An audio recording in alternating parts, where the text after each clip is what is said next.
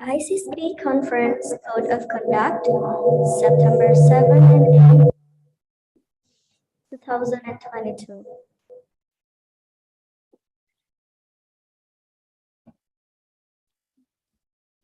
First, participants are required to wear a formal dress and a screen background ethically.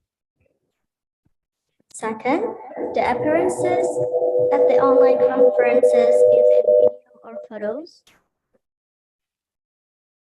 Third, participants are expected to follow the webinar from the beginning to the end.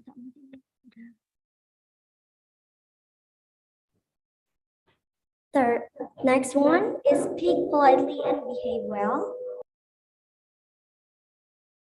Next, during the discussion session, speaker must turn their audio off unless being permitted by the moderator or host. No questions are allowed except in Q&A session and will be given after getting permission from the moderator or host.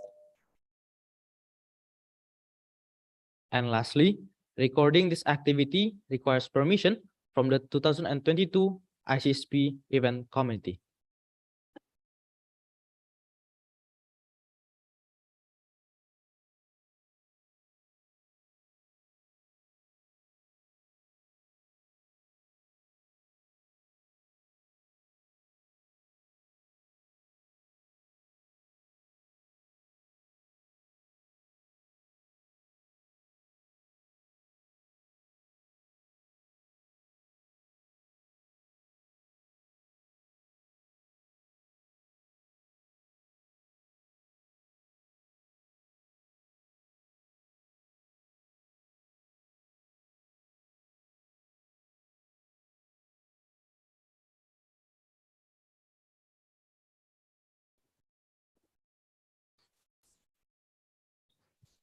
Assalamualaikum warahmatullahi wabarakatuh.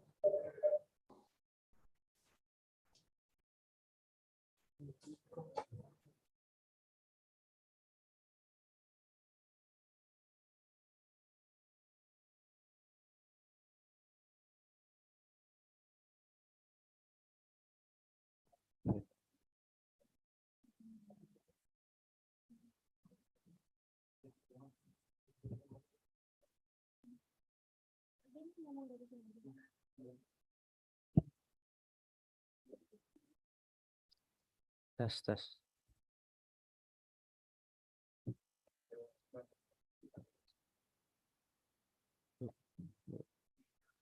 Assalamualaikum warahmatullahi wabarakatuh. Good morning, ladies and gentlemen. Dear to Ohio University, University of Wyoming, the American University of Iraq, Universidad degli Studi di Ferrara, the Dean of the Faculty of Social and Political Sciences of Universitas Diponegoro, the speakers, the joyful guests, ladies and gentlemen. First of all, let's pray our gratitude to the God Almighty for the grace and the guidance to us all, so that we may gather in this ceremony. Welcome and thank you for joining us in the International Conference on Indonesian Social and Political Inquiries, or Icispe 2022. By the theme of embracing global transformation, collaborative innovation through social and political research. All right, please let us introduce ourselves. My name is Anissa Rizkyatha. And my name is Firza Shafitra. It has become our pleasure to be here and to be the master of ceremony for today's event. Ladies and gentlemen, the subsequent ceremony would be singing the national anthem of Indonesia Raya and the hymn of Universitas Diponegoro. Ladies and gentlemen, we invite you to listen to the national anthem of Indonesia Raya and the hymn of Universitas Diponegoro.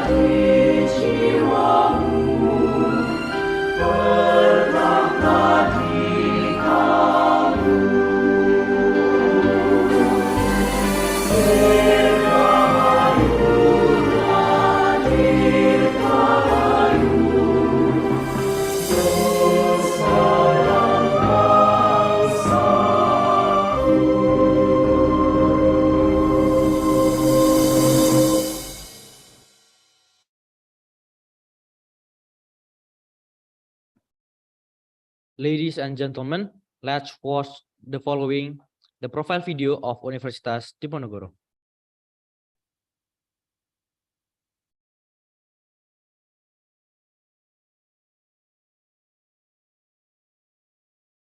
The future belongs to those who believe in the beauty of their dreams. May your dream fly high. Imagination will take you everywhere. The future is always beginning now.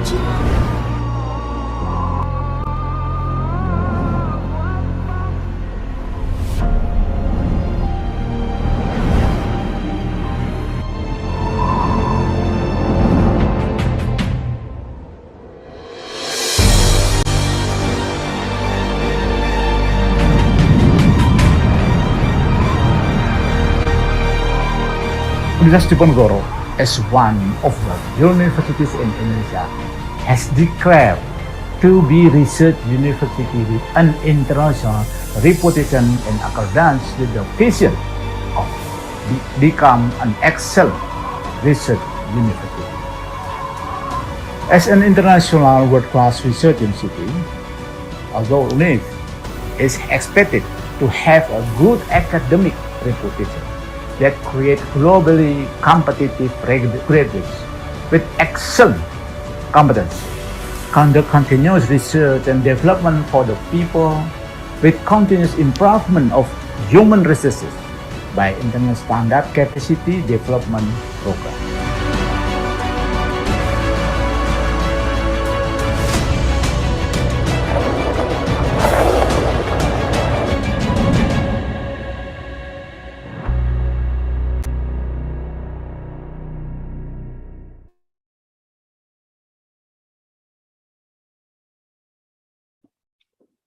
Ladies and gentlemen, the next ceremony would be the report of implementation by the chairperson of Icispe 2022.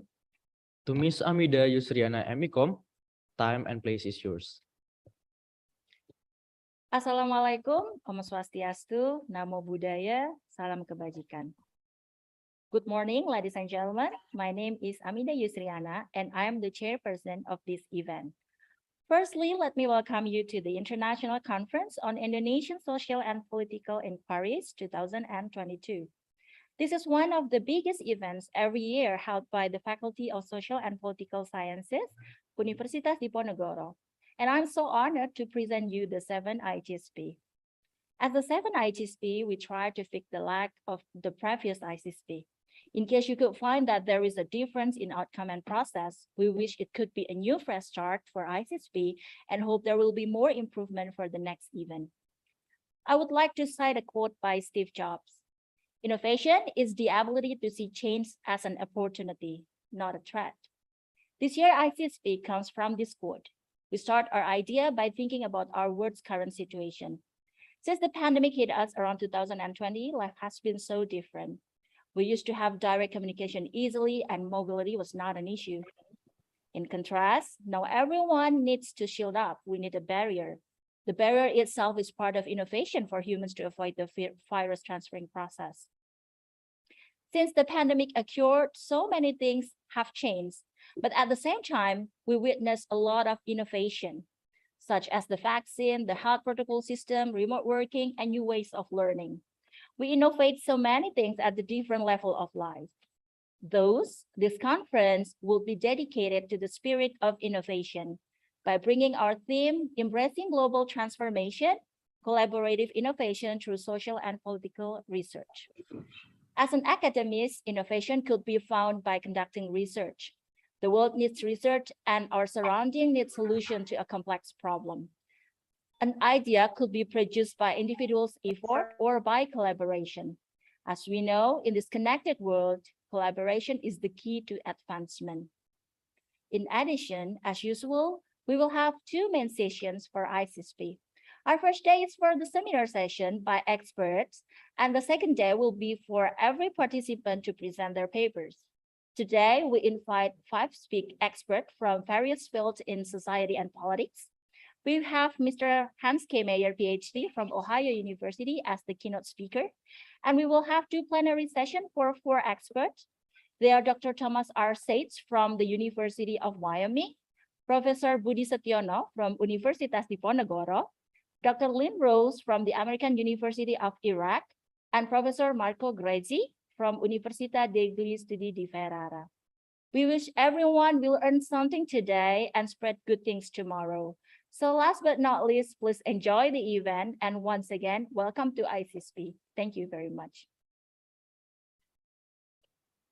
Thank you for Ms. Amida Yusriana as the chairperson of Icispe 2022 for the report of implementation.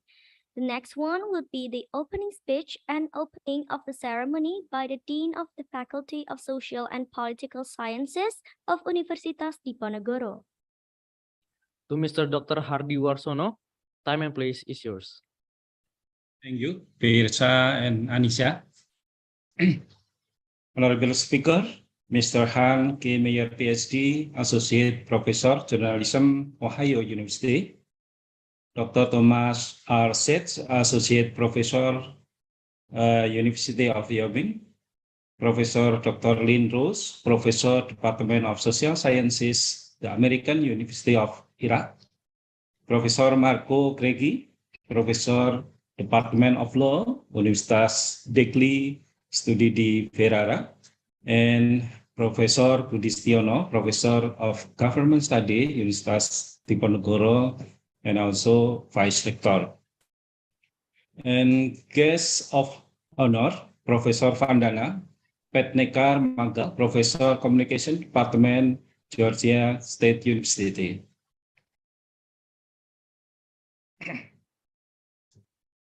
Assalamualaikum warahmatullahi wabarakatuh.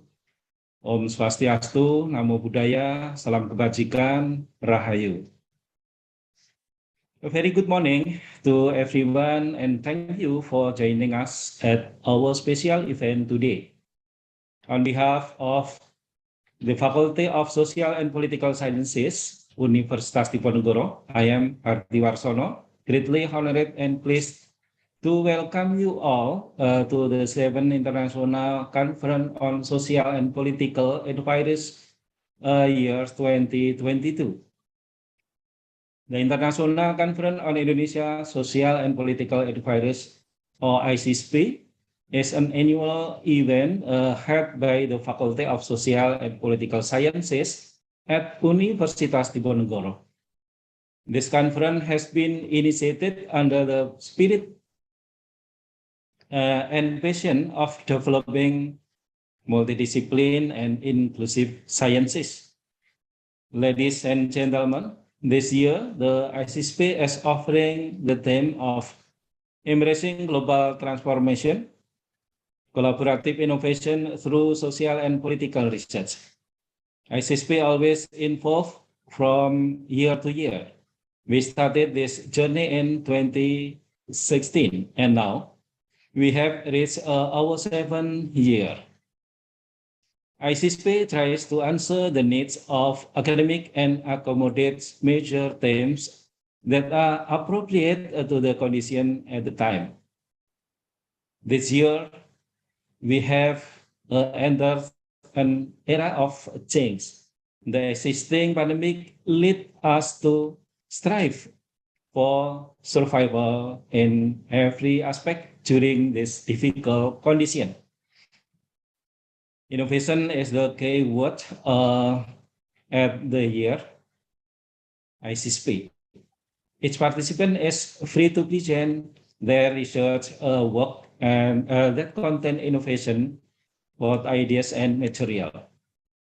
We always provide opportunities for academics, students, or practitioners to write their research and present them in this forum. We hope that this forum could be a starting point to evolve concept in innovation to solve a problem in existing in society. Currently, every lecturer could produce a lot of research. Every year, there are 1, 2, or more writings published in reputable national journal. However, I think it's essential for us to reflect. Do this many writings have an impact? Have the result of our research really helped society or answer the need of the industry? I think it is time for us to start a mindset to stop producing works that are seen to focus merely on their quantity only. In contrast, we should pay attention to how much impact we could contribute to society. Excellencies, the Icispe 2022 will consist of seminar and panels, all attended by prominent speakers, practitioners, and researchers. This year, we have contributors from 5 countries, follows Indonesia, Philippines, Germany, Romania, and the United States of America. For 2 consecutive days, we have delighted to have the opportunity to discuss and share many perspectives on the subject of innovations, hoping the combined academic, professional, and practitioner insight of which internationally recognized solution and publication could be disseminated. Under this occasion, I would like to take this opportunity to thank the organizing committee chaired by Ms. Amida Yusriana MICOM and her team for their hard work and effort in planning and coordinating for this event. Ladies and gentlemen, by saying Bismillahirrahmanirrahim, International Conference on Indonesia Social and Political Enquiries 2022, entitled Embracing Global Transformation, Collaborative Innovation through Social and Political Research, is officially open. Thank you. Wassalamualaikum warahmatullahi wabarakatuh.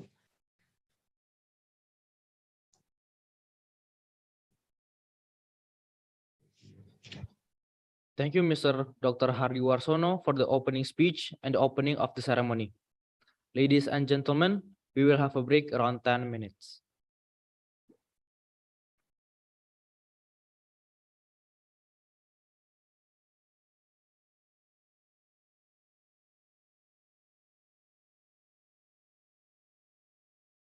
The future belongs to those who believe in the beauty of their dreams. May your dream fly high. Imagination will take you everywhere. The future is always beginning now.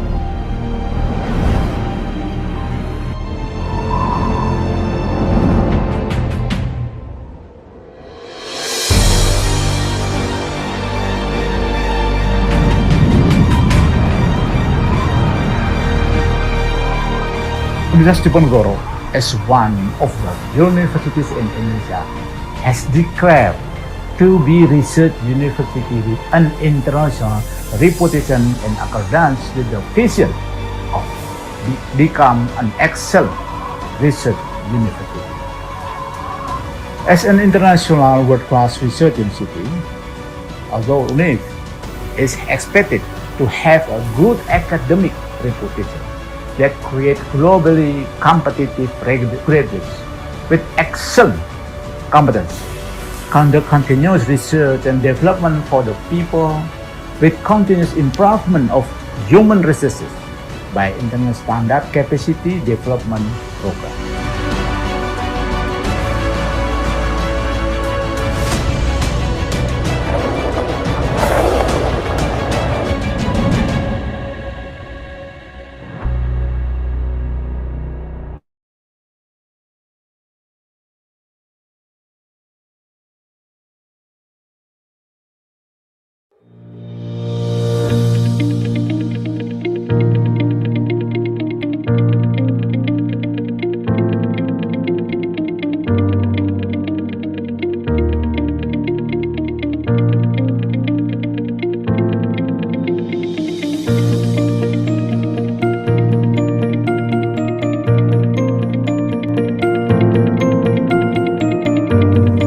We welcome you to the place where you can access diverse knowledge of public administration.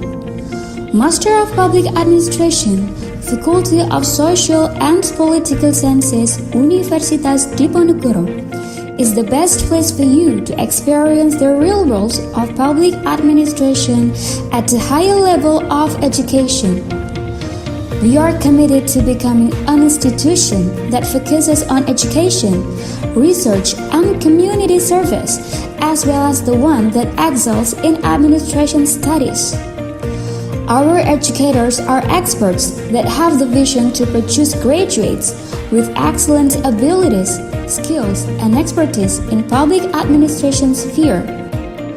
We are also dedicated to carrying out research that produces publications related to public administration.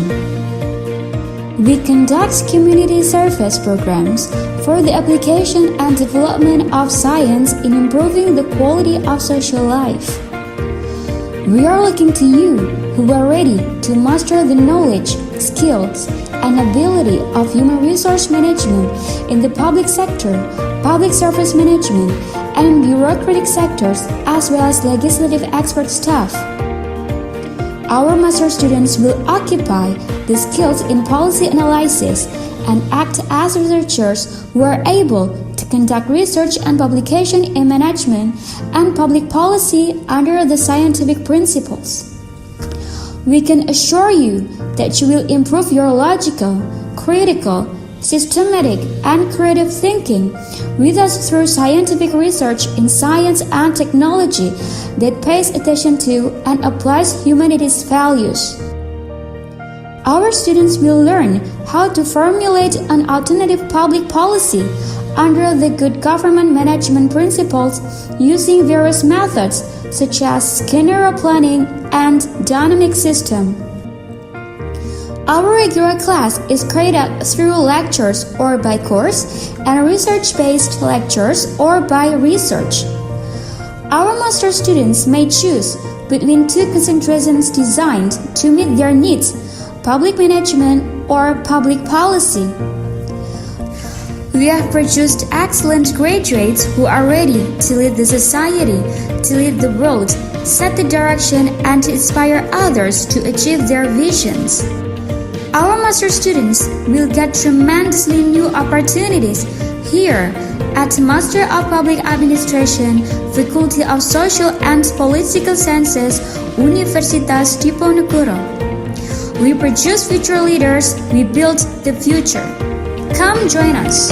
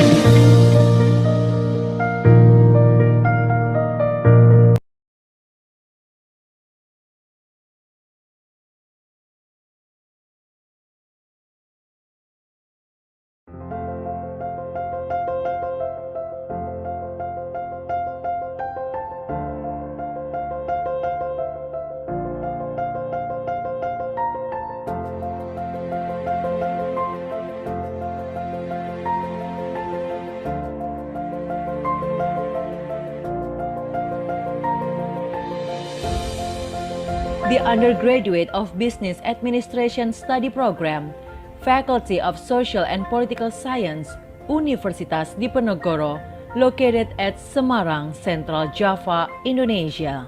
To guarantee the success of the teaching learning process, FISIP Undip provides various supporting facilities. FISIP has 4 main buildings, consists of A building, B building, C building, and D building.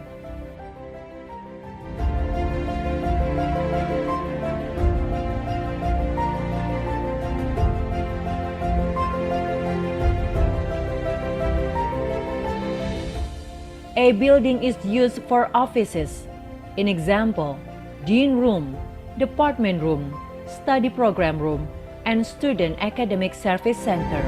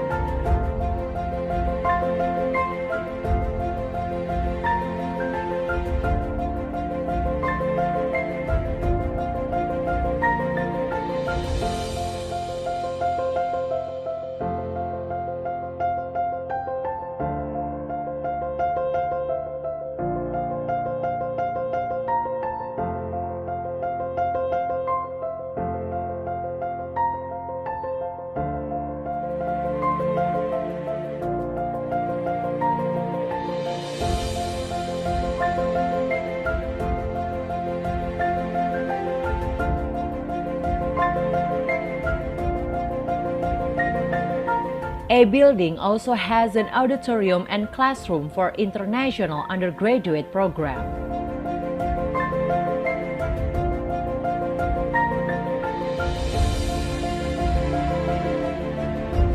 B and C buildings are specialized for main classroom used for all students of all study programs and computer laboratories. Classroom.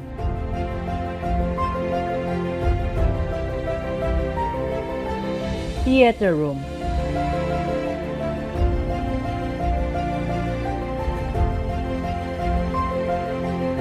Computer lab.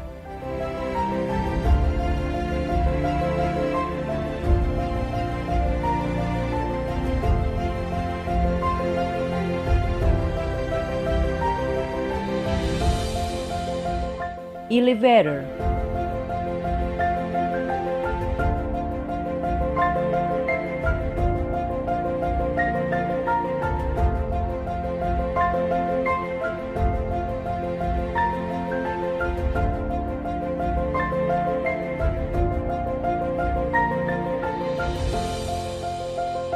Around the lecturing building, there are various facilities, such as garden,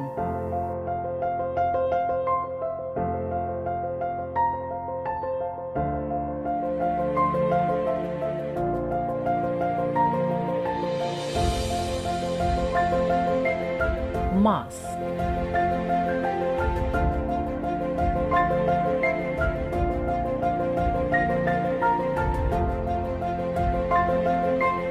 canteen,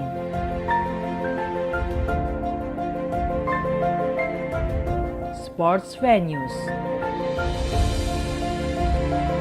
student parking, toilet. The building is a place for the faculty library room, student activity center, and laboratory.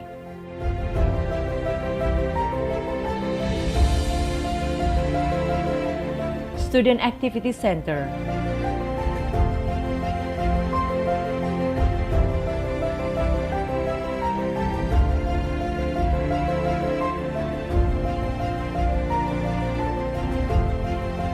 Library.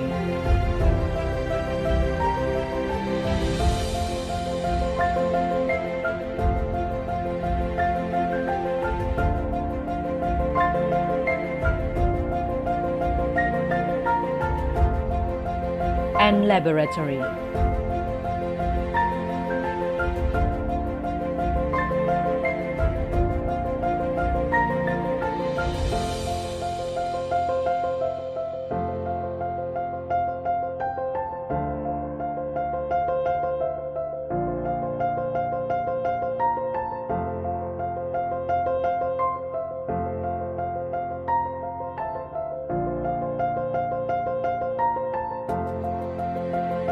The undergraduate of Business Administration Study Programs room is located on the left wing second floor of A building.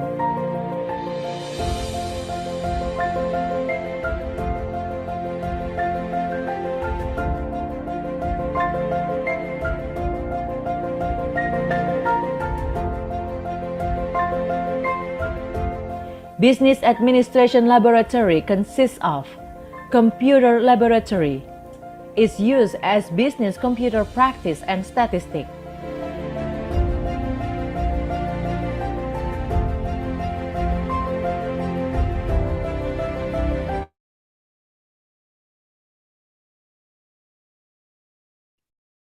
For your information to all participants, I would like to remind you all to don't forget to fill the attendance list that we will send in the chat rooms. Ladies and gentlemen, the subsequent ceremony would be The key opening speech from Universitas Diponegoro, Indonesia. to Prof. Budi Setiono. All the time and place is yours.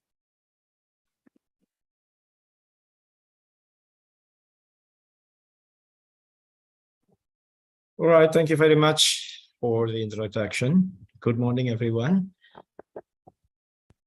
Good morning.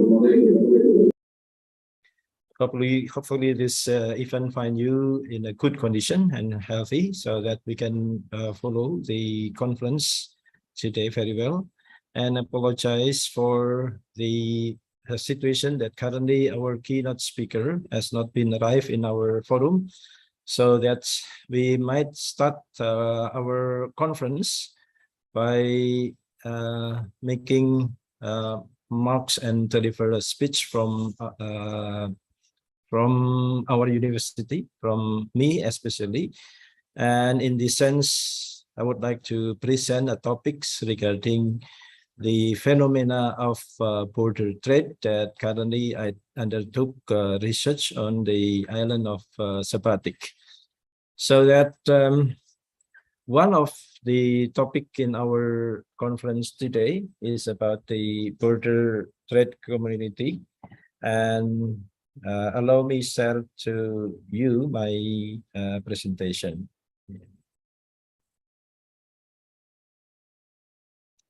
But previously, on behalf of the university, we also would like to thank to the committee of this conference and to all of you, the participants.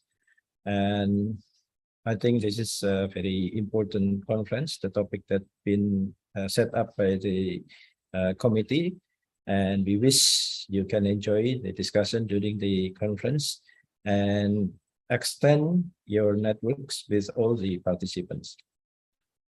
All right, this is the topic that I want to present to you regarding the Sabatik cross-border trade, which arise controversy between smokle and local wisdom. Smokle is the trading phenomenon that recognized by many people as illegal, and on the other hand, there is a tradition on the way the border inhabitants in Indonesia and in Malaysia traditionally already having trades and also exchange of commodities for thousands of years before the establishment of Indonesia and Malaysia, even probably before the colonization of Indonesia and Malaysia by Dutch and also British.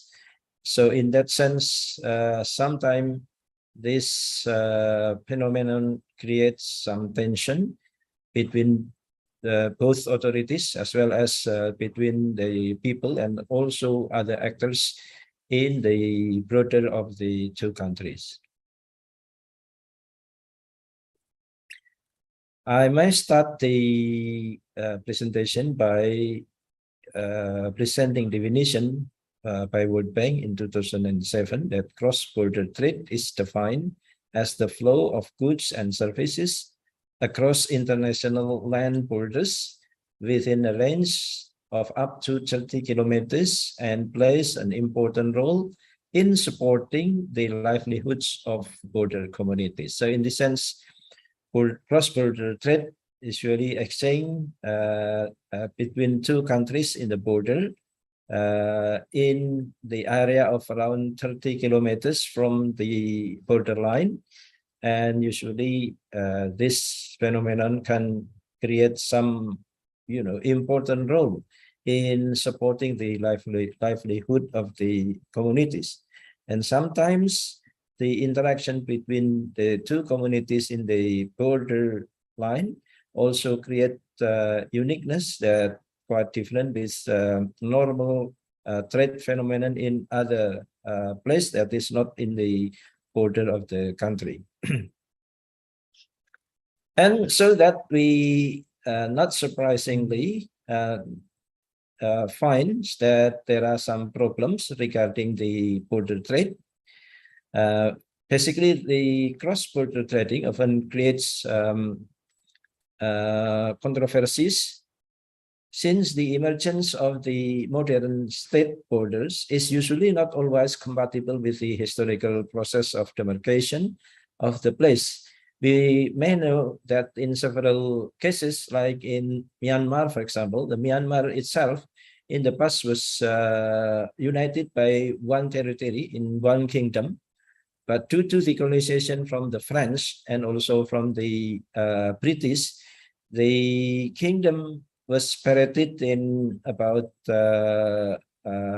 18th century. So that the usual interaction between the citizen of the kingdom, recognize or find the phenomena of Rohingya currently.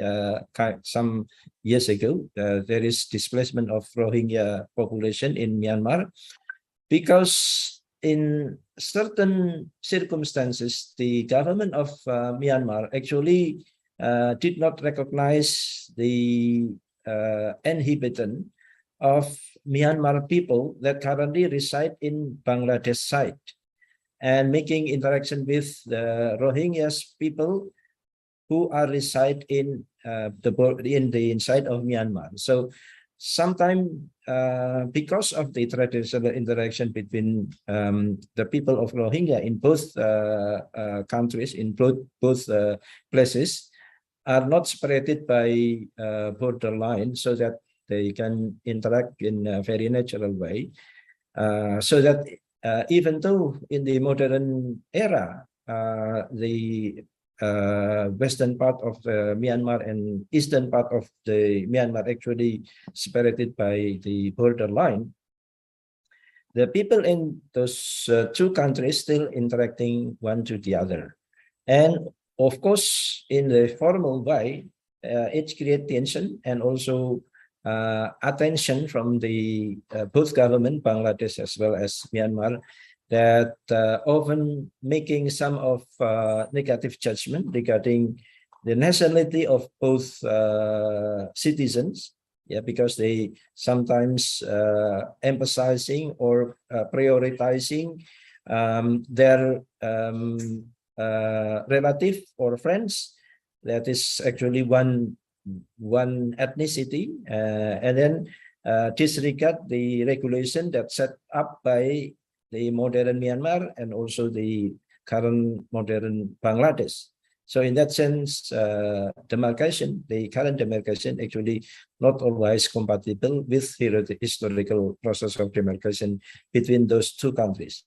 In this sense, I think there are quite a number of similar phenomena in Indonesia too, like in Timor Island, for example. We know that there are some traditional relation between Timorese people in Indonesia, NTT Province, Eastern Timor Province in Indonesia, and also in Timor-Leste state. Yeah, that currently both citizens still interacting one to the other, like in the past when the borderline of the Timor-Leste in Indonesia actually still did not exist. Yeah.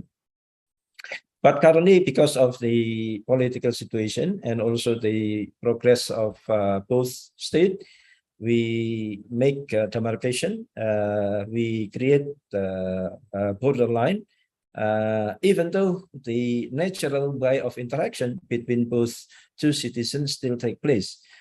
So that this is also creating tension, for example, when the inhabitant of Indonesian Timorese want to cross the border of the line going to Timor-Leste, for example, they don't need any visa or passport.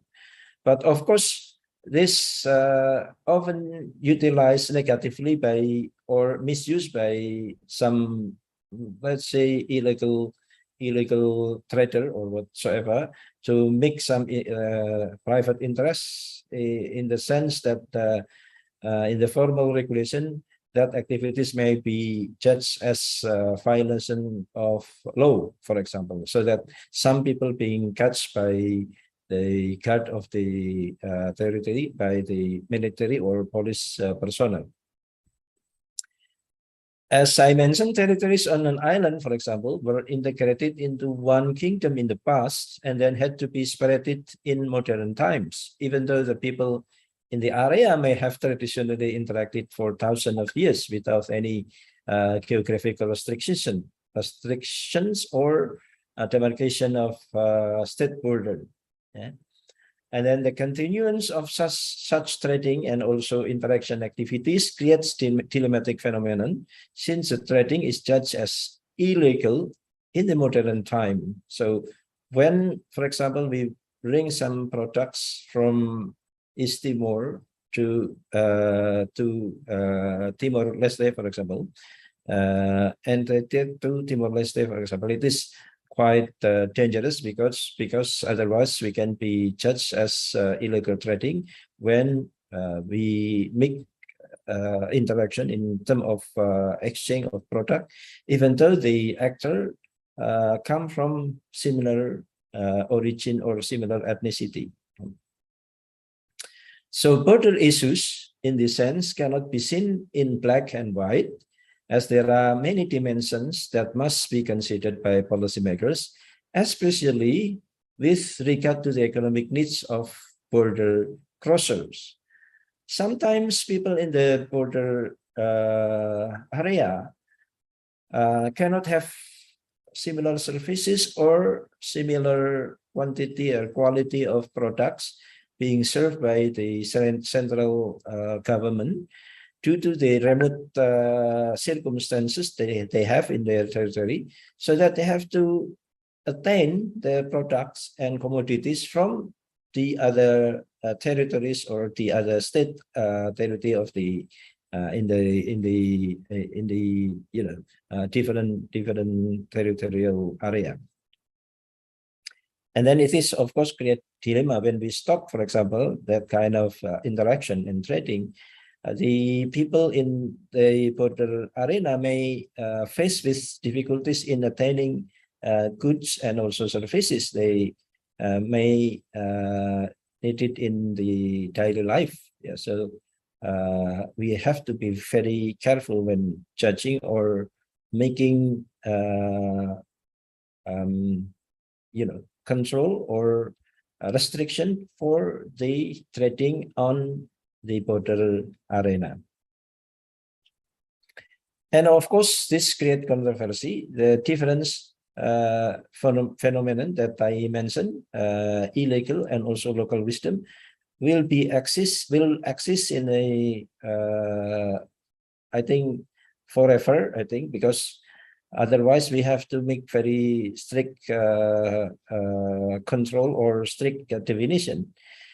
The difference between smokle, illegal trading, and local wisdom is a matter of debate, but several scientific studies have not found any difference eventually, because we may actually seen that smokle or illegal trading actually are or were legal, I mean acceptable when it is carried out in the past. Yeah, it is become illegal because of current restriction or current law in the modern state, or current state border that created in the modern state times. But actually in the past, the exchange of commodities between those two people in different border of the state actually were legal, recognized by the authorities at the time, by the kingdom, for example.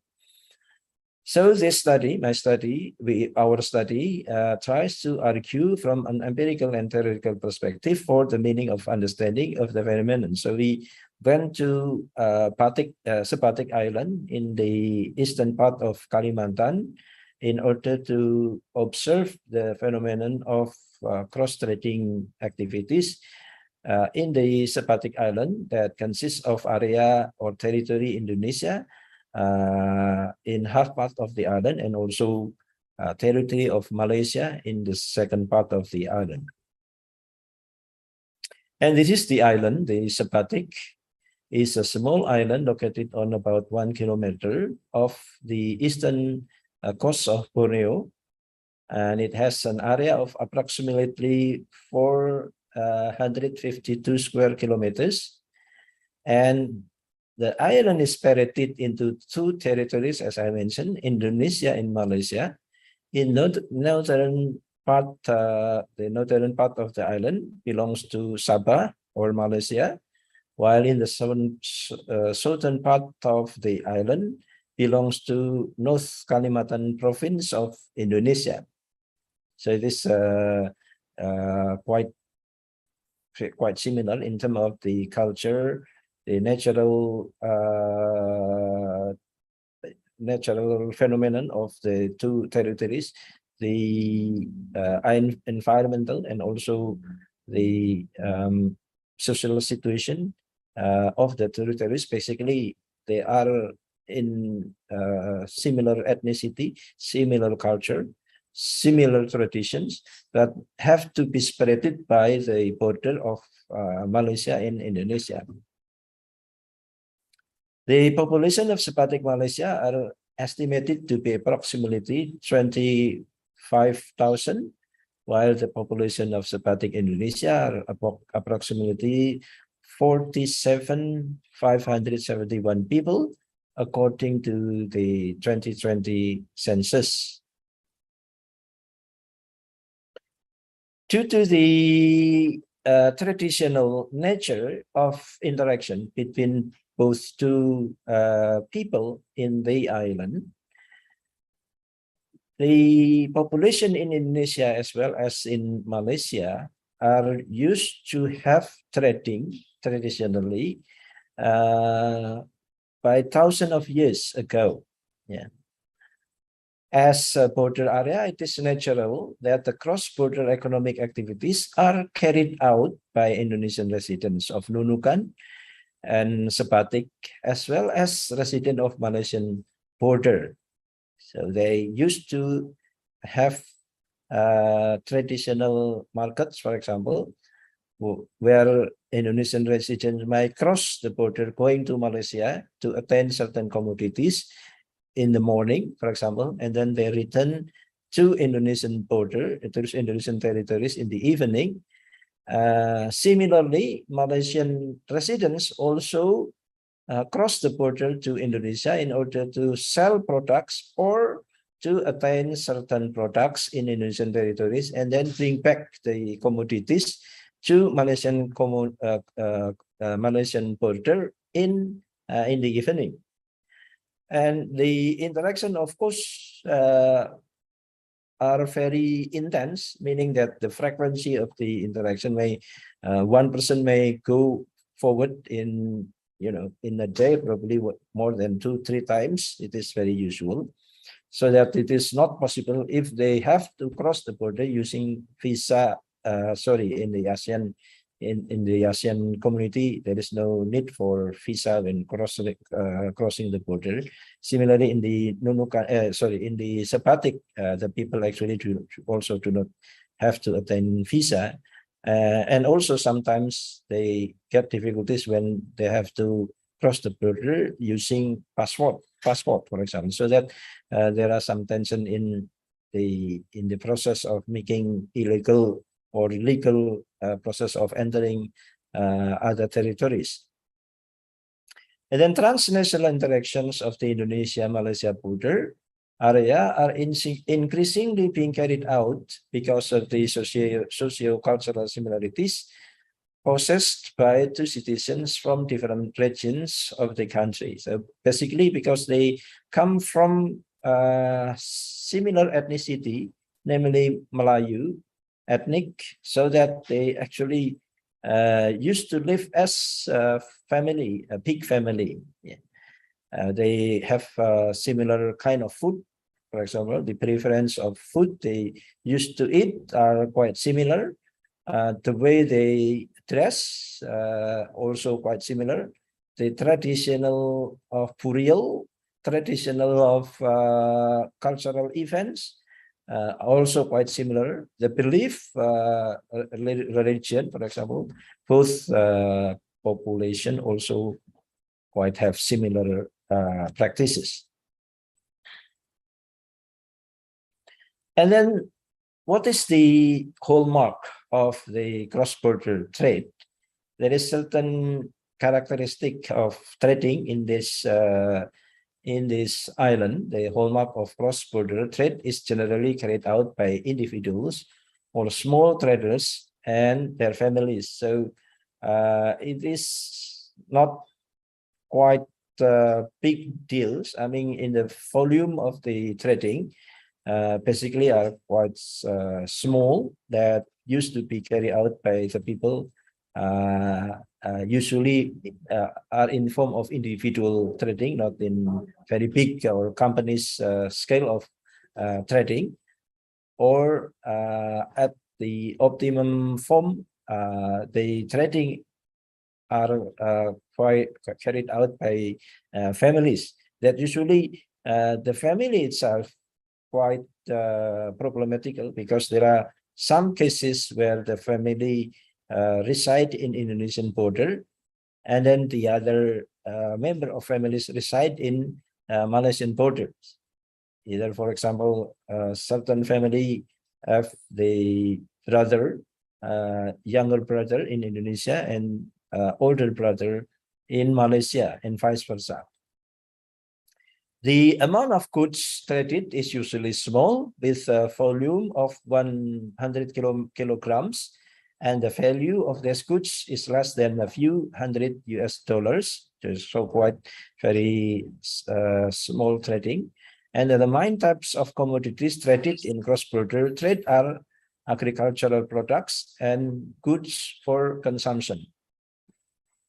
But then we may later recognize that there are quite a number of differences between the local wisdom or traditional trading with small trading, that the small may be carried out by larger entity like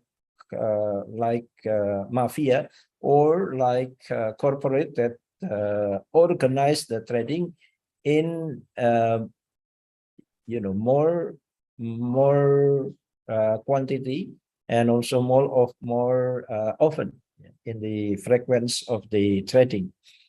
Small traders, when carrying their wares on foot and by boat to the other side of the border, and in Icispe, cross-border traders use motorboat weighing about 5 GT gross or gross ton. So quite also very small motorboats, or I think like as you see in the picture here, they use traditional boat making from wood, basically made from wood, and also they plug in motor boats to mobilize or to push the boat by using a small machine less than 5 gross ton. So we find the conclusion that there are two phenomena in terms of the border, the threading in the border. One is that illegal or small threading, and the other one is local wisdom, the threading that carry out traditionally 100 years of times or even 1,000 years of time. What is the difference between those two type of trading? The illegal usually consists of certain criteria that are quite different with local wisdom trading. For example, small or illegal trading usually are a new phenomenon that appears since 1967. In 1967, actually, there is an understanding, even though it is not formalized by both central government, Malaysia and Indonesia, but actually in 1967, there is an understanding of Indonesia and Malaysian government regarding the issue of border trading, that both countries realized that the trading between the two population actually already took place 1,000 years ago. So even though there is demarcation or border line between Malaysia and Indonesia, both two governments cannot neglect the fact that people actually already have their certain pattern of interaction in terms of trading.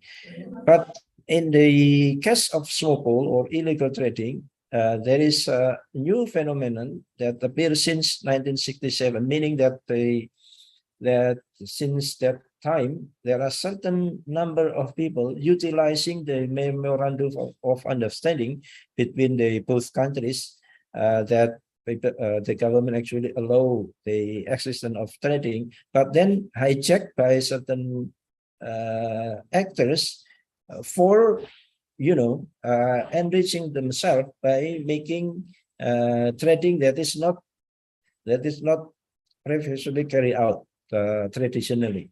Yeah, this is different with local freedom type of trading, that it has been around for a long time and no limited time, meaning that even before the existence of Indonesia and Malaysia in Sepatik Island, the Sepatik Island actually occupied only by the kingdom in Tawau or nearby. Yeah, so the Batik Island itself is one territory. There is no difference between Malaysia and Indonesia at the time, because Indonesia and Malaysia has not existed. So that the people having interaction traditionally quite long of time, and also they trade a certain number of commodities. In this small pool, we cannot find barter. Barter means exchange between products and product without using money as the way the interaction. But in local wisdom, we quite find the phenomena of barter, meaning that sometimes people carry out barter as the way of trading. Some people in Malaysia, for example, bring banana to Indonesian territories, and then they return to Malaysian territories carrying fish exchange. Yeah, they bring bananas and then they exchange the bananas with fish, for example, so that they can sell the fish in Malaysian borders. And in Indonesian side, they pass the fish to Malaysian population, and then they can get the banana to be sold in Indonesian territories. In small illegal trading, commodities are mainly industrial products, while in local wisdom trading, commodities mainly are agricultural products, as I mentioned. So in this sense, modern industrial products usually need to be taxed by the government, supposedly. I mean, because of the traditional, industrial products actually being produced by industrial activities, so that the government already have certain, regulation regarding the taxation. But using the understanding, memorandum of understanding between Indonesia and Malaysia, in this sense, some of traders and companies using that kind of situation for selling industrial products, while at the same time, local wisdom usually only sell agricultural products. And then we also find that the smuggle or illegal activities trading are more organized by organized businesses. Yeah. They carry out by companies or mafia in certain way, yeah, so that they can also sell not only the common products like industrial product for daily needs, such as soap or oil, or probably certain kind of food, but also sometimes they also trade illegal drugs, for example, like we found in the media that there are a lot of illegal drugs coming from Malaysia, one to the other, also take place in Sepatik Island. Sabu-sabu, for example, the main products, illegal drug that used to be traded in Sepatik Island. While in the local wisdom trading, the commodity mainly are agricultural, like I said, bananas, coconuts, for example, fish, and such livestock like goat or other kind of products.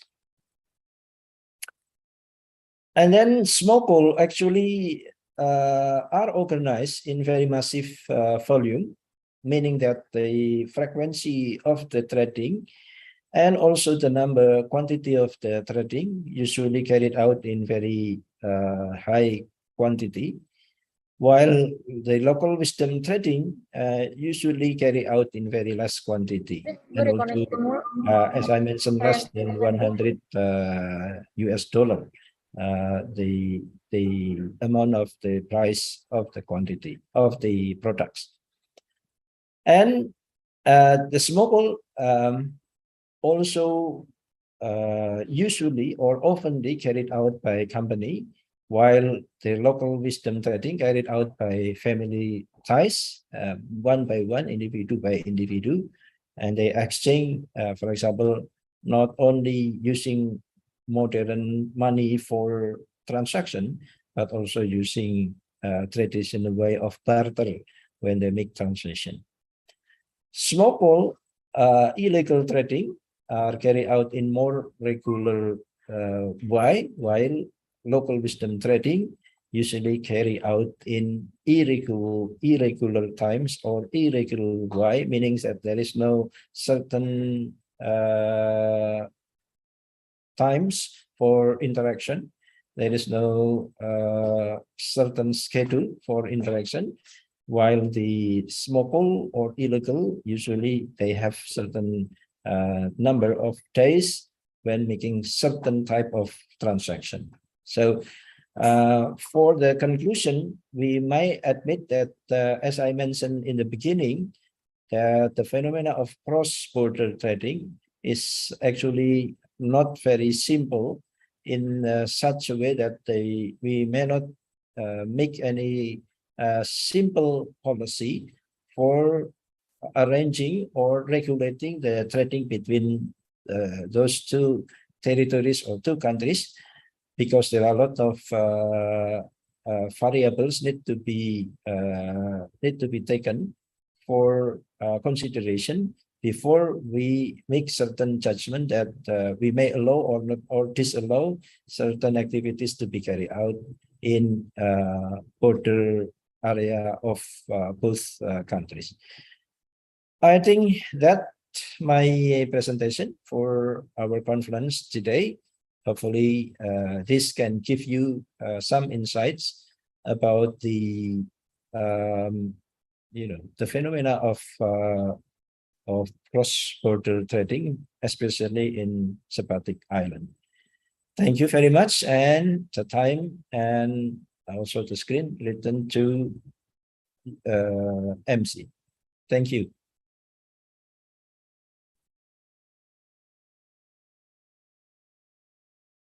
Thank you, Prof. Budi Setyono, for the opening speech of Icispe 2022. Before we enter the first panel discussion, we will have a break for 10 minutes. And for your information to all participants, I would like to remind you all, don't forget to fill the attendance form that will be sent in the chat rooms.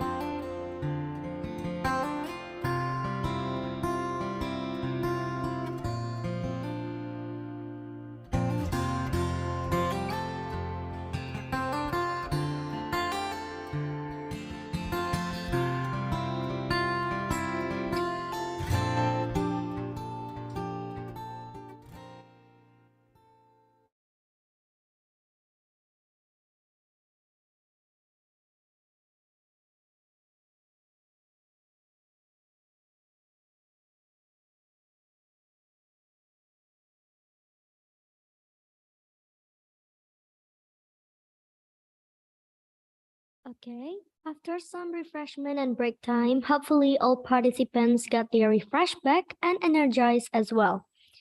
Ladies and gentlemen, the next subsequent ceremony would be The first session of panel discussion with the speakers. the first speaker is Dr. Thomas R. Seist from University of Wyoming, United States of America. The second speaker is Prof. Budi Setyono, PhD from Universitas Diponegoro. And the discussion would be moderated by Mr. Yuanto, PhD. The academic background of Mr. Yuanto, PhD are Bachelor of Governance Science in Universitas Diponegoro, Master of Political Science in Universitas Indonesia, PhD of Political Science in Sogang University, South Korea. To Mr. Yuanto, PhD, we invite you to guide the discussion.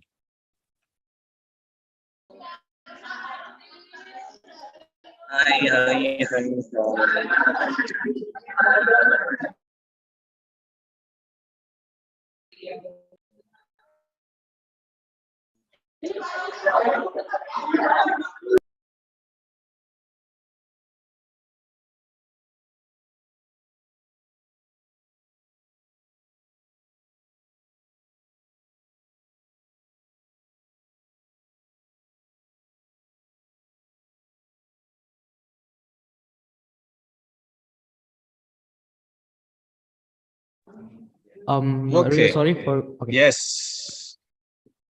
Okay. I hear you. Good morning, all. Good morning, Pak Yu. Good morning. Morning, Wahyu. Yes. Morning from here, Thomas, If Tom, Pak Tom, thank you. yeah, if I'm not mistaken, Professor Budistiono has presented his presentation earlier, so probably we only have one speaker in this session. Is it right? Because I heard that you already announced that we have two speakers in our session.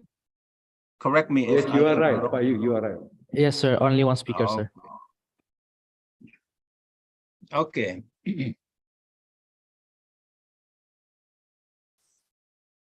So once again, hello everyone. Assalamualaikum warahmatullahi wabarakatuh. Welcome to plenary session 1, day 1 of the 2022 Icispe International Conference on Indonesian Social and Political Inquiries. My name is Yuanto from Department of Politics and Government Science, Diponegoro University. And I will be serving as your moderator in this session. Thank you all for joining this prestigious scientific event held by Faculty of Social and Political Sciences, Diponegoro University. In this session, we only have one speaker, namely Dr. Thomas R. Seitz from University of Wyoming, USA, whom I believe shall enrich our insights and knowledge regarding the theme of this conference. The theme itself says embracing global transformation, collaborative innovations through social and political research. Allow me a little bit explore on this theme. So during the 19th century, so-called a global transformation remit the basic structure of international order. This transformation was profound, involving a complex configuration of industrialization, rational state building, and ideologies of progress. Because this transformation happened unevenly, it changed the distribution of power by generating a shift from a polycentric world with no dominant center to a core and periphery order in which the center of gravity resided in the West. Acquiring the new configuration meant undergoing wide-ranging political, economics, and cultural transformation, and polities that underwent those transformations held enormous advantages over those that did not.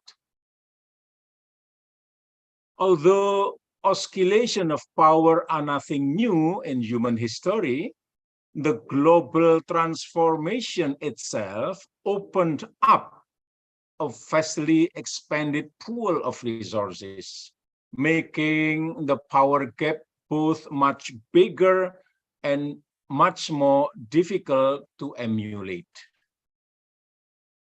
In this sense, as well as marking a shift in the distribution of power, the global transformation also changed the basic sources or mode of power, stimulating the emergence of global modernity. So shortly, in this context, our theme is very important and timely to discuss in this conference. Ladies and gentlemen, participants of this conference, this session since only have one speaker, so I think we will have plenty of time. Before the presentation begin, allow me to introduce Dr. Thomas R. Seitz. So, Dr. Seitz, friendly or commonly called Tom Seitz, is a political scientist who examines nation building as part of foreign policy and democratization process. His focus has been on U.S. and Asian relations and political developments in East Asia. Currently, Dr. Seitz is engaged in a large research project on democratization in Indonesia with his colleague, Dr. Andrew Garner of Department of Political Science. So,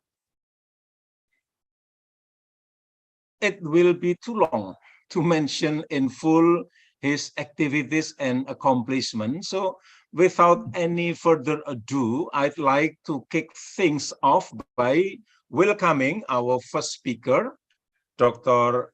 Thomas R. Seitz, to deliver his presentation. Please, Dr. Seitz, the screen is yours. Thank you very much for that introduction, Professor. I would like to go ahead and share my screen, if I might.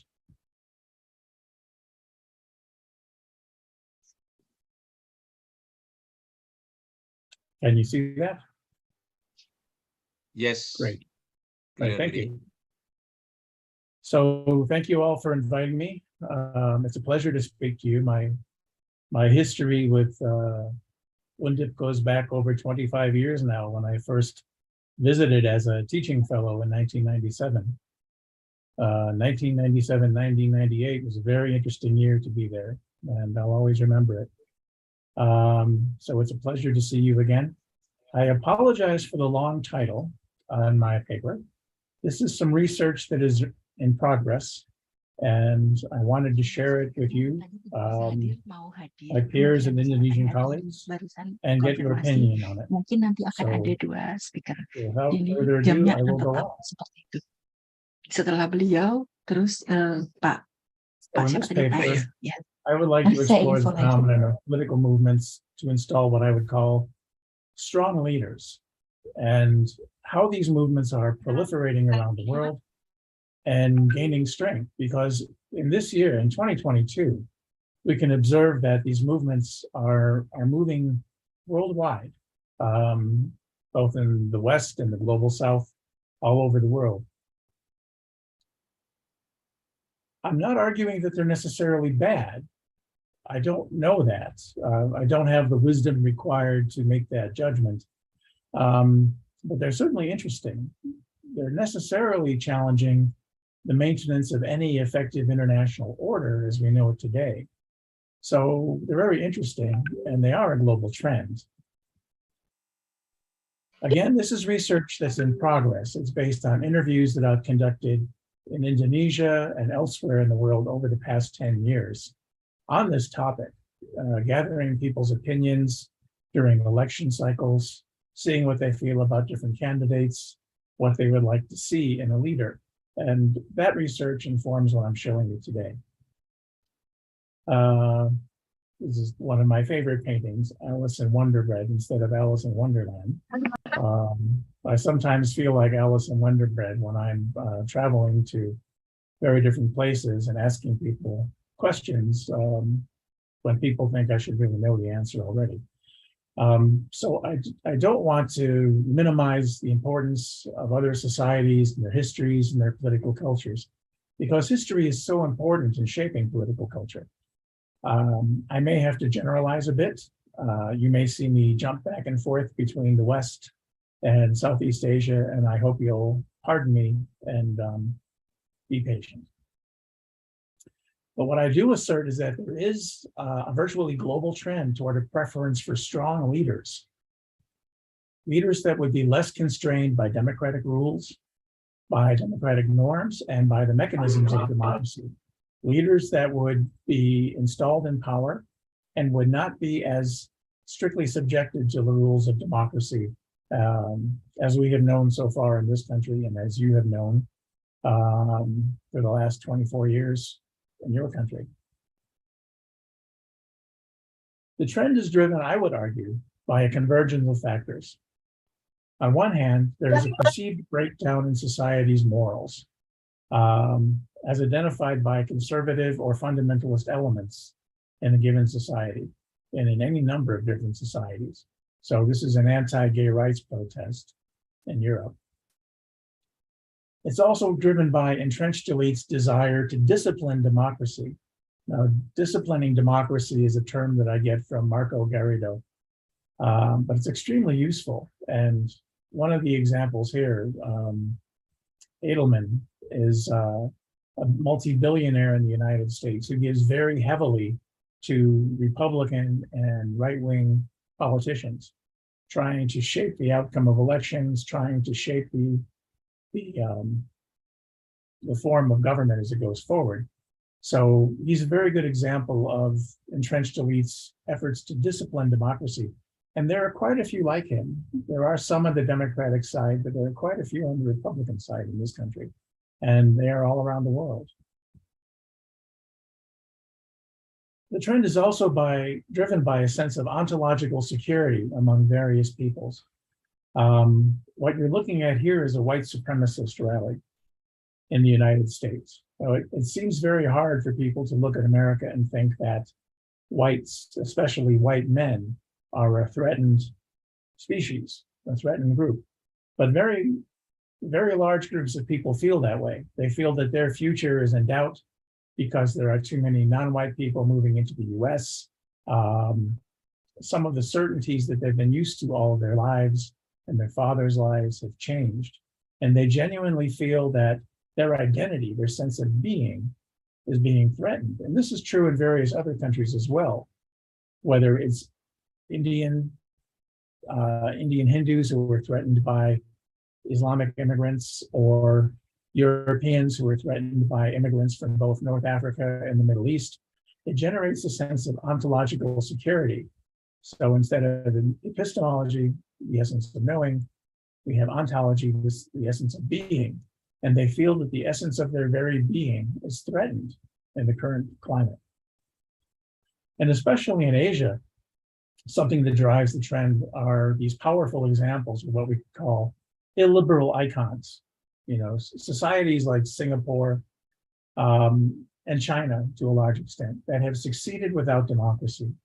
Singapore has succeeded tremendously in under 60 years as an authoritarian system. They refer to themselves as a unique democracy. I have debated that with Singaporean government officials before. They have their opinion, I have mine. But it is very much a strong leader society, and was definitely so until Lee Kuan Yew died in 2015. This reflects the so-called authoritarian advantage. Democracies can struggle making hard decisions, whether it's raising taxes, committing large amounts of funds, making large commitments to particular industries. These are things that it's very difficult to get through a democratic process. It can be done, it takes a lot of work, but many people claim and argue that authoritarians can do so without having to worry about legislatures, without having to worry about voters. Strong leader movements usually espouse or advocate a fairly similar set of principles among themselves. And again, these are groups and parties all over the world, but they tend to agree on these things. They work for the preservation or restoration of national greatness. Either they want to preserve a sense of national pride that they feel is threatened, or they want to restore one that has been lost. They're very strong on national sovereignty, and they really do not like to sacrifice national sovereignty even to cooperate in international organizations like the United Nations. They have a strong sense of nativism, the idea that their country belongs to whoever they perceive to be the people. So example, in my country, that would be white men. They would believe that the country really belongs to white men and that everybody else really shouldn't be here and certainly shouldn't have authority. There's also a strong sense of a need for restitution, tying in with these ideas of restoration and national sovereignty and nativism. A strong platform of most of these groups is the idea that past glories have to be regained. Things that have been lost have to be regained. Whether it's the United States, which wants to go back to the way it was before the 1970s, whether it's Hungary, which under its populist president wants to go back to the way it was when Hungary was a great empire before 1918. There's always a sense of restitution in the program. And they all want to achieve all of this through their traditional culture, values, and norms, which they generally believe are under threat. Strong leader movements operate as parties or within parties. So there are lots of examples. There are just a few here. There's the National Front in France, the Brothers of Italy, the BJP, the Hindu Nationalist Party in India, the UK Independence Party, which is shifting now into the Conservative Party because they feel they have more influence there. The Alternatives for Germany, the AfD, which was founded on a very strong anti-immigrant platform, the Nacionalista Party in the Philippines, the Freedom Party or the Freedom Wing of the Republican Party in the USA, and many other parties. Now, the reason Girindra's emblem is up here is not to attack Girindra, but if I look at these different qualities of a strong leader movement, Girindra is the party in Indonesia that seems to come closest. We can talk about that later if you want, but I just wanted to make that statement now. The strong leader movement fits into a broader national conservative movement of the world. So that's been primarily Western so far. But it's very much international and it's on the rise. So you can see the national conservative movement has a conference twice a year, one in the United States, one usually in Europe. That's an international conference. And they're very notable people. So, you can see here is Hungarian President Viktor Orban, very much an example of a strong leader in this sense. Marion Maréchal, who is the granddaughter of the French nationalist right-wing leader Jean Le Pen. Salvini from the Future Nation and the Northern League Party in Italy, and the woman on the right is about to become Georgia. She's about to become the prime minister of Italy. Her coalition is likely to win the election. Her party is directly descended from Mussolini's fascists.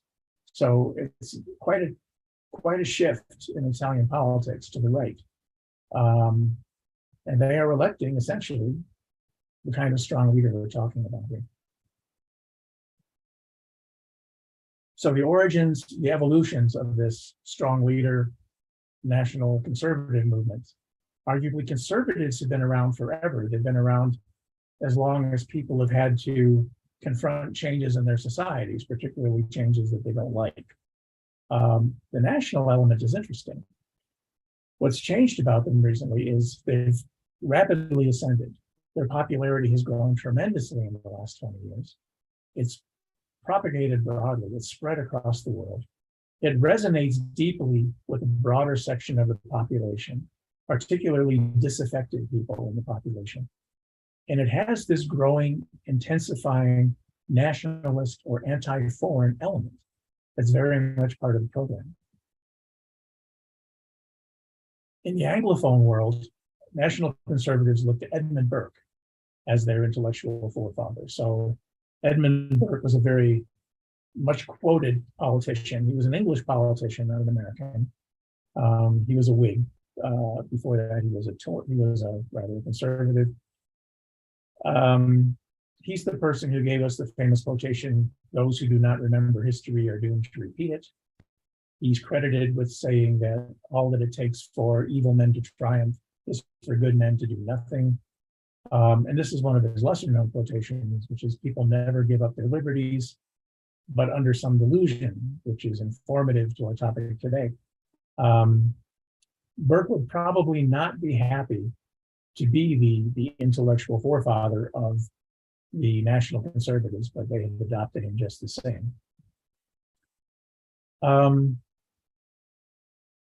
Many national conservative leaders see 1989 as a watershed year.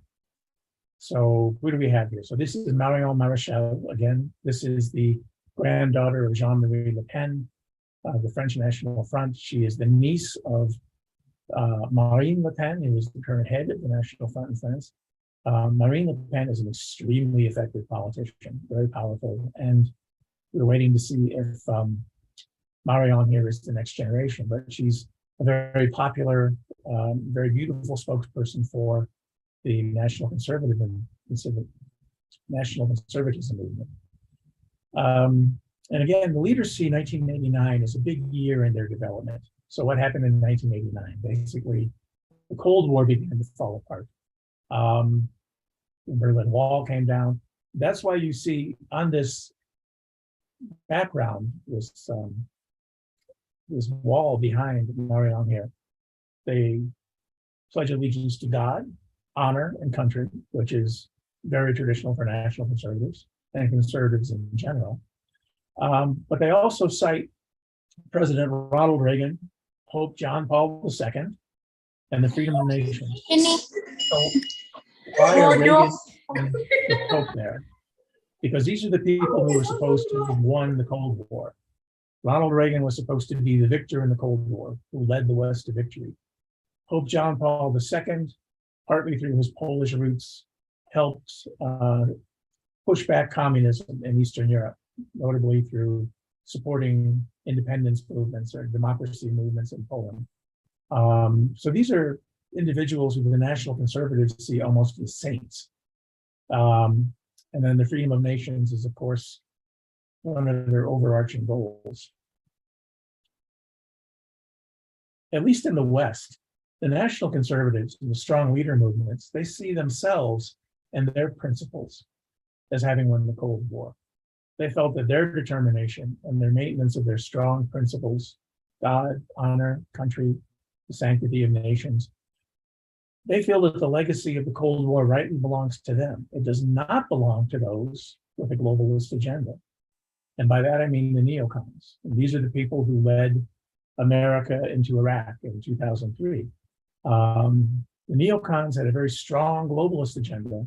They believe that it was the end of the Cold War was the time to take the US out into the world and remake the world in America's image. And of course, it was a disaster. It was a terrible idea from the start. It cost many thousands of lives. It cost America until just last year in wars. So 20 years of conflict over this vision. The NatCons, the National Conservatives, believe that was a terrible idea. And the problem was that people with a globalist agenda seized control when they should have ever gone to them. And whether it's the West or in the East, I would argue that a huge driver of the strong leader movement was this recent technology-driven wave of globalization. You see, now, in making his introduction, the professor gave some history about an earlier phase of globalization in the world. And globalization arguably has been going on for at least 500 years. But there was, in the last generation or so, this high technology-driven rapid wave of globalization. It was very unsettling, like a roller coaster ride, for good or bad.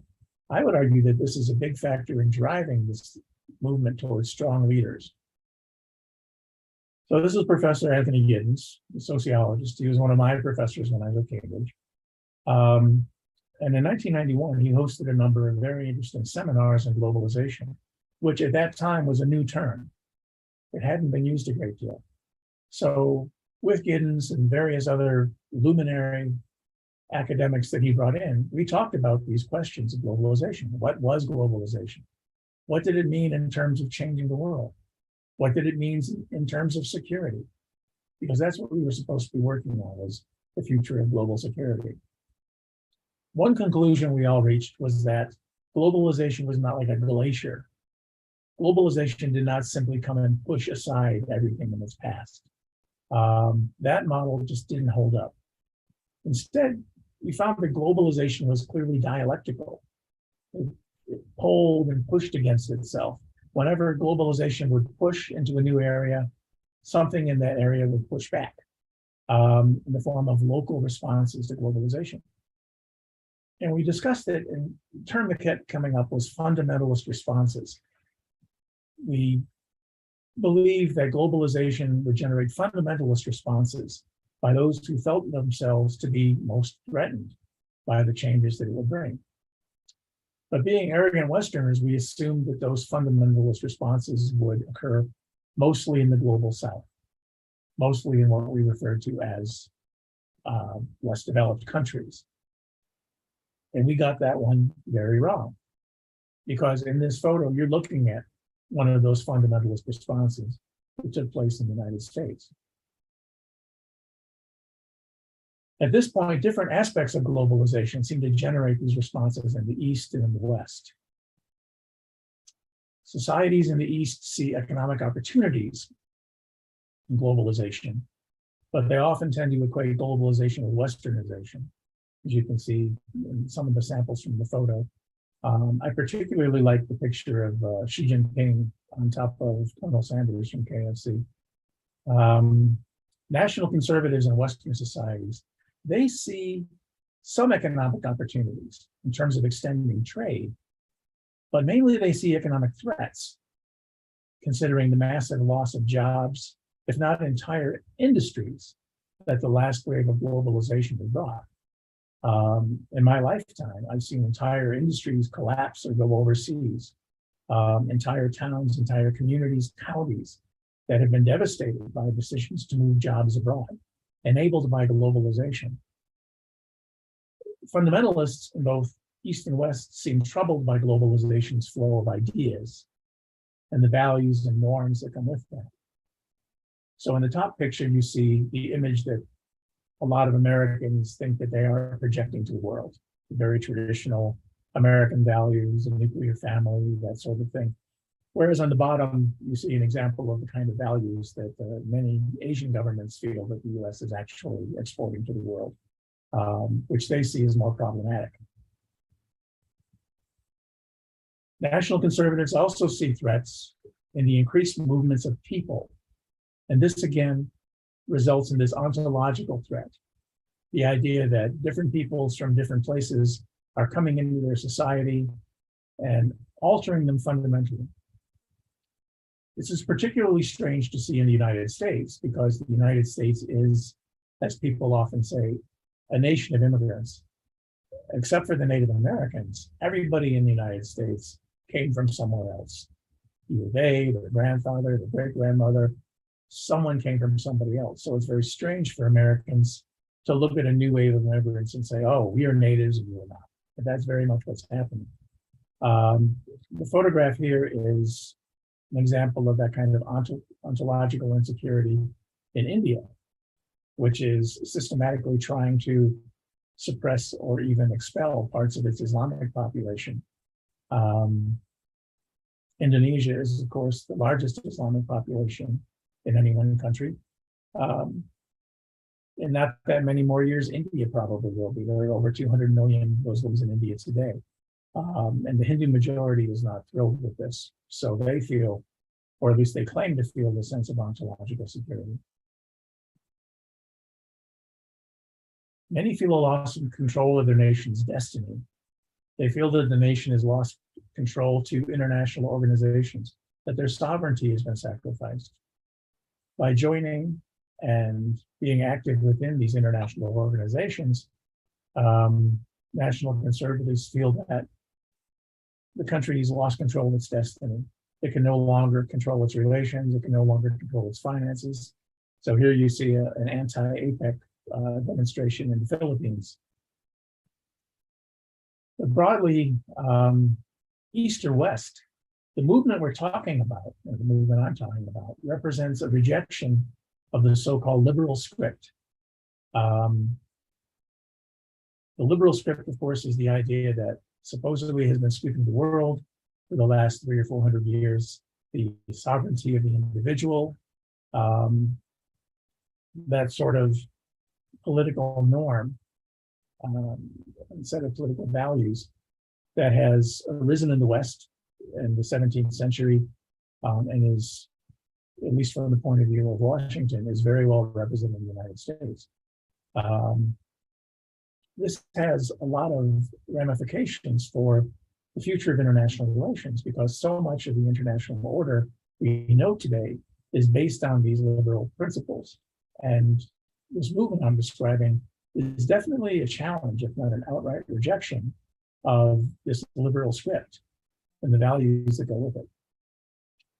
At least the liberal would be subordinated to other concerns like nationalism or religious nationalism or economic nationalism and so forth. One of the things that comes with the strong leader movement naturally is democratic backsliding. Because if one is going to maintain a strong leader in their position, democratic backsliding is a natural consequence. Democracy has to be disciplined or modified, or in some cases, eliminated altogether. So here you see an example that we're dealing with in the United States. This is the activity on January 6th in 2021, where basically a bunch of supporters of the defeated President Donald Trump staged an insurrection trying to block the certification of Joe Biden's election victory. And one of the things they were arguing for was that they would hang Vice President Mike Pence, who was the presiding person as president of the Senate, who would certify the actual vote. And the point of view of these people, since he was going to do so, he was a traitor and should be hanged. And they actually erected a scaffold for the purpose. So they meant business. Once elected, strong leader parties often take some sort of steps to eliminate threats to their rules, primarily electoral threat. They modify procedures. That's what's happening in the United States right now. A lot of supporters of President Trump and the so-called MAGA Republicans, they're trying to modify voting procedures. They're trying to limit who gets to vote. They're trying to lessen the impact of Native Americans and African Americans, especially in influencing the election. They're trying to basically deny them the right to vote. Laws can be changed. In some cases, as in the case of Turkey here, President Erdogan, The Constitution can be changed to make it very difficult for someone to actually push him out of power. That's fairly typical of these strong leader movements because that, again, is the essence of what they're after. They have several complaints with democracy, which makes them take this approach. Some of these you may have heard yourself, and the politics in which you live. One complaint that I hear a lot in my interviews is that democracy tends to elect the same old leaders. There's one group of elites. They are making obviously lots of money. They don't want to lose that. Democracy never throws them out of office. So that's one complaint. Another one that's very common is democracy does not allow an elected official enough time to bring about real change. They would say that terms of office limit the amount of time. You have 2 terms of office as a limit. In the Philippines, they're only limited to 1 term. And many strong leader movements would argue that that's not enough time. Leaders have to have decades if necessary. Look at Lee Kuan Yew, they would say. Look what he did to Singapore in 40 or 50 years. They would say if he had been subject to elections, it probably wouldn't have happened. So those are 2 of the complaints. Another one is, with democracy, it's very hard to tackle corruption to shift the entrenched elites because it's hard to get enough of a majority that you can really make things happen. I don't think this is actually the objective truth, but this is the perception that I hear from a lot of people. And the final thing is, essentially, I hear that people are stupid. They would say that the electorate is morally weak, it is undisciplined, it doesn't take the trouble to investigate the issues that are at stake. They cast their vote for all sorts of ill-considered reasons. So these are kind of the main critiques that I hear about democracy from people who stated a preference that they want to see a strong leader. There's an obvious risk, of course. People may get a dictatorial leader, and once the means or mechanisms of holding that leader accountable have been weakened or removed, there's not much they can do. It would be very difficult for the people of Turkey to vote Erdogan out of office today. He's made so many changes in the procedures and the laws, and even in the Constitution, that would make that very possible. Singapore has elections, but they don't pass the really basic criterion for whether elections are democratic, which is, does the government risk its rule? Is there a real chance that that government can be voted out of the election? And in the case of Singapore, it's really not. Even though opposition parties can make gains, the People's Action Party has various mechanisms built into the Constitution that make it extremely difficult for another party to take power. Fortunately for Singapore, their dictator was a benevolent one, seemingly so. They pride themselves on a very low rate of corruption. Lee Kuan Yew's vision is very impressive by any measure. But the problem is there aren't many people like that around. And it's much more likely that people will vote in a Lee and find out that they have a Marcos instead. And I don't mean Bong Bong in the Philippines currently. I mean his father, who was also voted in as a reformer. And after 7 years in office, he declared himself president for life. Executed a time of very, very oppressive rule, and was only driven out in a mass uprising in which the military cooperated. Military joined in, but that's another piece of history. But as Ferdinand Marcos demonstrated, strong leaders can come in as reformers. They can sweep out all of the corrupt cronies that have been there, only to bring their own cronies in. So the levels of corruption under Ferdinand Marcos were much more severe than those of his predecessors. But once he was in, removed the electoral safeguards, changed the procedure, declared himself president for life, there was no real way to get him out, short of the kind of miraculous uprising that the Filipinos still celebrate today, the People Power Revolution. Short of something like that, it's extremely hard to shift that kind of strong leader. And the only reason the Philippines succeeded was because large parts of the military defected and turned against Marcos. We may be seeing the same kind of strong man, strong leader developing in Hungary and in Poland. Poland is a very strange right-wing alliance between the Catholic Church and the political leadership. Hungary, again, Viktor Orban took power again as a reformer, but once in office, worked with his movement to dismantle the safeguards that would have made it readily possible to get him out of office. It's still possible, but extremely difficult in this case. And he consolidates his authority every day.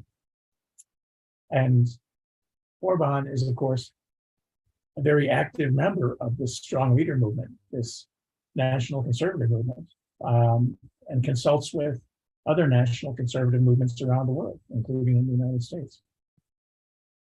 So where are we now? And what is the broader, that word should be significance. I'm sorry about that. What is the broader significance of this movement? The worst case, if this strong leader movement continues to network, promoting their somewhat amorphous ideology around the world, and as more states come under this kind of rule, the more any liberal international order will be undermined. I'm talking about international orders in trade, finance, security. Most of these are based on liberal frameworks that were put in place after the Second World War, whether it's the Bretton Woods institutions like the IMF and the World Bank, any of these different international orders were generally a product of that triumph in the West in World War II. They've been in place for a long time, but they're not ironclad.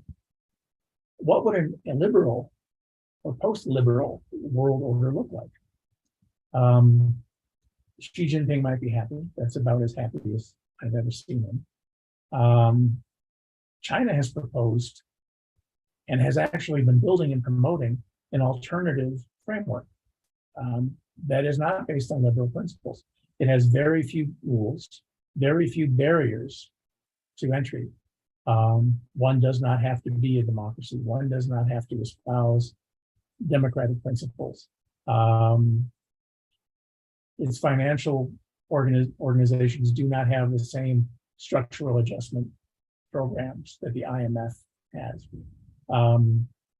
So given the national conservatives' aversion to sacrificing sovereignty, would it be ironic if they sought out the Chinese alternative? It would be interesting because, again, the Chinese require so much less in terms of barriers to entry, rules, conditions that have to be met. It would seem that they would be able to join into that framework without actually sacrificing their national conservative principles that we've talked about before. And there are some countries in Europe that are actually talking about that. Italy, which is about to become kind of a right-wing, strong leader country, has already signed agreements with China. France has one in place. So the Chinese alternative, the illiberal, post-liberal world order, has already started. I'm not saying that it's inexorably moving in that direction, but it's already started. So it's worth considering what that illiberal order would look like. So with that, I will close, and I very much look forward to any questions you may have. Thank you very much.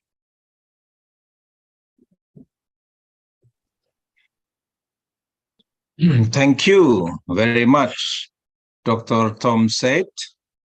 And yeah, it is Nice meeting you again. Yeah, even though through the Zoom, a couple years ago we met, and Yes. yeah, sure, I'm glad, and all the participants also very glad to see you. And okay, ladies and gentlemen, yeah, we thank for an interesting talk from Dr. Tom Said. And actually, the theme on the topic about the strong leader movement, which roused across the world, delivered by Dr. Tom Said, is very timely, and also it's very relevant to our conference theme today. And there is a also interesting exploration or description about the phenomenon of a strong leader movement. Dr. Sates started with how national sovereignty versus empire of what so-called international government came to be real in international order and regime. And also he touched upon many interesting things, yeah, such as a challenge from illiberal icons from Singapore and China, for example, that have succeeded, of course, economically without democracy.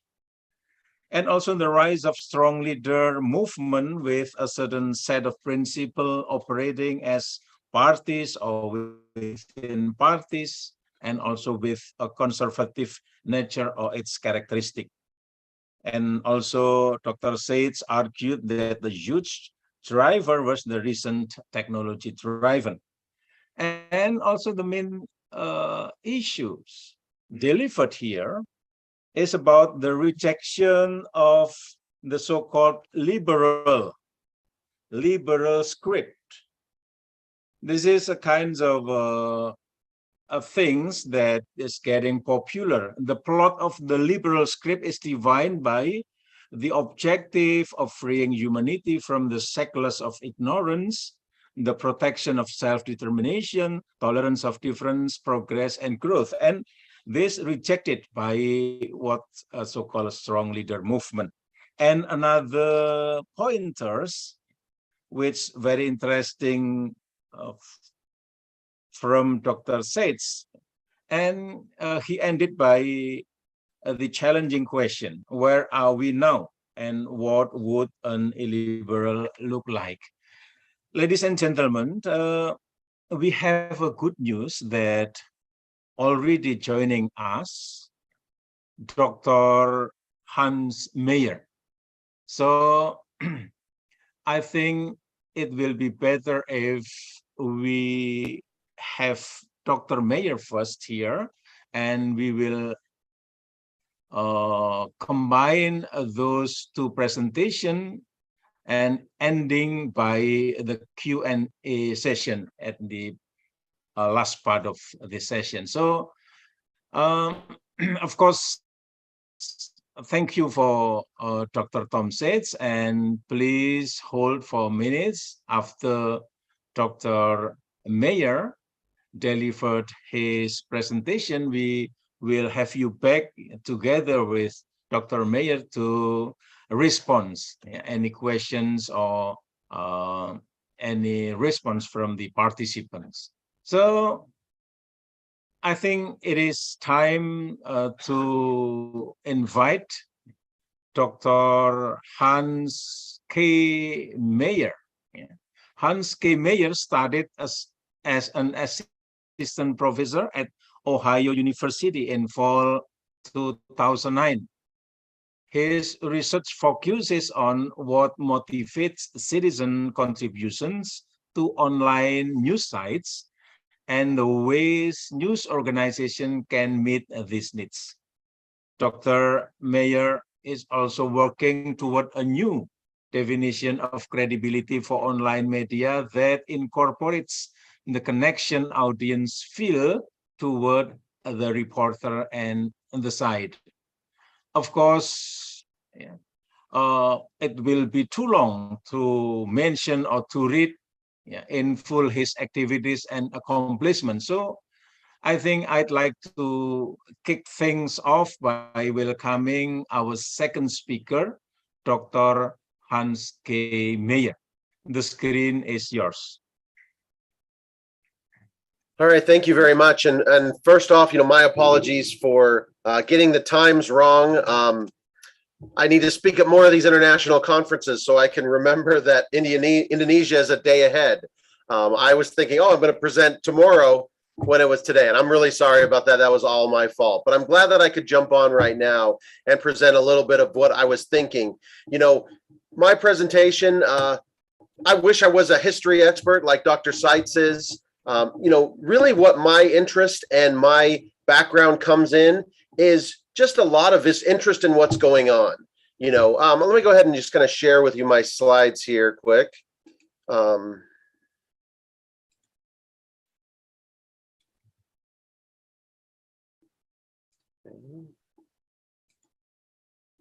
right.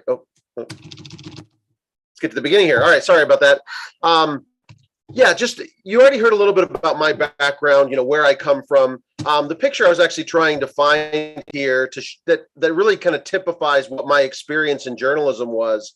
I couldn't find, unfortunately, but just picture, if you can, me competing in a hot dog eating contest. Okay. Yeah, it's exactly what it sounds like. You try to eat as many hot dogs as you can within a time period. This was the only time I ever did it. I did not win, unfortunately. I think the guy that won had the same disease that Andre the Giant did, and so he was really eating a lot of hot dogs. But the reason I participated in this is not because, I'm a glutton for punishment or for food, but I was the editor of a small town newspaper at the time. I had just started as the editor, and what I was really kind of trying to do at this point was connect myself to the community, to help the community know and understand, who I was and why I was coming there and what I was hoping to kind of accomplish as editor of this newspaper. Our goals were really focused in on bringing the community together, on giving them a chance to tell their stories and connect with community leaders and with other people that could help them, with their day-to-day lives and backgrounds. And so, in that instance, and I had learned this through experience at other news organizations that I'd worked at, sometimes you have to kind of be folksy, or really be near the people so that you can understand, what they're kind of going through. So that's kind of the first element of my background I wanted to share. The second element is just my interest in technology. I'm 50 years old. My kids tease me that I'm getting too old for some of the things that I'm doing, but I've always had a real interest in how we can use technology to tell better stories, to connect better with one another, and just to kind of have fun. As a reporter and an editor, I kind of finished my career on the cusp as the internet was starting to take over news. And at the newspaper that I worked at, we were really trying to get involved in that, but it was just too much. We were so focused on turning out stories for the next day's newspaper. Go ahead and, okay. Sorry. So there's nothing on my slides. I'll come back on the screen here. We were so focused on getting the next day's newspaper out that we weren't able to think about what this internet was going to do to our business model and to how we were approaching audiences. But one of the first things that I thought about with the internet was when a woman came into our office and she had a stack of papers, honestly, this thick. And she's like, "Can you publish this in the newspaper?" And I said, well, one, that looks like a lot of information, but two, before I commit to anything, what is that? What she said is, these are results of our gymkhanas. A gymkhana is basically like a rodeo for kids. And by rodeo, that's the old American tradition of riding a horse and throwing a rope around a cow and pulling it down and doing it as faster than anybody else. So my first reaction was, well, who cares about this, right? This is not something that my audience cares about. But my second reaction, and probably the better reaction, was, well, obviously she's passionate about it. And maybe there's a niche that we can tap into by publishing these kind of results and engaging with this kind of a community. Unfortunately, our webpage wasn't developed enough. We didn't go into that, but that's what really drove my interest in when I went back to University of Missouri to get my master's and PhD. Let's look at how news organizations can tap into this internet and really make it effective and useful for them, but with this express purpose of connecting with their audiences. This idea, and I'll go back to my slides here quick.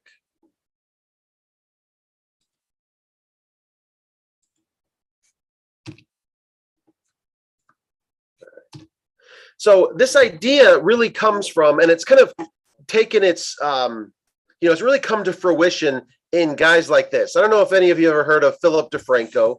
He calls himself an independent journalist. He only publishes on YouTube and some social media channels, as you can see there. And his audience is mainly young people. All right. I thought I had a slide in there about it. It's mainly young people, people under the age of 30. It's easy for us as journalists and as researchers to dismiss somebody like Philip DeFranco until you start seeing the numbers that he generates. He has more than 3 million active subscribers on YouTube. Most of his videos get more than 1 million views and thousands of likes and comments. By calling himself a journalist, I think a lot of us would look at him and kind of scoff and say, well, what he's doing is not journalism. He's not working for a major news organization. He's not, covering national affairs. Mainly what he covers are issues that have to do with the internet and other YouTubers like himself. However, he has found this niche, just like I talked about with the Gymkhanas. He has kind of taken that idea and run with it and says, I'm going to build this niche and this audience online and provide them the information that they're really looking for. And so this is what my research really looks at right now. How can we look at other emerging forms of media, like what Philip DeFranco represents, like YouTube channels, like streaming services that, we're part of right now, even things like podcasting and social media, in one of my classes right now, we're just discussing, how can journalists get involved and be on TikTok?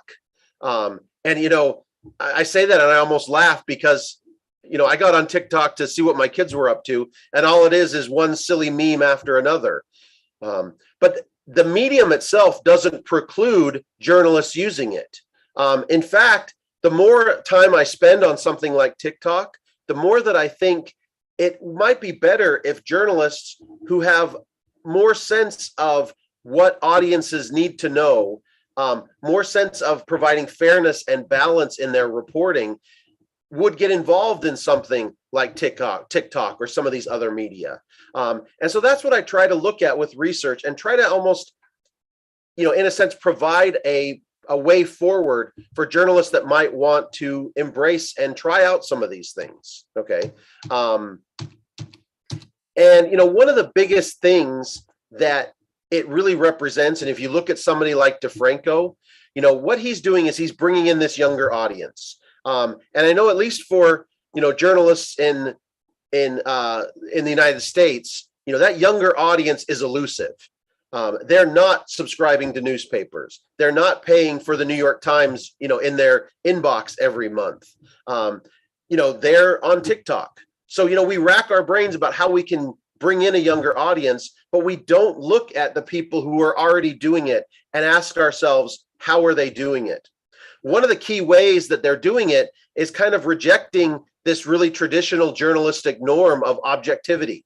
This sense of, I'm going to give both sides a say on what's going on. And me as the reporter, I'm going to have no opinion whatsoever. Instead, what they embrace is this sense of transparency. DeFranco lets you know what his opinion is, but he also says, by providing you and letting you know what my opinion is, then you know I'm not trying to pull the wool over your eyes. You can trust me even more. And he also says, part of his brand and part of his transparency is providing news and information and, verifiable information, but doing it as such a way that how he's coming off and, why he's doing it that way. And a lot of times, if we really think of like what journalism is, it's an activity that requires a lot of judgment, a lot of choices, and those choices are made by individuals that are practicing that activity. So really the concept of objectivity, of completely divorcing yourself and your opinions from the stories that you're reporting, is kind of a falsity anyway. And really what these new online storytellers are teaching us is that maybe transparency is more powerful in connecting to a younger audience than objectivity ever was, even connecting to an older audience.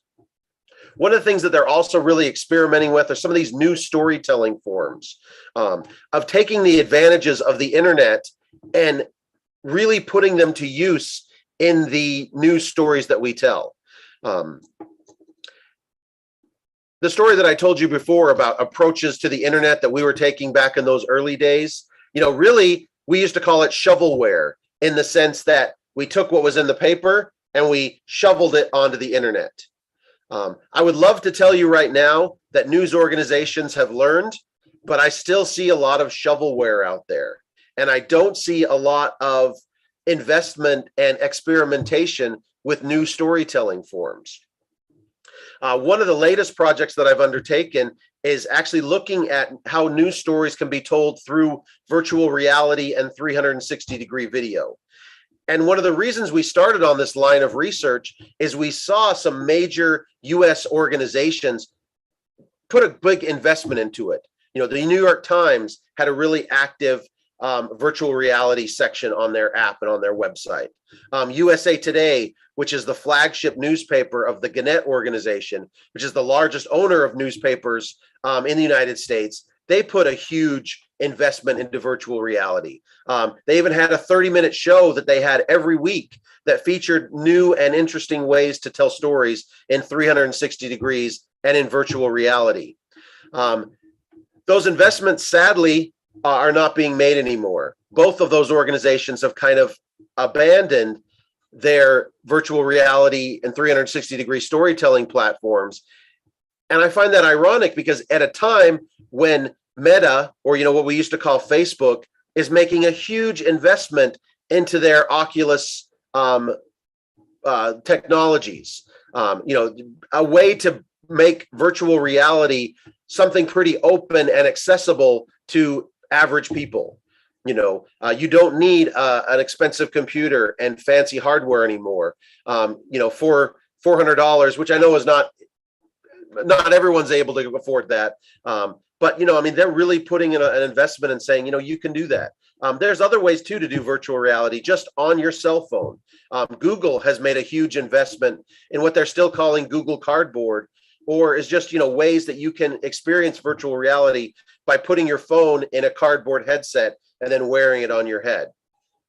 So I just really think that for us as researchers, it's important that we try to help the industry understand how these new storytelling forms are connecting with audiences and how news organizations can take advantage of them in what they're doing. A lot of times when I talk about these new storytelling forms and I bring up people like Philip DeFranco, my colleagues, my contemporaries, they look at me and say, well, wait a minute, isn't this a huge threat to journalism? Isn't this going to take what we've thought of as traditional journalism and throw it on its head? I laugh a little bit when they say this because I think it's an interesting way to think, and I understand why they think that way. But some of my earliest research was into citizen journalism, movements that started when the audience decided, we're not being taken care of very well by the traditional journalists, and we want to take over this practice and do it ourselves. We actually had a project that we were working on to look at Balimbangong in Bali, Indonesia. And that's really successful citizen journalism site that has been set there. Sorry, we haven't finished that research yet, but we learned a lot from that process. And it really kind of comes down to these same kind of things, right? People want to be sovereign, meaning they want to have the information that they need to make decisions about their lives, and specifically about their relation to government. They want to have a voice, and they want to give a voice to those who don't have a voice, because it's important that everyone is part of the conversation in order for us to get the clearest picture of what's important and what the truth is. It's also really important to offer a public forum for comment and compromise, of just giving people a place where they can come together and talk about things, and not just talk and, flame each other like you see too often on online forums, but to actually come to a compromise. Okay. Now, I presented these as elements of citizen journalism, when really these are all elements that come from this book, The Elements of Journalism, which was an effort by 2 US journalists a few years ago to really define what sets journalism apart from other information activities, and why it's protected, not just by the First Amendment in the United States, but by governments throughout the world. Some better than others, unfortunately. But basically what they said is these are all parts of why journalism is protected and why journalism is important. And when journalism isn't doing very well, and this is kind of taken over by citizen journalism, that should serve as kind of a wake-up call for the traditional journalists that maybe we're missing the point. Maybe we are not reaching our audiences the way that we thought. Maybe we are too beholden to the businesses that support and extract profit from what we're doing. And so a lot of the research that I've done, looks at ways that journalism can return to this public service mission, and even promote some of the ideals and empower citizen journalists to help them along the way. A lot of this really comes down to a book that I find really important, and a scholar that I've studied quite a bit. This is Clay Shirky. He's a professor at New York University here in the United States. He's written 2 books. His first book was called Cognitive Surplus, and his second book you can see here is called Here Comes Everybody. And he basically provides a really well-documented case, I think, that the collected internet knows a lot more than any one single person does. And so anyone that is not tapping into this collective intelligence online, or what he calls the cognitive surplus, is really making a mistake. We can see this in online movements. One researcher that I follow quite a bit is an American researcher named Andy Carvin, who helped amplify the social media posts that were about the Arab Spring. And that was one of the key things that he was highlighting.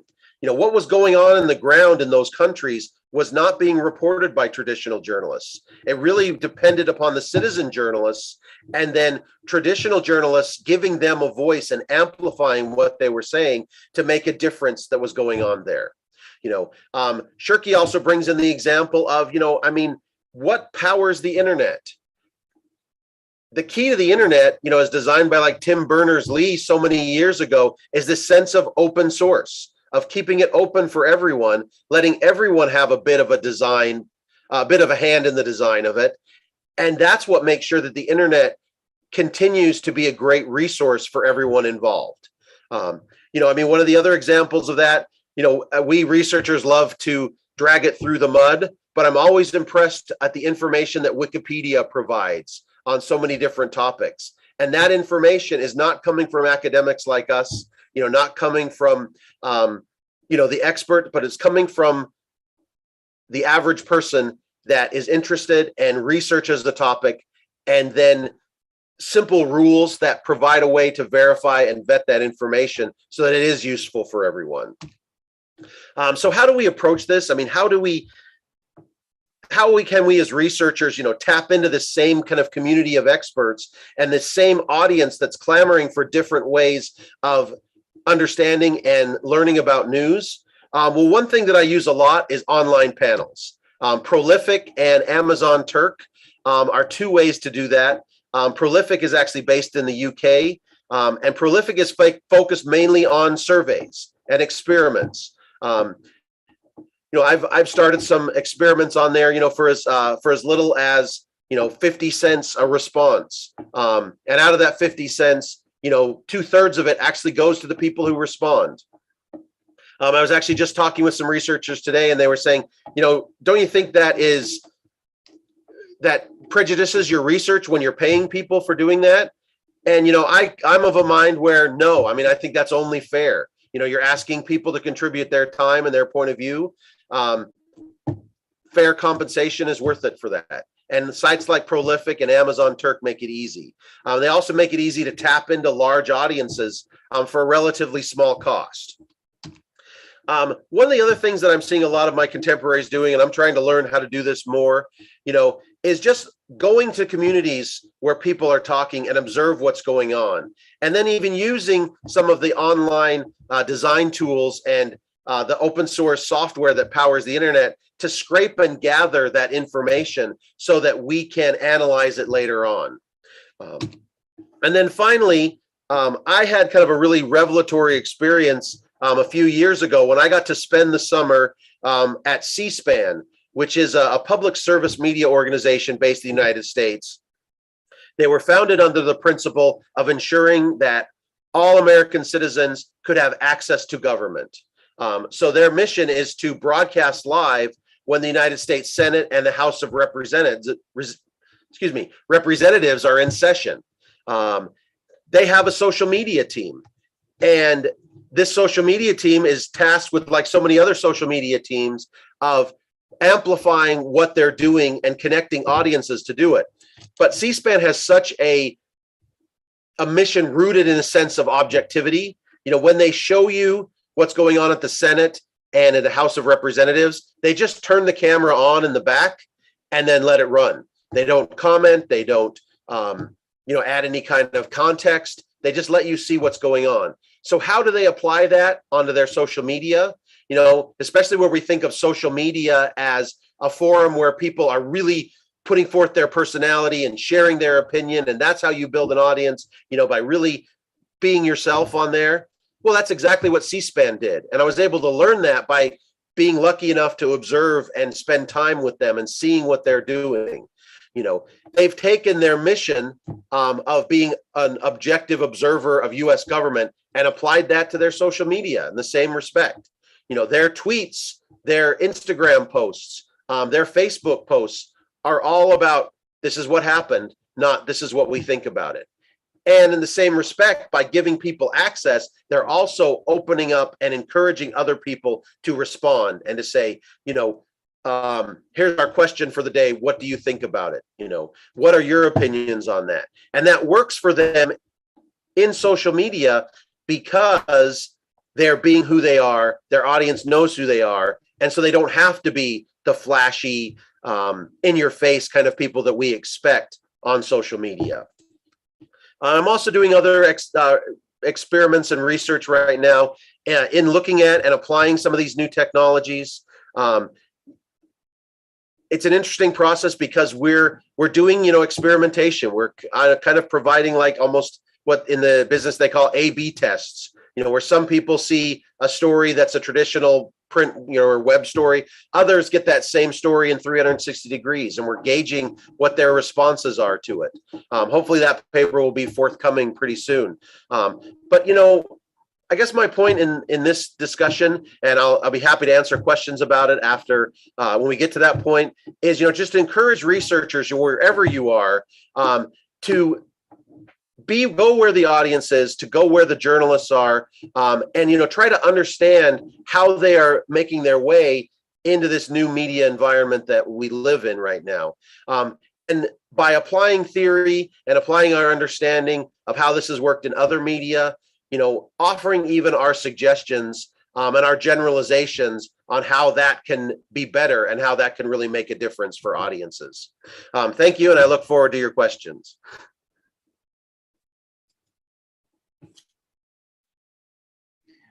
Okay, thank you very much, Dr. Mayer. And of course, it is very interesting talk. However, due to the time constraint, I will not make any comments or conclusions on Dr. Mayer's presentation. Very well, ladies and gentlemen, now we come to question and answer session. If you have a question for our speakers, please feel free to send it through the chat room or deliver it directly. And since we have two valuable speakers here, Dr. Seitz and Dr. Mayer, so you can raise your question both or individually, directly point to a specific speaker here. And from the chat room, we can read about the question raised for the first time by Ibu Hana. Yeah, Ibu Hana, yeah. Let me read it for all of us. Yeah. The question for Dr. Seitz. Yeah. Allow me to read this question for us. Thank you for the standing presentation, Dr. Seitz. My name, oh, sorry, this is another person. Okay, this one. Thank you very much for the presentation, Dr. Seitz. Yeah. Oh, many questions. Yeah. Okay. I would like to know, whether there are counter movements, at least in USA and Indonesia, to challenge the illiberal tendencies of the far-right movement. Second, some of the strong leaders movement, especially in the global south, are based on legitimate grievances toward practices from multilateral institutions such as WTO and IMF. I'd like to get your assessment whether the strong leader movement could lead to some changes in the multilateral institutions that are often criticized. The second question came from Geraldo. Yeah. Thank you for the explanation, Dr. Seitz. My name is Geraldo from Government Science Studies, FISIP, Undip. I would like to ask a question about MAGA, Make America Great Again. What is your opinion about MAGA? Is it an extreme right, chauvinistic conservatism movement with some racial issues, or is it just an anti-movement of globalization from USA? Thank you, Dr. Seitz. And thirdly, came from Derwinto Sipayu. Yeah. Thank you very much for the presentation, Dr. Seitz. Let me introduce myself first. My name is Derwinto Sipayu from Business Administration. Okay. Dr. Seitz, you have mentioned many times about corruption, especially in democracy system. You said that in democracy system, corruption still often occurs, or even more. So what is the best national system to minimize the corruption rate? Is it by making a regulation system much more strict, or is it maybe by educating the people to not corrupt? How America as a developed country treat this issue, and how the best way for Indonesia as a developing country minimize the corruption rate. And also from Fitria Ananda. Okay, Fitria, I was really intrigued by listening to your statement about globalization, Mr. Seitz. With my limited knowledge, I'd like to ask about the phenomenon of society, especially conservatives, rejecting or even gather to make movements against globalization. From your understanding about globalization and its pros and cons, which parties are more likely be responsible or to blame in this situation? Is it the society itself who's not prepared enough for the changes in the world, so they feel threatened by the globalization, or is it the government lack of responsibility to provide the safety sense for its citizens to feel safe in this so-called globalization? Thank you, sir. Okay, since the first presentation is the Dr. Said's, yeah, it is not surprisingly that questions are directly to Dr. Said's, but I do believe that later on, there are also questions from audience or participants to Dr. Mayer. But this is the first opportunity to Dr. Says to respond or to answer the question. And after these questions are answered, I think those questions are related in certain level or certain substance. So please, yeah, take your time to answer. And after this, I will respond participant who raised his or her hand, like Ainelo Yonanan. Yeah, be patient, Elo. Yeah, okay. I will back to you later on. Okay, please, Dr. Said's first. Okay, thank you for these great questions. I appreciate them very much. I'll go through them. I made notes as the professor was talking. Are there counter movements, USA and Indonesia? I'll speak to the USA first. Of course, there are counter movements. We're talking about a particular faction in the US here. And another thing to remember is the party system in the US is different. It's a single member district system as opposed to proportional representation. And the single member district tends to favor a two-party system. There are more parties in the US, but only two of them really matter on election day. And this gives us what's called the big tent idea. So different interests have to work with each other within a given party.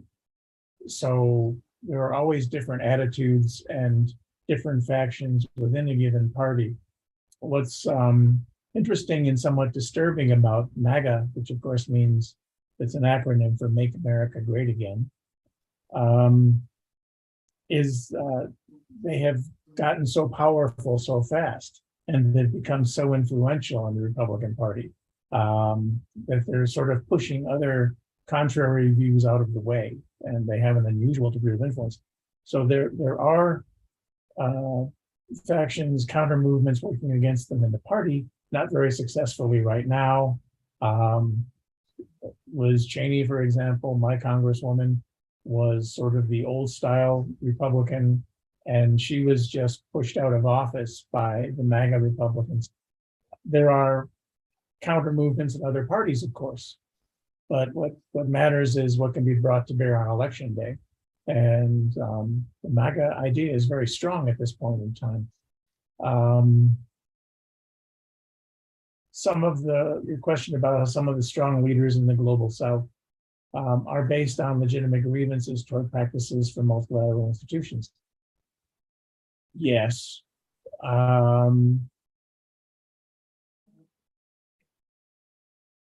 to take that exactly? There are a lot of legitimate grievances in the global South toward multilateral institutions like the IMF and the WTO. They're very heavy-handed. They see themselves as very strictly rules-based. They see themselves as very fair when not necessarily so. They are notorious for not really trying to understand the situations in the countries they serve. So there are legitimate grievances there, but for a leader to take on those countries, for a leader to take on those organizations, they don't have to be an anti-democratic leader like I'm talking about. They just have to be strong. They don't have to be strong in this sense. So there are such leaders in the global South. And Indonesia has some. I don't know if that fully answers your question. Move on to Geraldo. MAGA, is it extreme right? Or is it just anti-globalist? It's a collection of different groups that basically are organized around grievances.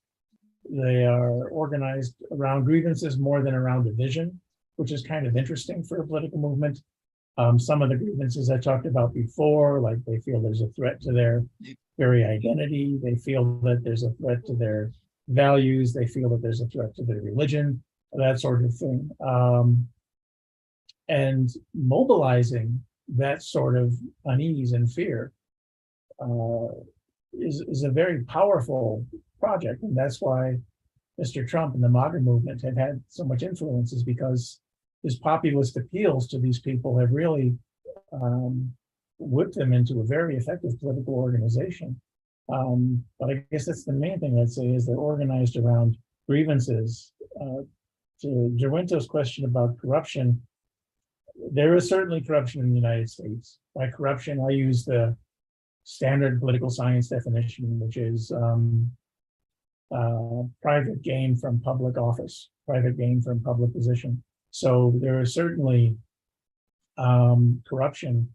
Some of the things I talked about, like billionaires supporting political movements and political candidates, that's not necessarily corruption. I don't really like it, but the laws in the country as they are right now permit that to varying degrees. That's an issue. There is real corruption. The main thing that seems to differentiate societies and how they manage it is a society can never look upon corruption as being normal, as something to be expected, because once that happens, they will never get control of it. So there is corruption in the United States. It's a constant fight to work against it. There's a great deal of unfairness in it, but people do go to prison. My home state is Illinois.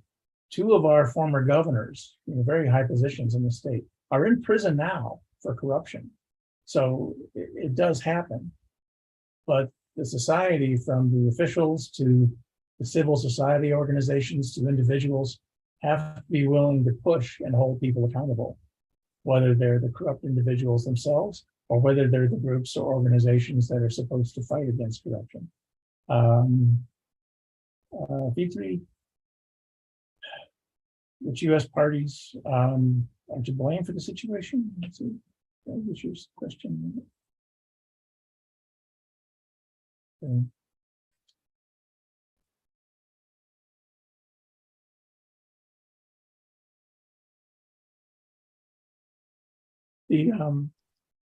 The opposition to globalization can be either very explicit or just sort of subtle. It can create a level of unease and discomfort in people that motivates them politically, or it can be very overt opposition. For example, in my state of Wyoming, where I work now, there's a very strong opposition to the United Nations. There's a very strong belief that the United Nations intervenes in American affairs and should not be allowed to do so. So a lot of people here would like to get the US out of the United Nations. They don't like globalism in general. They think that globalism is what got us into the wars in Afghanistan and Iraq and Vietnam, for that matter. They would like to see that sort of thing eliminated. So that's it's more a questioning of whether the US has any responsibilities outside of its own borders and whether the US should be responsible to any organizations outside of its own borders. Some of those are the anti-globalization movements. In terms of how governments can protect themselves from globalization, it's a matter of policy.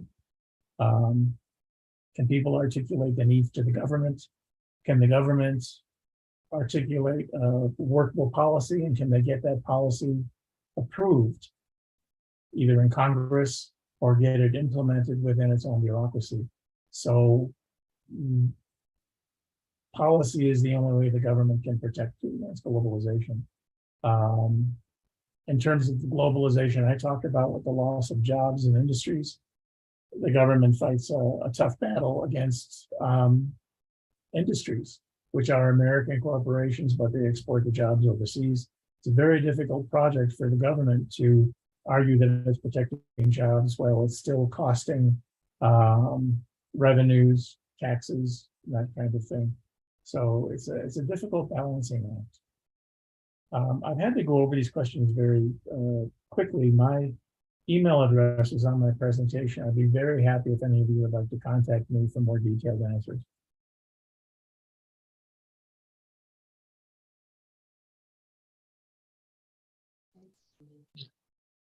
Okay, all right. Thank you. Thank you very much, Dr. Said. If there are unanswered question, I think the question can be continue later or can be sent by email. I'm sure the speakers don't mind sharing their email addresses. Yeah. Well, however, we will proceed to Dr. Mayer. Dr. Mayer, you have one question wrote by Dr. Nurul Hasbi, one of our lecturer. Let me read it for us. You said you said that there are different forms of journalism caused by the emergence of social media, such as TikTok, YouTube, Instagram, and the internet. Dr. Mayer, what do you think the form of the future journalism in terms of the power of influence audience, how the new form of journalism in the USA is adopted by the mainstream media? So after this question answered by Dr. Mayer, I will go to Elo for his question. Please, Dr. Mayer. All right, great. Thank you. And that's a great question, Dr. Hasfi. And, you know, I mean, I think that's one of the challenges that we have as researchers is trying to kind of predict what the new form of journalism is. I mean, I think we're seeing a lot of changes. We're also seeing a lot of traditional journalists, you know, are holding on to what they can with the very edge of their fingernails and trying to stay relevant. I think one of the reasons why I am so interested in, you know, emerging journalists like Philip DeFranco or, you know, like Now This, an organization you see a lot on Instagram and on Facebook and now even on TikTok, is because they are kind of pushing this definition of what journalism is. And I think you're going to see a lot more journalism that is based on this concept of transparency rather than objectivity. So I think you're going to see a lot more journalism that revolves around a particular way of thinking or around a particular personality, you know, rather than a monolith like the New York Times. One of my contemporaries, another really great U.S. researcher named Nikki Usher, released a book last year called News for the Rich, White, and Blue. It was based on her years doing ethnographies and observing the New York Times and observing the changes that the New York Times has made. You know, one of the key things that they have done as they've really embraced this subscription model is they've started to report for the people who are subscribing. And those people who are subscribing tend to be people who are wealthier, people who have more liberal views. So that's where the blue comes in. And then, you know, people who are wealthier, you know, who can afford a subscription to the New York Times. In some sense, I mean, this makes good business sense, right? You want to meet your audience. I do share some of the concerns about this, you know, that this is taking away journalism from the average person, from the, you know, from the people who really need the information the most. But I think in that sense, you know, what we need is more local media to come forward and make sure that they are connecting with audiences. And they're doing it in such a way that, you know, the audiences are responding to it. You know, the old ways of, you know, the daily newspaper, the nightly news broadcast, you know, even the radio journalism, those are not connecting with young audiences as much anymore, but they are connecting with these personality-driven brands that we're seeing on some of these channels that Dr. Hasfi mentioned.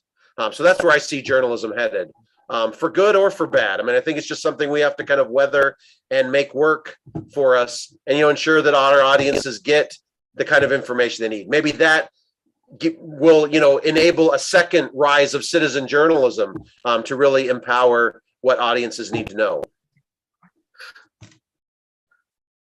Okay, thank you very much, Dr. Mayer. And for your information, Dr. Said has written down his email address in the chat room. Please use it to communicate with Dr. Said if you are interested in exploring the topic. But I think Dr. Mayer also doesn't mind to share his email later. Okay, thank you for the answer. And I will go to Elo. Yeah, please, Elo.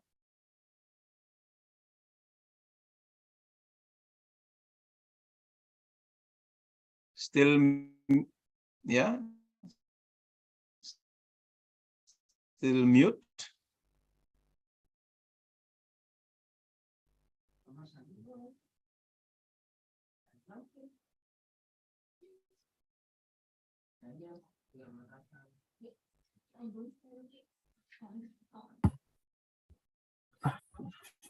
Do you hear me now?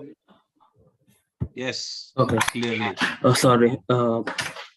I would like to ask one question to Professor Saiz. Actually, I would like to ask, you have speak about extreme movement in Asia and European, and then said, what is the main difference between right movement in Asia and or national movement in Asia and in Europe? Because, for example, in Asia, sometimes nationally is still like a summer goose, but in European Union, not too much.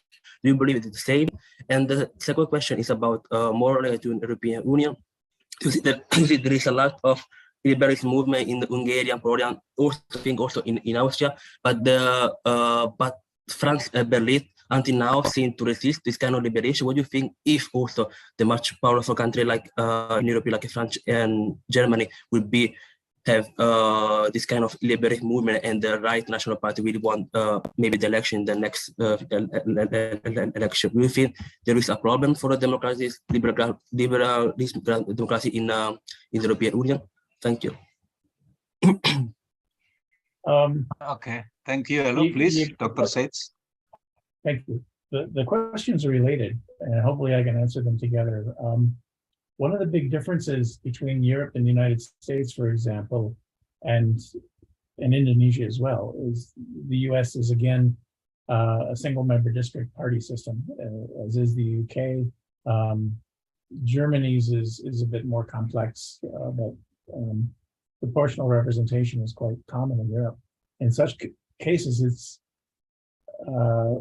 fairly easy for a party to simply establish itself based on a single interest or a single group of interests, and they can compete, which at the same time makes me confident that Europe can be very strong politically, but also makes me worry that parties like Alternative for Deutschland, the AfD, was a very small fringe party not that many years ago, and they've begun actually winning seats in the legislature.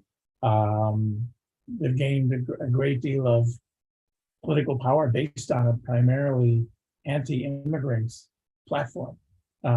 Those kinds of parties that have emerged in places like the Netherlands, Germany, Italy, even in Norway, are kind of worrisome. It's difficult to compare them to the situation in the US because of this different party system. So we have a weird case there where a far right wing has gained a disproportionate amount of influence in one of the main parties in the US, and the Republican Party, of course. I'm trying to think, well, I can't remember the rest of your question, I'm afraid. What was it? I think was regarded to the European Union in case, because we see also in France, the Le Pen initially have a really huge contest, but he lost the election. This means that at least France now still can resist to nationalist and extreme right movement. But in case, for example, in the next election, country like Germany or France, we will have a government by extreme national right. What's happening in European Union? Is it a collapse of the European Union? The end of democratic socialism? Or what do you think? I don't know if it would collapse. It would be more severe than what happened with Britain and their withdrawal from the European Union, because countries like France and Germany are such mainstays. Of course, Germany is the largest economy of the European Union. Some of these parties have a very strong anti-EU agenda. They wouldn't necessarily want to withdraw, but they would probably want to get their way. European politics is not my specialty, but that's how it strikes me. it would be a real stress on the European Union. I don't know if I'd be ready to say it would be the end. Thank you very much for the answer. All right. Thank you very much, Dr. Said, and also Elo for the question and the answer. And also thanks to Dr. Mayer. Yeah.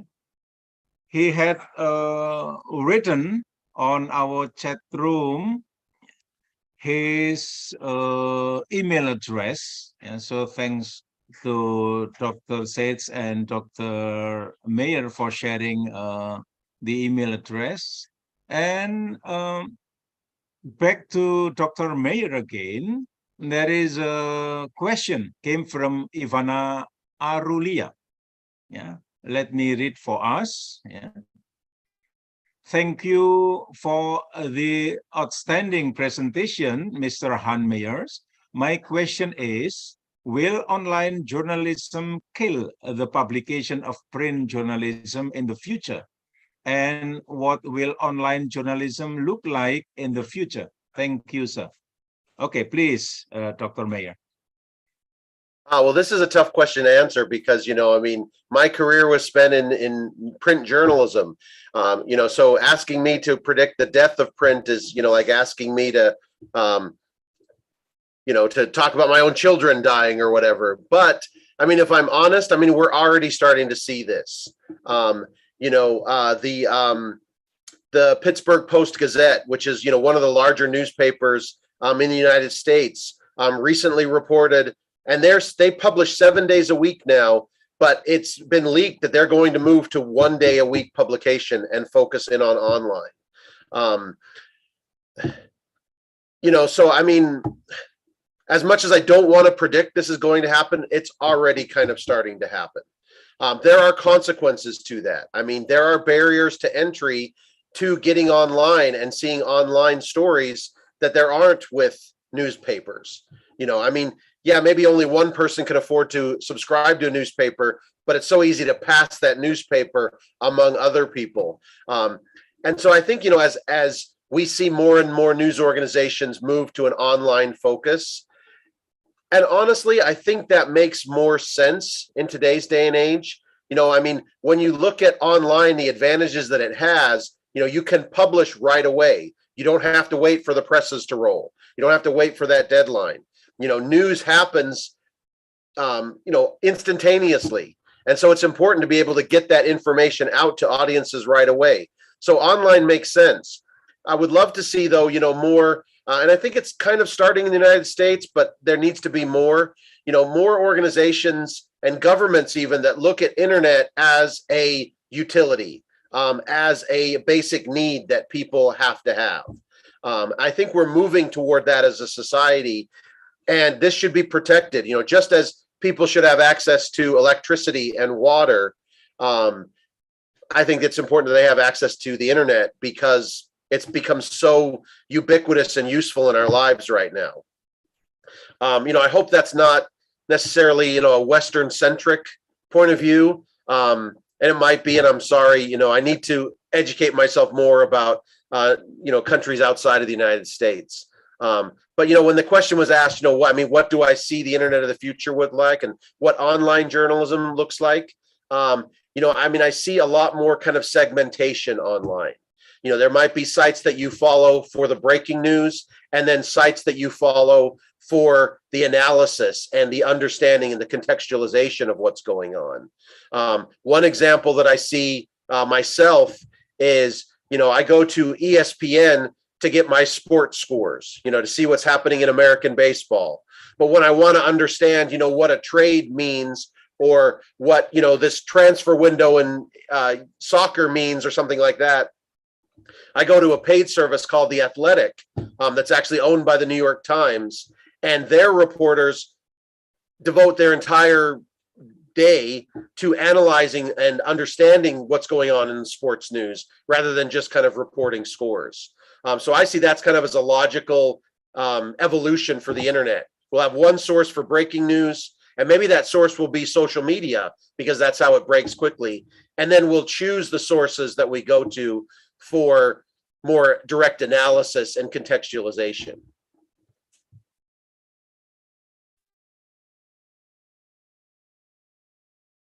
Thank you. Thank you very much for the response, Dr. Mayer. Actually, we still want to continue the discussion, but the time for our session has run out. So, dear participant, ladies and gentlemen, apparently we come to the end of the whole of the panel one session. As a moderator, I would like to say thanks again to Dr. Seitz and Dr. Mayer for the informative and interesting talk. May God bless you and your future career. And surely also thanks to the audience for your active participation. Hopefully the presentation will be beneficial for everybody. And since we have email addresses from Dr. Mayer and Dr. Seitz, I think those two experts. And also, yeah, if as a moderator, I can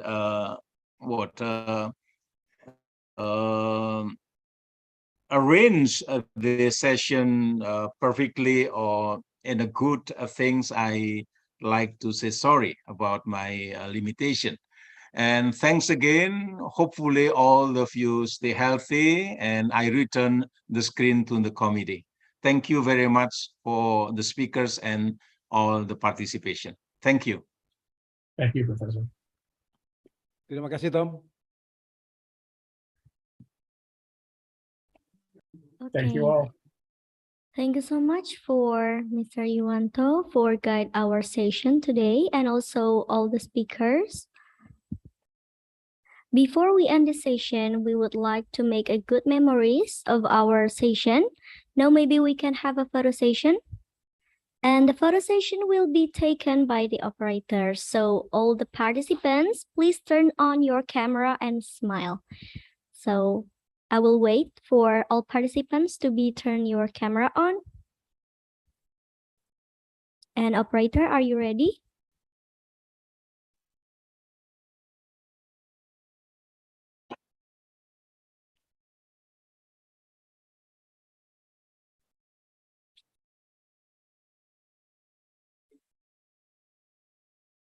Okay, photo session is done. Thank you, everyone. Thank you. That was the end of the first session of panel discussion. Ladies and gentlemen, before we enter the second session, we will have a break for 1 hour. Thank you.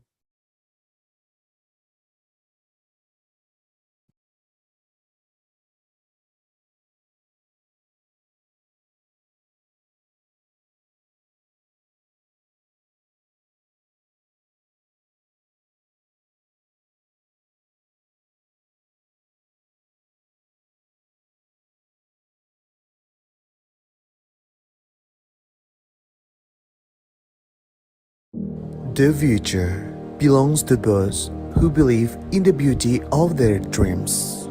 May your dream fly high. Imagination will take you everywhere.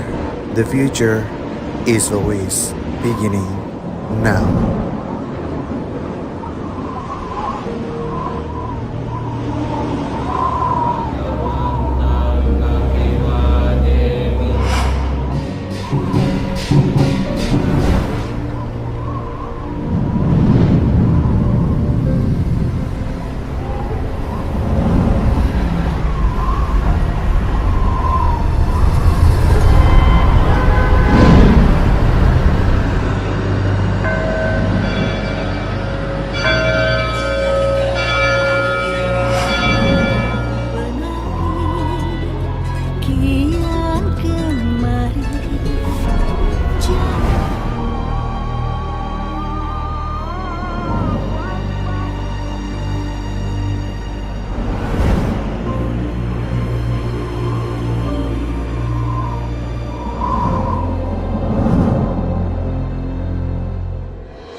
Universitas Diponegoro, Undip, is one of the oldest public universities in Indonesia established on January 9, 1957, located in Semarang, Central Java, Indonesia.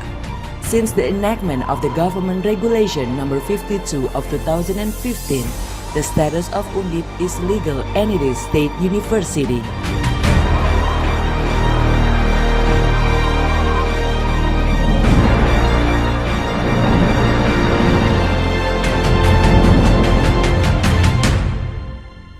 Bismillahirrahmanirrahim. Assalamualaikum warahmatullahi wabarakatuh. Greeting from University Diponegoro, the best university in Indonesia. Universitas Diponegoro, as one of the universities in Indonesia, has declared to be research university with an international reputation in accordance with the vision of become an excellent research university. As an international world-class research university, although UNIF is expected to have a good academic reputation that create globally competitive graduates with excellent competence, conduct continuous research and development for the people with continuous improvement of human resources by international standard capacity development program. Internationally, Undip has ranked by the QS World University Ranking and Times Higher Education World University Ranking as the top 8 best universities in Indonesia. Undip was ranked in the 2021 QS Asian University Ranking, University Graduate Employability at 2020 QS World Ranking, and in the 2021 QS World University Ranking by subject for Business and Management Studies. Moreover, Undip also ranked by Times Higher Education World University Ranking for Times Higher Education Impact Ranking, and Times Higher Education World University Ranking by subjects for Business and Economic, Life Science, Physical Science, and Engineering and Technology. For environmental sustainability, UI Green Metric also posted Undip at 39th World University Rankings. Undip has a strong commitment to improving the quality of education towards global standards by continuously improving the quality of education for its students, increasing the quantity and quality of research and scientific publications, and contributing to society through community services.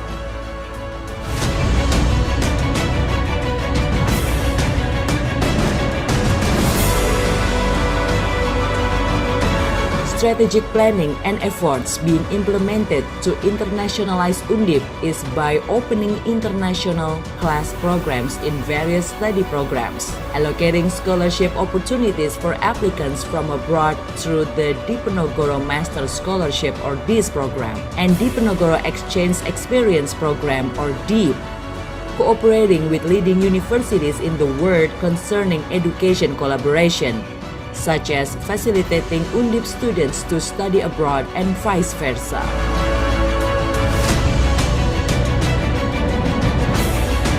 Faculty of Law has developed with the improvement of the education system, the increase in number and quality of teaching staff, lecturers, as well as the increasing number of facilities and infrastructure supporting the education.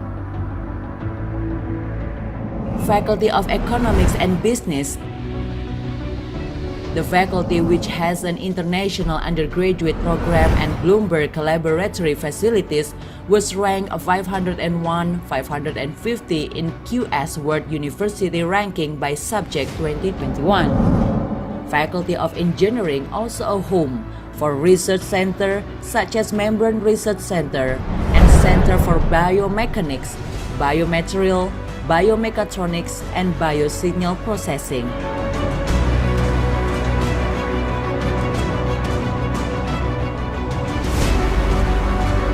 Faculty of Medicine is one of the best faculties at Universitas Diponegoro. Faculty of Medicine has complete laboratories which support the student practicum. Faculty of Medicine also become the important part of the establishment of Rumah Sakit Nasional Diponegoro, RSND, or Diponegoro National Hospital, that belongs to Universitas Diponegoro. Faculty of Animal and Agricultural Science has transformed through sustainable concept and digitalization by the development of digital farming and sustainable livestock.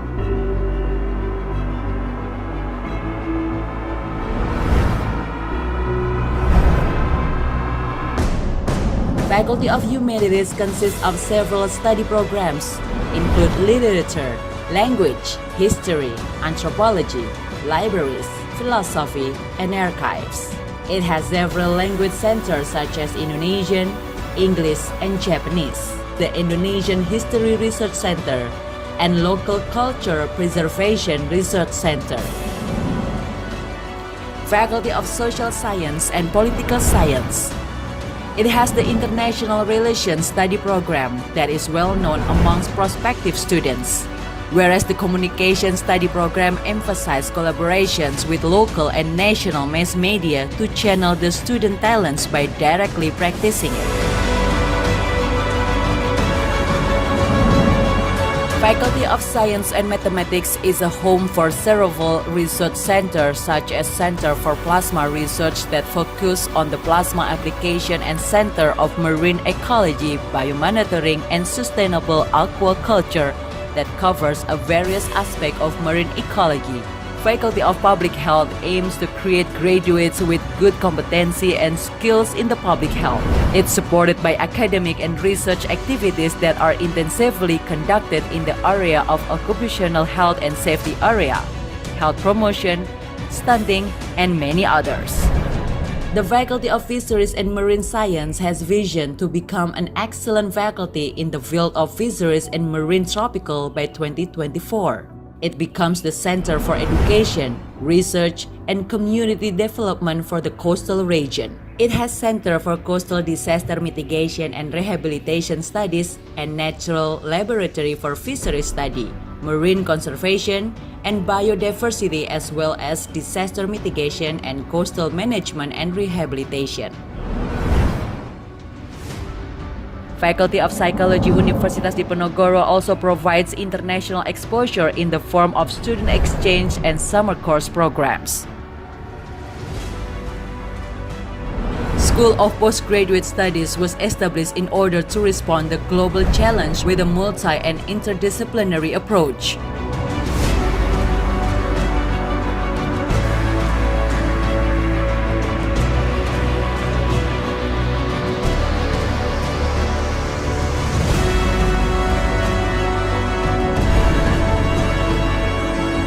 In Vocational School Universitas Diponegoro, the students were educated with curriculums that is in line with the industrial needs.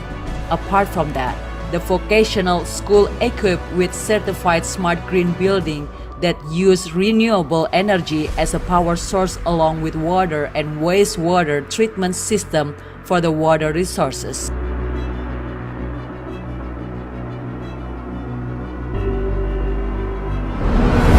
Supporting the vision to become an excellent research university, Undip established the Laboratory Center with high-tech equipment, several research centers in the field of medicine, food technology, water and wastewater treatment, renewable energy development, health supporting technology, advanced material engineering, culture preservation, sustainable development, and established Marine Science Technopark for research and technology development in the field of marine and fisheries, and the incubation for the startup business, which is open for international and domestic student internship. Undip has various supporting facilities to provide excellent services in education as well as research.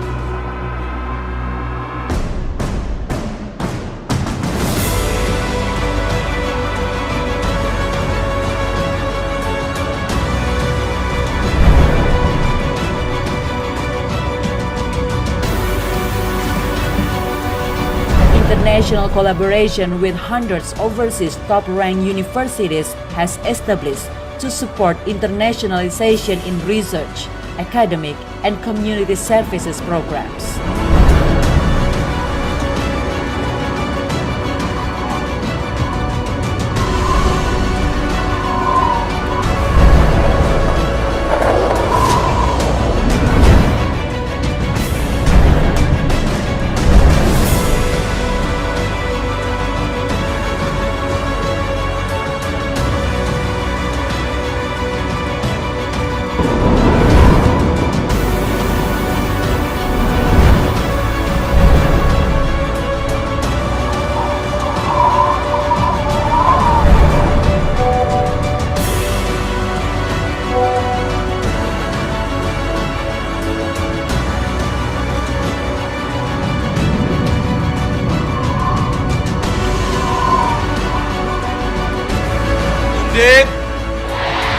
Undip!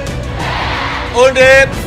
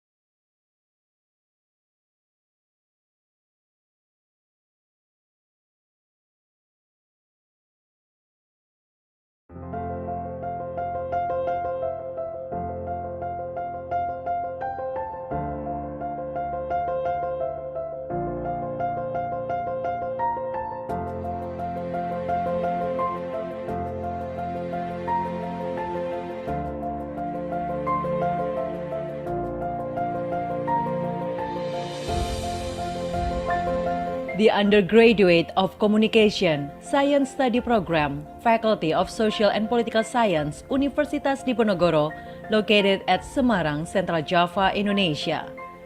To guarantee the success of the teaching-learning process, FISIP Undip provides various supporting facilities. FISIP has 4 main buildings, consist of A building, B building, C building, and D building.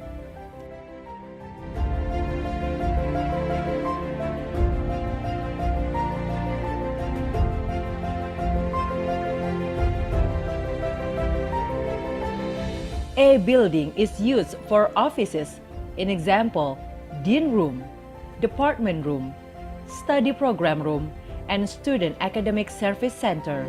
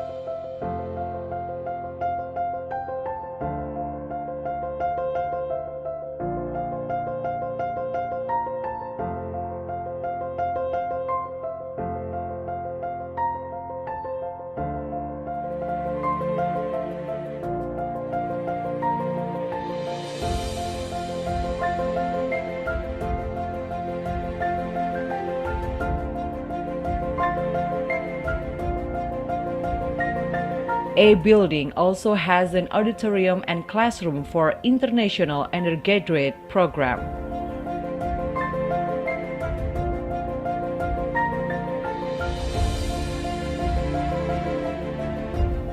B and C buildings are specialized for main classroom used for all students of all study programs and computer laboratories.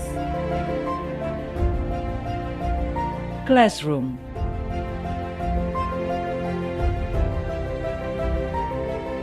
Theater room.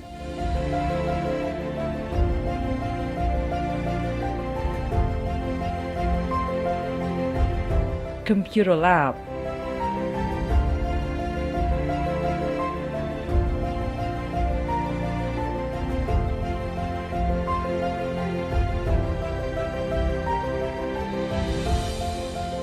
Elevator.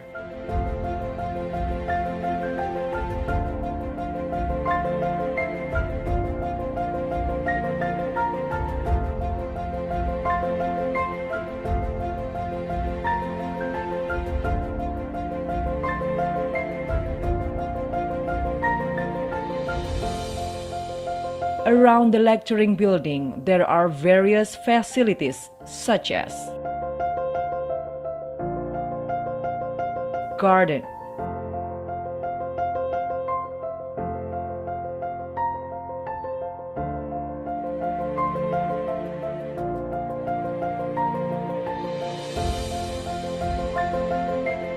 mosque,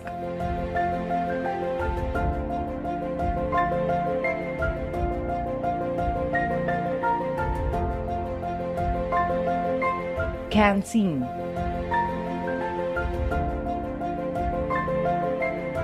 sports venues, student parking, toilet. D building is a place for the library, student activity center, and laboratory.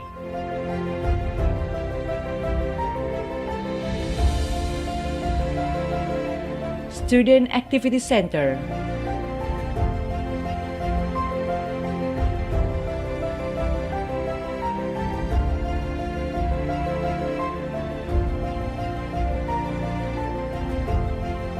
Library.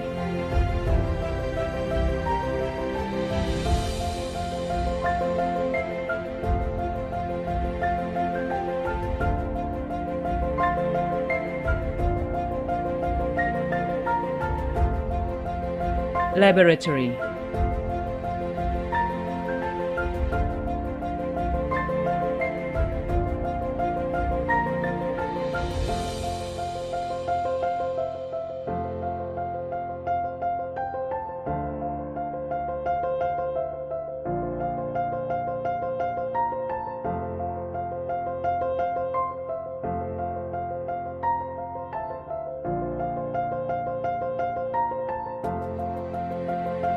The Communication Science Study Programs Room is located on the left wing of A building.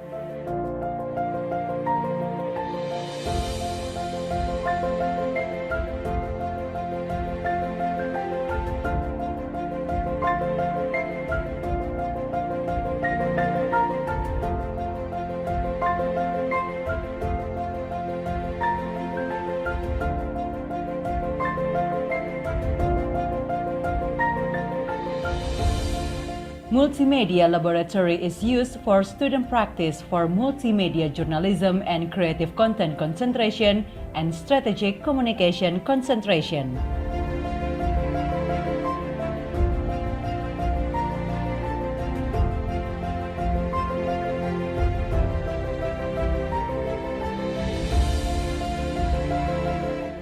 Regular undergraduate program classroom.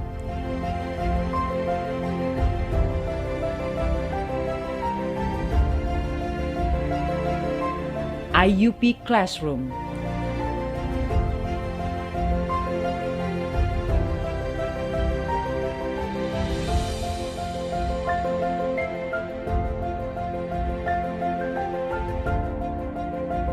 Newsroom, laboratory.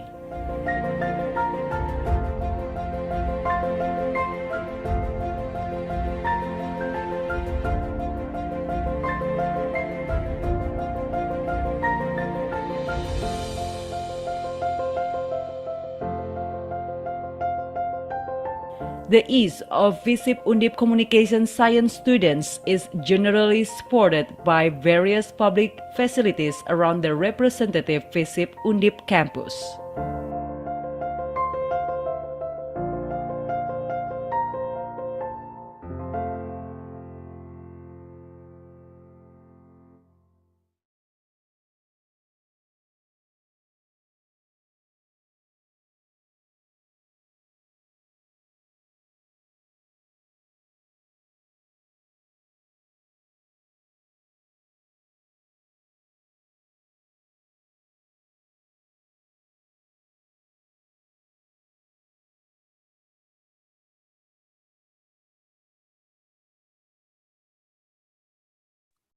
Mas Rido, Bisa kita refresh nggak? saya bisa cek suara dulu nggak? 2%.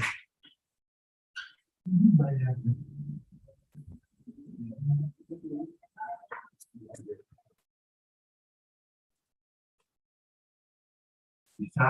Halo Mbak Ana, Nah, suara saya kedengeran ya? kedengaran dengan jelas, sangat jelas Mbak. Oke. Ya, soalnya di kampus. Oh, ini posisi mana Mbak? Di Rembang? Enggak di departemen. Oh gitu. Ya. Oke Mbak, sementara aman Mbak. Oke, aman. Sip. Oke. Oke Mbak.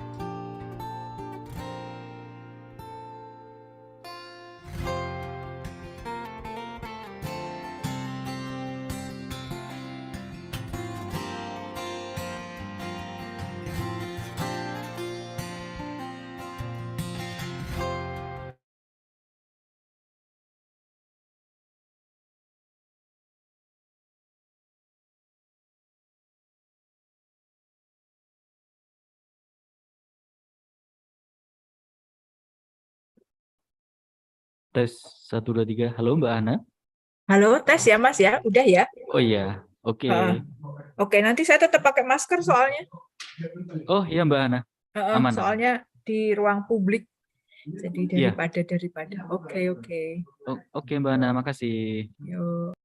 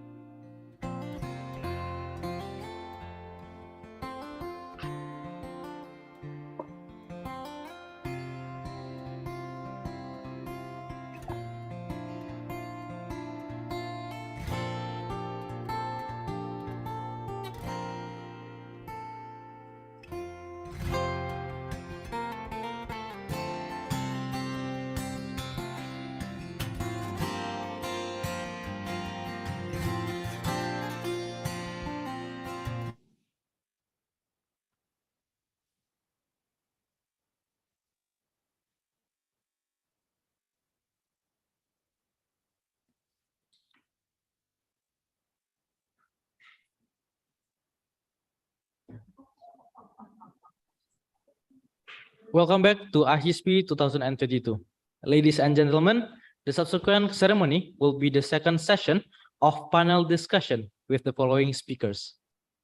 There will be two speakers. The first one is Dr. Lynn Rose from the American University of Iraq. The second speaker is Professor Marco Gregi from Università degli Studi di Ferrara, Italy. Our discussion will be moderated by Ms. Retna Hanani, MPP. So Ms. Retna Hanani is a lecturer at Public Administration Department in Universitas Diponegoro. For the academic background, Ms. Retna Hanani is Bachelor of Social Science from University of Indonesia, Master of Public Policy from the Australian National University Canberra, and also the PhD candidate from Amsterdam Institute for Social Science Research, University of Amsterdam. And Ms. Retna Hanani also has awards from Ahmad Wahid Award from Freedom Institute, Fulbright Scholar, Australian Award Scholarship, United States State Department Scholarship, and also Scientific Project Indonesia Netherlands Scholar. To Ms. Retna Hanani, we invite you to guide the discussion. Okay, thank you so much for the generous introduction to me. I hope my voice is quite clear. Yeah. Okay, good. Thank you very much. Because I have to wear mask since I'm in the department with many people around me. So I think it is the safest way to prevent COVID-19. Still, we are in the pandemic, so it's not over yet. Okay, so it is my pleasure to host this special session. And I would like to start with good afternoon, ladies and gentlemen, all the participants of Icispe 2022. And good morning to Professor Lynn Rose. I see you have joined the Zoom session. And good morning as well to Professor Marco Gregi, if he's already around. And so I hope Professor Lynn Rose and Professor Marco Gregi have got the coffee so that we can have energized start for this session. In Indonesia, it's also in the afternoon. After lunch, usually the energy is a little bit went down. So it's nice if we energize a little bit during the session. Okay, so to officially start, I will start with the Indonesian greeting. Assalamualaikum warahmatullahi wabarakatuh. Salam sejahtera untuk kita semua. Namo Buddhaya, salam kebajikan, rahayu untuk semuanya. My name is Retna Hanani. I'm going to be moderator for this afternoon. And I learned a lot from this session, from the previous session, and as well as the keynote speech. And I think all of us, including all the participants, have high expectation that we going to have an insightful discussion during the session. And I would like to welcome Dr. Lynn Rose, who is going to be our first presenter for today. Dr. Lynn Rose is going to discuss one of the important elements during the COVID-19 pandemic that we often neglect. Sadly, during the COVID-19 pandemic, we often hear saying that We are in the same storm, but we are not in the same boat. For many people, the COVID-19 pandemic has become a blessing in disguise. Let's say like that, because they can work from home. They can basically increase the benefit of working from home without having to commute. They can also access a good digital facility. They can also utilize the COVID situation into a more productive and a balance between life and work. But there are also people who are neglected during the COVID-19 pandemics. And I think we haven't discussed about these marginal communities that are not part of the public policy responses during the COVID-19. And they are also not discussed during the phasing out or the transition from COVID situation into what we call as new normal. So I think what Professor Lindros going to present today is very timely for us, and it is very important for us to understand the other side that we often don't realize also affected by COVID-19 pandemic. People with disability, people in marginal groups, they are also groups that are highly impacted by the COVID-19 pandemics, and their voice have to be taken into account when we are creating a policy that trying to restore our normality again after the COVID pandemic is over. Even though we are still in the situation of the pandemic, but I hope what we are going to discuss today is going to be beneficial, not only in terms of scholarly discussion, but also in terms of policy responses that we might have to produce at some point. With the spirit of Icispe this year, that is embracing global transformation, collaborative innovations through social and political research, I would like to welcome and invite Dr. Lindros as the first speaker of this session. But before Dr. Lindros start her presentation, I will read some of her fascinating curriculum vitae, which I think everyone will have a time to look, and then they will be very envious of what she has achieved so far, and I think more to come in the future. So Professor Lindros joined the faculty at American University in Iraq in 2016, following 20 years as a teacher scholar in the US and Germany. She has won several teaching awards, including the case by Carnegie Foundation, Professor of the Year for Missouri, and has served as a Fulbright Scholar and Mary Switzer Distinguished Fellow. Dr. Rose teaches the history and humanities of the pre-modern world. Her scholarship focuses on disability studies in the ancient Greco-Roman, but sometimes considered the modern world and non-Western societies, and almost always overlap with gender studies. With such an interdisciplinary approach, I think her presentation is going to be very exciting.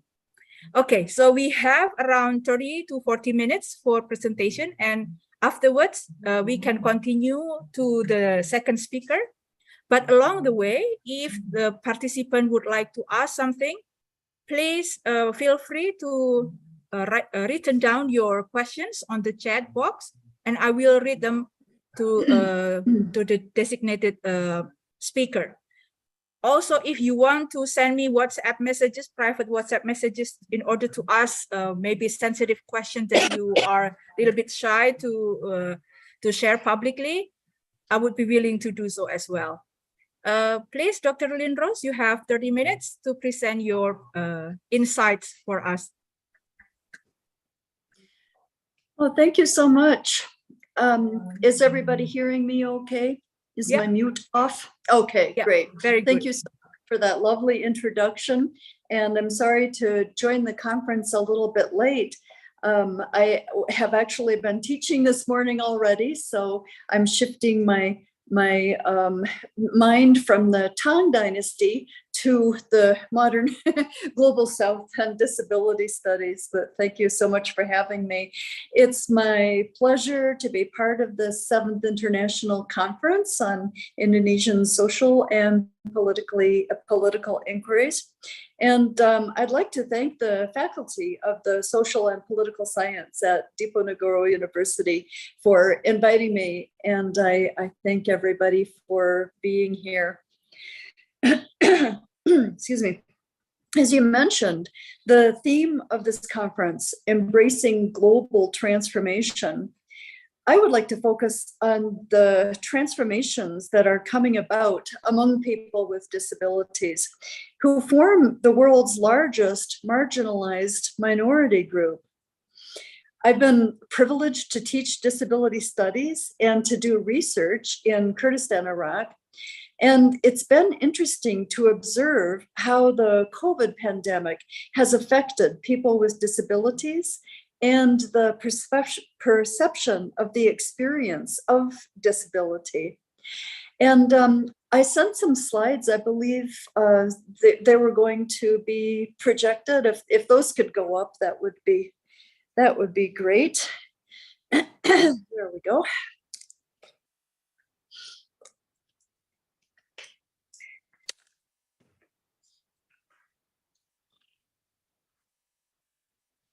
I'll just wait a minute for them to come up before I start talking about the medical and the social model.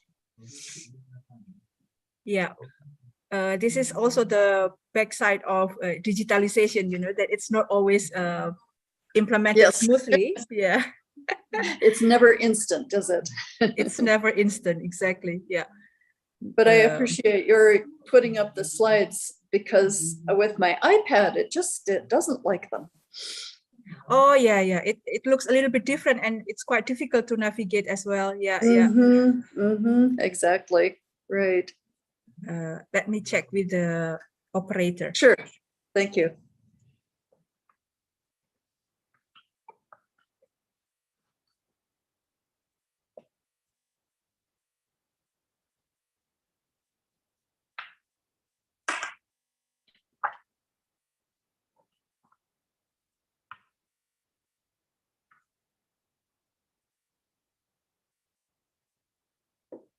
Yeah, it's good to go.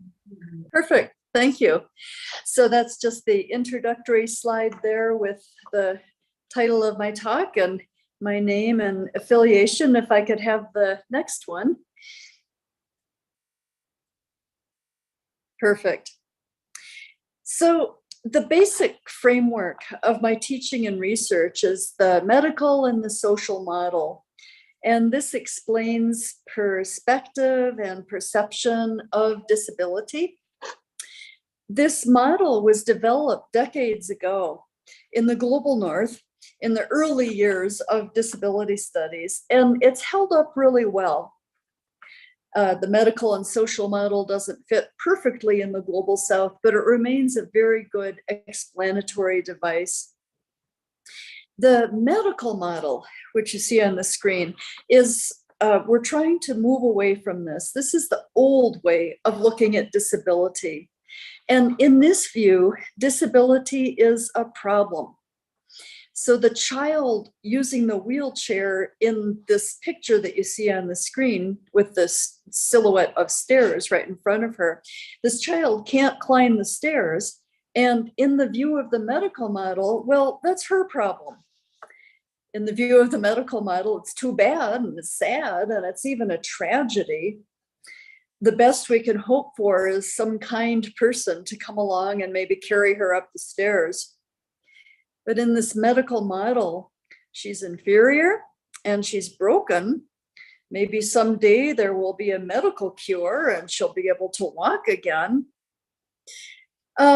This medical model obviously is not healthy. But I should note also, just because it's called the medical model doesn't mean that we're against doctors or the field of medicine, completely not. It's just about misunderstanding that disability is a medical problem, a medical issue in the individual. And if I could have the next slide, please. So the next one is the same, the one before that, please. Yeah, this slide is the same picture, the silhouette of the girl in the wheelchair and the silhouette of stairs in front of her. And this is the social model of disability. This is where we're trying to go. In the view of the social model, there's nothing wrong with disability. It's not a problem. Disability is normal. The problem is the environment. So from this perspective, same picture, but now the child is normal. She's simply using a wheelchair like a lot of people do. The tragedy, the sad part is the stairs. It's a tragedy that her community hasn't cared enough about inclusivity to have thought to build a ramp so that she can get up the stairs. Now, if I could have the next one, please. Impairment, and that's the title of this slide, along with a skeleton view of a human being. Impairment doesn't necessarily mean disability. And impairment is disabling whenever the environment causes it to be disabling. As I mentioned, people with disabilities form the world's largest minority. And it's no wonder when we consider the human mind, body-mind complex that we see here, and consider all of the ways that it can be impaired. Impairments, of course, can be present at birth. They can be acquired. They can be permanent. They can be temporary. They can be intermittent. And impairment can be visible or invisible. And of course, they can be present in anyone. No one is immune. Could I have the next slide, please? Excuse me. There are a lot of different classification schemes of impairment and disability. And I use this one for this part of my talk, where I want to talk about how COVID has aggravated disabling impairment. What I use to categorize disability is the disability pride flag. This is the newest version. It's 5 stripes against a black background, 5 diagonal stripes. The red stripe represents physical disability. The yellow one on top of that represents intellectual, cognitive disability, as well as neurodiversity like autism. The white stripe in the middle represents all of the invisible and hidden disabilities, as well as all of the undiagnosed disabilities. The blue one on top of that represents psychological or psychiatric disability, or in other words, mental illness. And then the green one on top represents sensory disability, in other words, blindness and sight impairment and deafness and hearing impairment. And the black background, by the way, symbolizes all of the people with disabilities who have died, both naturally and at the hands of a society that has believed that people with disability don't have as much a right to live as non-disabled people. And this includes the eugenics movement.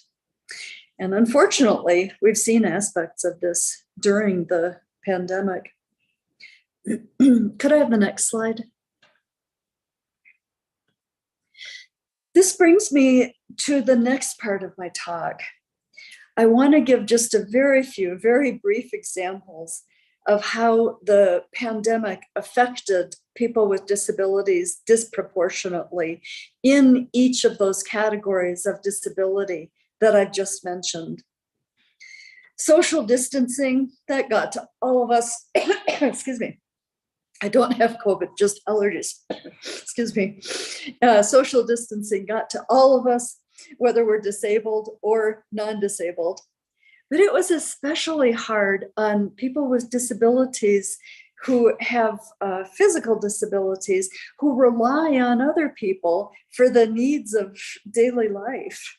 As this slide shows, it's a guy helping a young woman out of a wheelchair and probably onto the couch.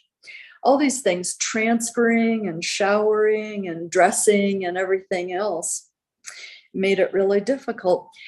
Periods of lockdown meant that the attendants or the care providers and the caretakers had difficulty getting to the people for whom they were providing the services. And if and when they did arrive, the proximity breaks all social distancing, and this puts both parties at risk.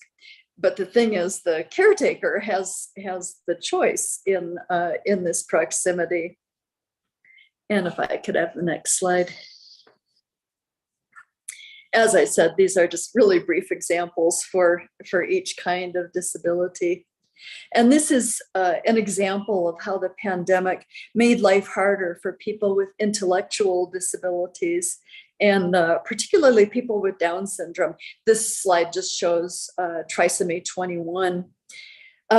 People with Down syndrome have compromised immune systems, and so therefore they were and are at higher risk for COVID and require longer periods of hospitalization and a much higher need for respirators. There was a 2021 study in the journal Genetic Medicine and found that hospitalization with COVID-19 with Down syndrome patients, 25% of the patients with Down syndrome died, compared to only 6.7% of patients who did not have Down syndrome.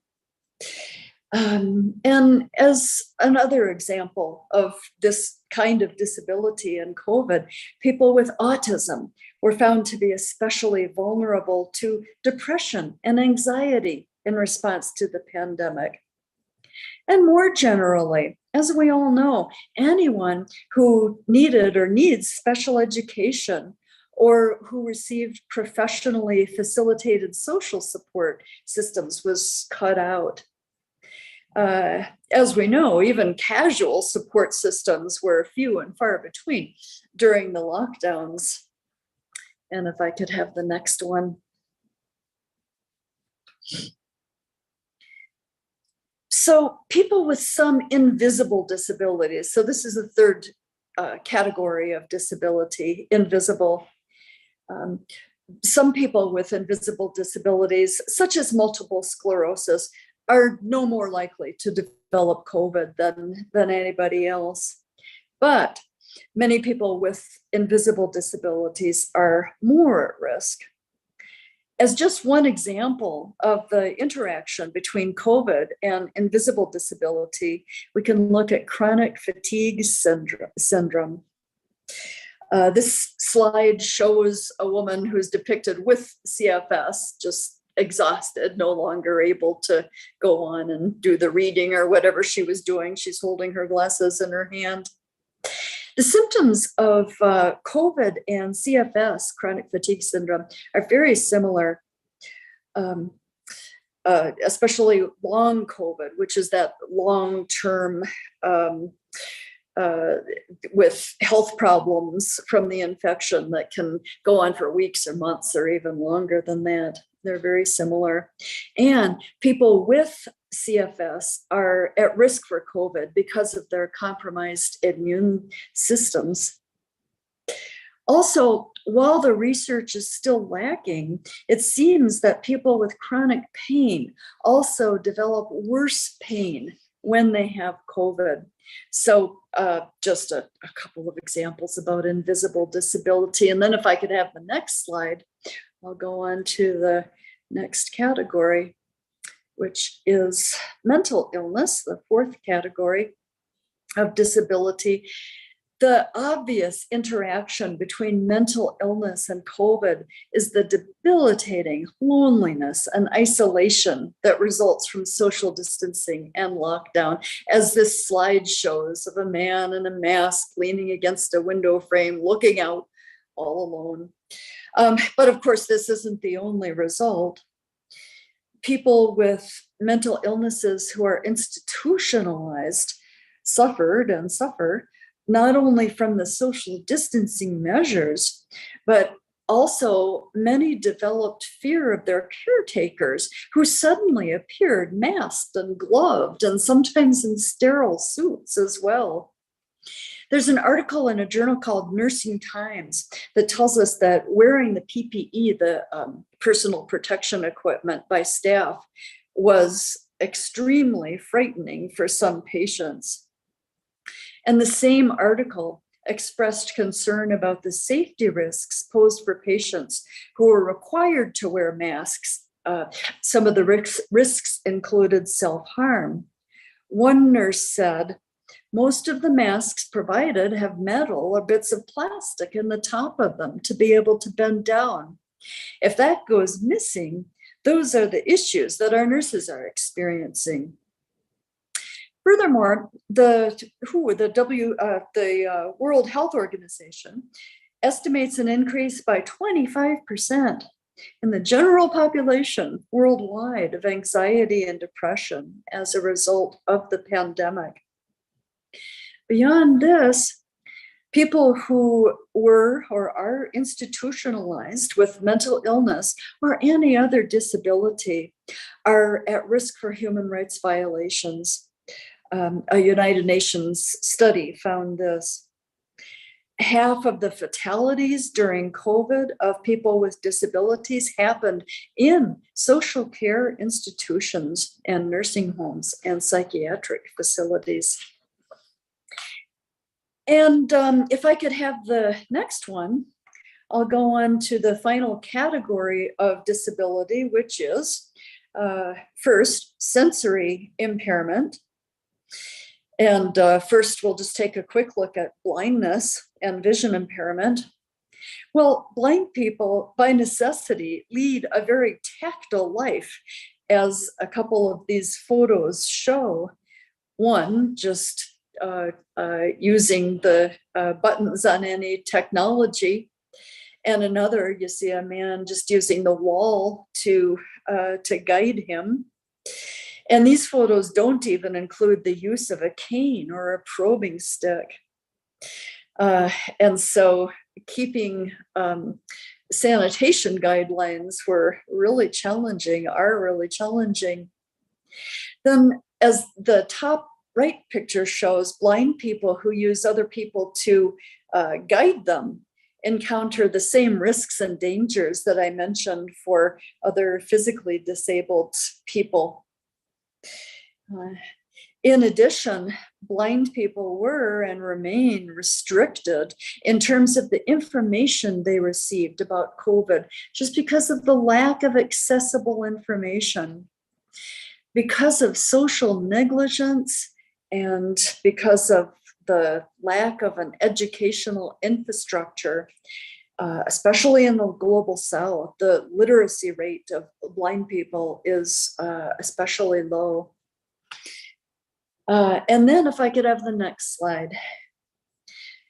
This is the also part of the fifth category of disabilities, sensory disabilities, deafness, and hard of hearing issues. Proximity is an issue, of course, but the larger issue is that of face masks, as we see in this photo of two people signing, wearing face masks with a sign saying sign language interpreters available. Some deaf people lip read, and so that counts lip reading out. But even if not, it's really important to be able to see the whole face, to be able to see people's facial expressions while signing.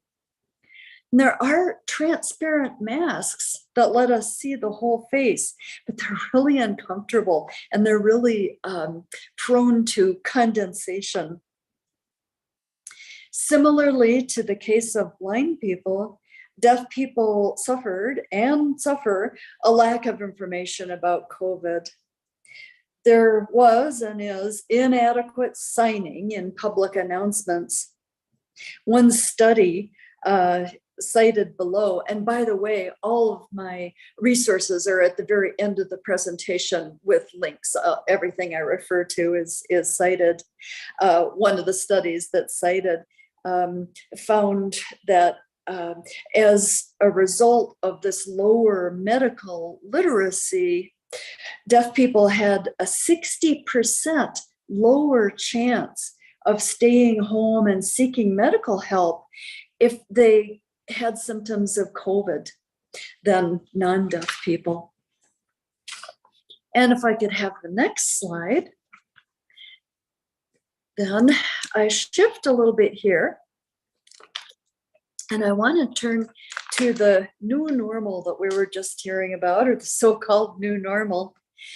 And I want to turn to the transformations that COVID has brought about, and how this so-called new normal includes some positive changes in terms of moving from the medical model to the social model. I see 5 main areas of improvement. And the first one, if I could have the next slide, is about universal design. Universal design is an architectural concept. It was developed by the disabled architect Ron Mace and his architecture colleagues in the 1980s. UD, universal design, takes the premise that physical space should be built for everyone, regardless of ability. This was the main idea from its inception. In other words, making a ramp next to some stairs is good, but better yet is building a ramped structure in the first place, incorporating the ramp. Universal design also assumes that very few humans are always non-disabled. And we all know that it's not only wheelchair users who benefit from ramps, but also people rolling suitcases and bicycles and baby strollers and so on. Well, universal design has 7 principles. I'm not going to name them all, but I think the 6th principle, low physical effort, is the most apparent in our new normal area. And we see here in this slide one of those automatic hand sanitizing dispensers. But think about all of the sensor devices now, all of the automatic faucets and automatic doors that are taken for granted everywhere. This technology is available so ubiquitously because it minimizes contact, of course, but the byproduct is low physical effort for everybody. In the same way, the 7th principle of UD, of universal design, is called size and space for approach and use. And I've seen this one too, expanding the size of aisles and entryways in order to minimize proximity of people. But another benefit is that this adaptation provides enough room for a wheelchair user or another person with a mobility impairment to navigate. And the next slide. So second of the things that I've observed, education and workplace accommodations, which was already mentioned and is very important. And as the graphics in this slide suggest. The disability community has been promoting this concept for years and been ignored. Who knew it would take a global pandemic to get put into place, but it has been put into place. Remote classrooms benefit many people, such as those with compromised immune systems who shouldn't ever risk being in a face-to-face classroom. Remote classrooms also benefit people who live with, for example, invisible disabilities, chronic fatigue syndrome, chronic pain. And although the world should be accessible, it's not. And so remote classrooms benefit people who would otherwise not be able to get into an inaccessible classroom. A flexible schedule is also a benefit to people who, for a variety of reasons, can't work the traditional 9-to-5 schedule. Here in Kurdistan, for example, we have a lot of people with thalassemia. They need to have frequent, lengthy blood transfusions, and sometimes that has to happen during the traditional workday. Could I have the next slide, please? This slide shows the idea of understanding and empathy, and the pandemic has allowed some of this, especially when it comes to invisible disability. And did you know, of all disability in the world, 80% is invisible disability. Everyone in the world, whether or not they have had COVID, has experienced being stuck at home, unable to go out, no matter how much one might want or need to go out. And specifically, thanks to long COVID, chronic fatigue syndrome is finally understood and accepted by many people as a life-changing condition rather than a Cinderella condition or yuppie flu, it sometimes used to be called. Also, as a result of this epidemic, more people are aware of mental health and more open about talking about it, especially people in the 25 to 40-year-old age group. And medical insurance groups are coming to terms with decent mental health coverage. And if I could have the next slide, I'll go on to the fourth way that I see improvements. And here we see a big Zoom icon, and we all know that one. And this is Zoom beyond school and work.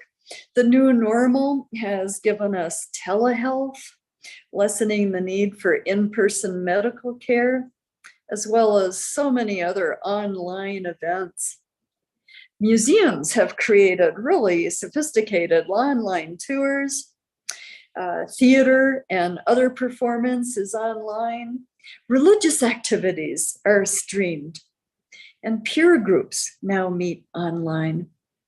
It's no longer, as we see right now, right here, it's no longer the rare exception to have a Zoom meeting.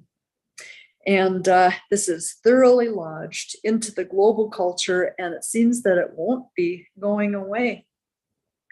And finally, if I could have the next slide, what we see on this slide is an example of delivery services, somebody handing a package to somebody else. Delivery services for everything have become standard. It's not just for the privileged few anymore who don't feel like going out and getting their own groceries. It's for everybody. This is really important, especially for receiving essentials like food and medical supplies. During the first lockdown here, disabled people had a terrible time with being able to get those basic essentials. But now just about anything can be delivered anywhere. Could I have the last slide, please? This last slide shows the yin-yang of change and habit, and it's my concluding slide. All of these new normal characteristics make for an accessible world. They're better, but I think there's some danger here too that we need to remember. If one can do everything from home, we might lose the urgency to make an inclusive and accessible world. I fear that the place of disabled people might come to be seen as the home, just as it used to be for other reasons. And I fear that the medical model could creep back in.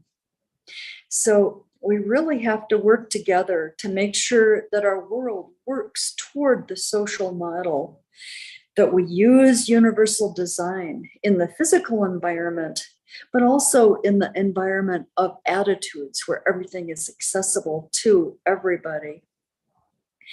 Social justice doesn't happen in an instant or overnight. It comes about, sometimes it seems like, with 2 steps forward and 1 step back and 2 more steps forward.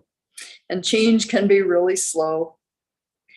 The COVID era has seen some old habits forced to change, and the change has brought about some new habits. Over time, these new habits are going to be subject to change as well. If we're conscious of the issues, we can work together for a change that brings about a world of inclusion and tolerance, a world of the social model where disability is part of the normal human condition. The final slide, if you could just put that one up, just shows some of the resources. And I don't know if the slides will be shared, but you might find some of them interesting. That's what I have, and I'll be happy if you have any comments. I think after the next speaker or whenever, and I thank you very much again for this opportunity. Thank you so much, Dr. Lindros. It's very enlightening. Personally, I just knew that there are 3 different kinds of disability. I realized that what we know in the mainstream situation is probably on the medical model of disability. So that when we envision and when we imagine what is disability, we always look at when a human on wheelchair rather than other kind of disability, which may be a little bit less visible, but actually have a very significant impact to the daily life of the person. So thank you again for a very enlightening presentation. I really learned a lot, and I believe that all the participants have some kind of burning questions that you would like to ask to Dr. Lindros. So if you have that kind of urge, please don't hesitate to write your questions on the chat box while we continue to the second presentation from Professor Mark.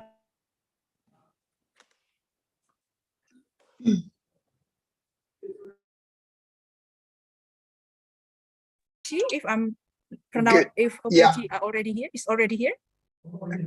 Yes, I'm here. Can you hear me? Yes, yeah, very well. Yes. Yeah. Thank you, Terrific, Professor. terrific. Yeah. Good, So- the pleasure is mine. Yeah. So yeah, I would like to welcome you to the Icispe 2022.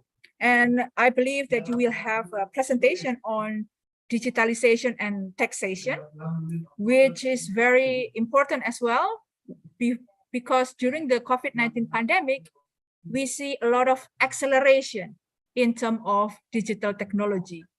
And I also see from the debate in Indonesia as well as in other places, including in the United States, there are grievances toward digital industries such as Facebook, Google, Amazon, and such, because they don't pay tax. They pay very little tax or even zero tax to the government. And it creates some kind of tension with the financial institution, especially the Ministry of Finance. In Indonesia, there were news when the Indonesian Minister of Finance somehow expressing concern quite strongly to Facebook and Google Indonesia, because the Minister of Finance think that who are the real beneficiaries of these industries, because they don't pay tax and they have a big influences to the discourse in the community. They also take a lot of advantages of being in Indonesia. And so I think your presentation is going to be very useful for that kind of debate. So before you speak, Professor Marco Greci, I would like to say a few words from your excellent CVs that I received from the committee. So Professor Marco Greci is professor at the University of Ferrara, Department of Law, and the professor at the University of Bologna on European School of Advanced Tax Studies. He is also director of the PhD course in EU law and national legal system. So therefore, if there are any PhD candidate here looking for supervision, I think, and you are interested in taxation, I think Professor Marco Cregi is the right supervisor for you. He's also admitted to the Italian bar, so he's also practicing in law as well. And he has been produced a lot of article, especially in taxation, both in European context and in comparative perspective. Marco Cregi, you have 40 minutes for your presentation, and then we follow with question. Thank you very much for the hospitality, for the introduction, and for having me today with you. It is a real pleasure to be here. Indeed, it's the second time that I have this opportunity to join you and your university in this discussion, and your center, of course, as well. I know that, talking about taxes is perhaps not the best choice, but we have to do, because your presentation, your introduction was absolutely focused on the crucial issues that we are dealing with, we are discussing about, not only in Europe, of course, but of course also in Indonesia. I'm learning from you, and I believe also in the US, where the current administration has been working very hard on this, and trying to suggest ways and means to deal with the challenge coming from digitalization. What's happening in Europe? Why I'm here? Why I'm sharing with you the European experience about taxing the digital economy. Apparently, geographically, Europe is far away from Indonesia and from the US as well. But we are working very hard on this. We made a lot of mistakes in the past, and we had some little successes here and there. So I believe that Indonesia can make the most of our successes, but also learn a lot from our failures. I've prepared now. From this moment comes the hardest part of every online presentation, which is trying to share slides. If I succeed in this, 90% of my job is done. Now let's see if I can do that.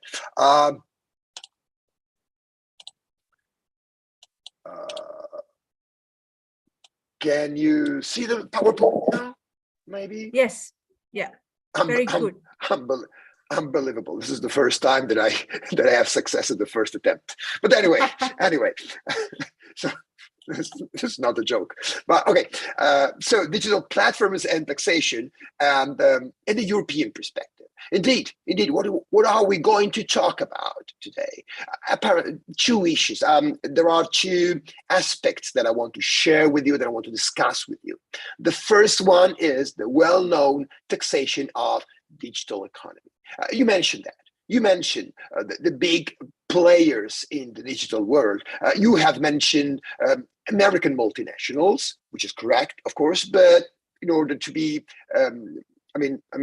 impartial, we should start also mentioning also Chinese multinationals like the Tencent Technologies and the Huawei and many other that are developing high value added digital platforms. Indians are coming as well, and maybe in the future also Indonesia, who knows? So that the issues, the problems, the challenges that we are facing are not challenges that come from a specific situation for a specific country. They are global, and they are dealing and engaging all the countries in the world. The summary of my presentation. I just want to make with you a very quick focus on digital taxation, digital business, while we are talking about this and how we can talk about this. Then I will try and share with you some concepts and some ideas about taxing the digital platforms. What are digital platforms? While I'm not an expert in the Indonesian business in the market, but we have several platforms in my country like booking.com or Airbnb and Uber maybe. I think that some of them are working also in Indonesia. So what is the problem with the digital platform? We have two problems from a fiscal standpoint. The first problem is how to tax the business that operates the platform, how to tax booking.com, how to tax Airbnb.com, etc., etc. But the second problem that we are facing is how to tax the business that are making profit through the platform. For instance, you may know that I don't know if you have ever been in Italy, in my country, or as a tourist, of course, if you ever been in Venice, which is a beautiful city on the sea, and if it happens that you have a flat or a house in Venice, in the center of Venice, you can make a lot of money renting the flat to tourists from China, US, Indonesia, maybe, etc., etc. But are we sure that you pay taxes on the profits that you make renting your house in Venice? Apparently not. And there were cases in Italy where some taxpayers were discovered by the tax administration. Well, taxpayers that they didn't report, they never report any profit to the tax administration. And they made a lot of profit using their flat and their houses in Venice. So this is the second point. How can we deal with these people? How can we ask them to pay taxes as we ask people working in the factory, working in the offices, working in the universities to pay their own taxes? And of course, I'll share the European strategy about this. Well, we know there is no news about this. Business models, value creation are more and more digital centric. This is something that we are becoming more and more familiar with. Our economy is digitalized. Research and development is concentrated on IT and on the web use. In Europe, we talk about Industry 4.0. I don't know what is the policy of the Indonesian government at this point, but in Europe, Germany in particular, but also in Italy, the Ministry of Industry, the Ministry of Business Development keep on talking about the new industrial revolution, introducing digital equipment, introducing the Internet of Things, introducing a lot of new equipment, and in order to make our businesses more competitive.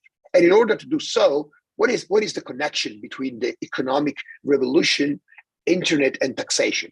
Well, the connection is that taxes can be used to stimulate, to promote, to speed up the industrial changes and the industrial revolution. As a consequence, what have we got? We've got a decentralized business model now, which is cloud-based, that defy, of course, the power to tax of the states. As you pointed out in your presentation of my presentation, you were absolutely right. The problem is that many governments all around the world, including the Italian government and the Indonesian government, are working to get some taxes from these businesses. Just one case from you. Look at the digital publishing sector.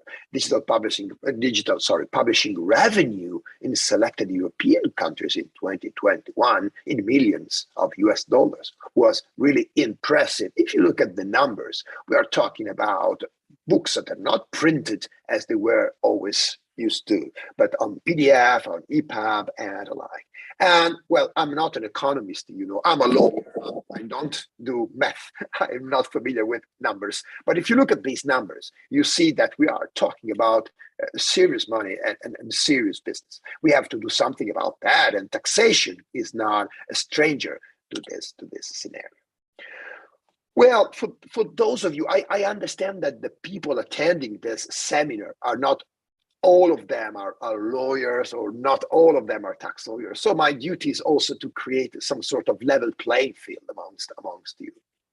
And in order to do so, in order to make you a little more familiar with, or an expert with, the topic that we are addressing, well, you should know that under international tax law, a business, a company is normally taxed where it is resident. So where the company stays, or even where you stay, because the very same rule applies to individuals. So if you are like you mentioned Facebook, or you mentioned Google, if Facebook, or Meta, I should say now, is resident in the US, Canada, or whatever you want, well, Facebook shall be taxed in Canada or in the US on the profits that it makes all around the world. But there are also other rules regulating international taxation. A source rule. This means that even if you are resident in one state, your profits can be taxed also in the state where they are originated, if some conditions are met. Let me give you an example. If you are, let's say, an engineer and you live in Indonesia, you work in Indonesia, you have a business in Indonesia, but you are requested by a client of yours to do some business, to do a work, not in Indonesia, but let's say in Hong Kong, for instance. You work in Hong Kong or in Singapore or wherever you want. If some conditions are met, the money that you receive for the job that you have done can be taxed also in the country where you have been actually working. So let's say if you go for a week in France to work as an engineer, France can say, oh, wait a minute, I can tax that profit. And the same goes for companies, not only for individuals. So what is the conclusion that I want to share with you? Where is the problem? The problem is that if this situation occurs, profits can be taxed in two states simultaneously. And therefore, in a legal perspective, it is very important to strike a balance, to balance the power to tax of the country where you stay on one side and the country where you work on the other.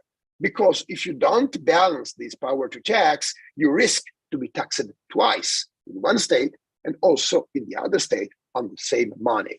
This is called international double taxation. And it is a serious problem for taxpayer and for the people like you and me. A very basic example. Look at this situation.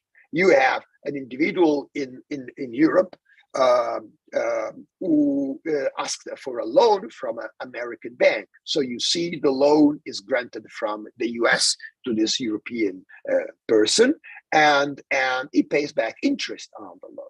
In a scenario like this, what is the consequence in taxation? The consequence is that the bank in the US pays taxes in the US on the interest that the bank receives, because the bank is making profit, the bank is receiving interest. So it's taking money and the bank pays taxes in the US.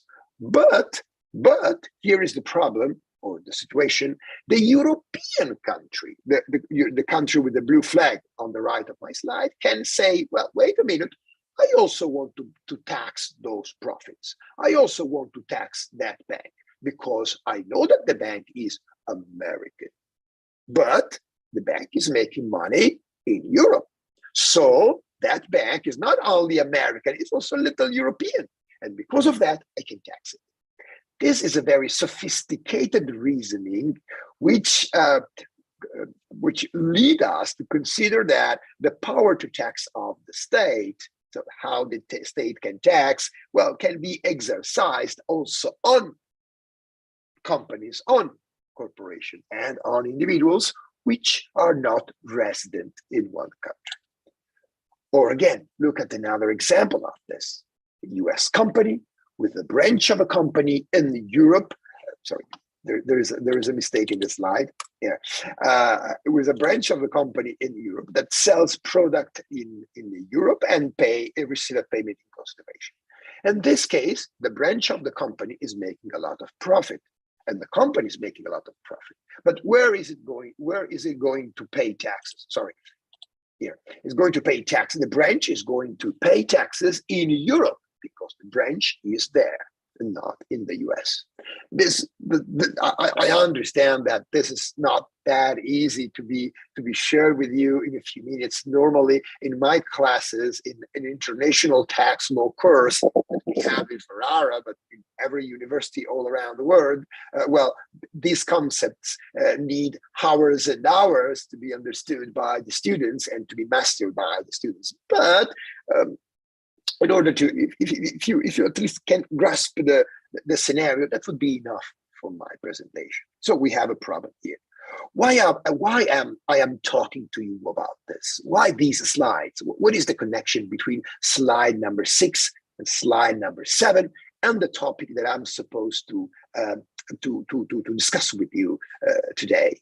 Well, there is a connection, because if you forget for a second about my slide, the blue dot company branch, and if you forget about the flags in my slide, think about that company as Netflix. If you have I think you have a Netflix in Indonesia, or Amazon Prime, or whatever, or Disney Plus, whatever you want. Where is Disney Plus going to pay taxes? In the US, because Disney Plus or Netflix is an American company, or is Disney Plus or Netflix going to pay taxes in Indonesia because you subscribe Disney Plus? You subscribe to Disney Plus or Netflix. I don't know. I just picked two of them. It's not that easy. Disney Plus could tell you, I'm Disney, I'm Walt Disney Company, I'm American, I pay taxes in the US. End of the story. But the Indonesian government could say, well, wait a minute, this is correct, but I see you here, Fitra Ananda or Retna Hanani, a subscriber of Disney Plus and Netflix. They are resident in Indonesia. They are paying you with Indonesian money coming from their Indonesian salary, and I want to tax Disney Plus in Indonesia, because at the end of the day, the profit that you're making are originating from Indonesia. And this position of the Indonesian government is absolutely reasonable. It has a point. It has an argument. It's not crazy. It sounds correct in many respects. Of course, this position has to be balanced with the position of the other country, of the other state, of the United States, in this example, of China in the future, that say, well, the company is mine, I want to tax it. Anyway, so tax policy problem. What are the problems that we are emerging from all this? Well, tax policy problem, allocation of taxing right for income tax purposes. Of course, indeed, the first problem is who is going to tax income? The state of residence. Oh, by the way, what is the state of residence? Well, the state where the company is, the US in my example, or the state of the revenue originates from. What is the state the revenue originates from in my example? Very easy. In the slide, it was Europe. In my example, was Indonesia. And of course, so for income tax, this is correct. But we are not talking only about income taxes. We are also talking about consumption taxes. Again, I have to confess you my lack of knowledge on the Indonesian legal system and Indonesian tax system. So I apologize for this. But I think that also in Indonesia, you have some sort of consumption taxes that you pay on the things that you buy when you go to the grocery or the supermarket, or you buy clothes. We call it VAT in Europe, value added tax. Well, maybe in Indonesia you have something different, but at the very core, equivalent to the European model. And well, that tax is normally charged in the country where the consumption takes place, even if there are some derogation for cross-border delivery of service. Okay, what are the problems? So we are now ready after some minutes. I honestly, I lost the count as the time goes. So please stop me when the time is over.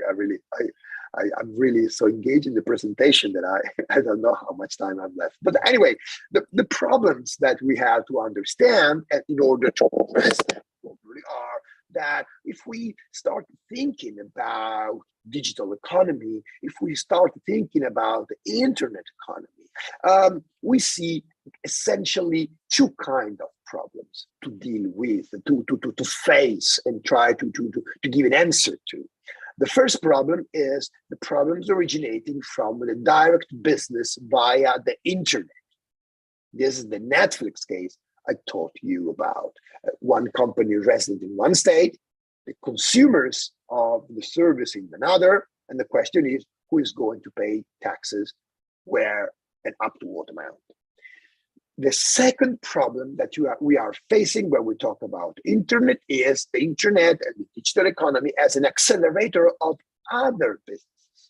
So this is the example of Venice I started with in my presentation. So I have a flat in Venice or in Rome or in Florence or not only in Italy, of course, but also in Paris, wherever in Indonesia. Okay, I let my apartment. I make a lot of money because a lot of people want to come to Indonesia for holiday because of the sea and the people, or in Italy as well.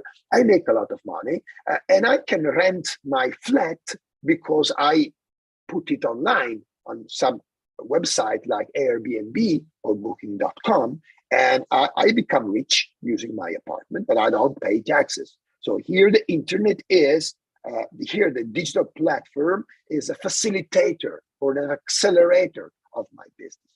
Without the internet, with no internet available, with no digital solutions available, nobody would know that my apartment is in Venice and is for rent. It would be for me much, much harder to rent my apartment or to provide my service like Uber or equivalent. So here's the first case, for instance, the case I told you about. Look at this, very simple and very plain. This Disney Plus. Disney Plus is in the US. They are owner of several channels or trademarks like Disney, Pixar, Marvel, Star Wars, National Geographic. There's a lot of things over there. And normally it's available all around the world. I think also in Indonesia, in Italy it is. And here on the right, you have Indonesians, clients that receive the service. They can watch movies, series, cartoons. You know, my kids are in love with Avengers and the Marvels, whatever. But I have to pay for that, of course. And the payment in consideration goes to the US.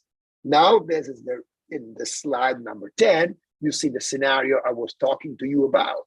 The money, that payment, where is going to be taxed? This second slide is a little more complicated, and I apologize for this. I'm really sorry. I'm really sorry. But it explains the second example that I was talking to you about. Look at this. This man on the right hand side of the slide is me. I want to come to Indonesia for my holiday, or just as a tourist or whatever. I'm in need of a flat, of a room, or maybe an hotel in the country. I don't know where to go. So the only thing that I can do is turn my mobile phone on, download the Booking.com app or an equivalent, and search for there a good hotel or a good flat or good room or whatever. And you see, in this respect, Booking.com, which is a Dutch company resident in the Netherlands, in Europe, provides me a service. I call it service number 2. Because of this service, I know a good hotel or a good flat or whatever. Also, the hotel provides me a service. It allows me to sleep there, so that is a service. And me, this guy on the right, I make a payment to the room owner or to the hotel. And of course, the hotel is going to make a payment to Booking.com for the service, for the transaction fees or whatever.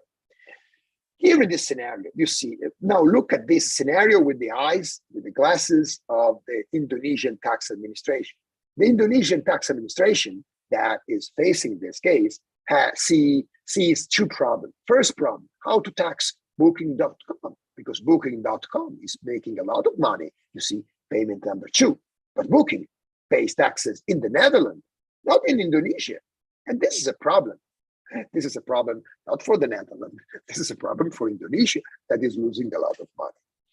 And what about the hotel? what about the person renting me the flat?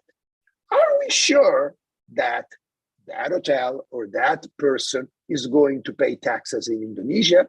Or maybe, perhaps, we don't know, he or she will omit to report the money that he or she has made.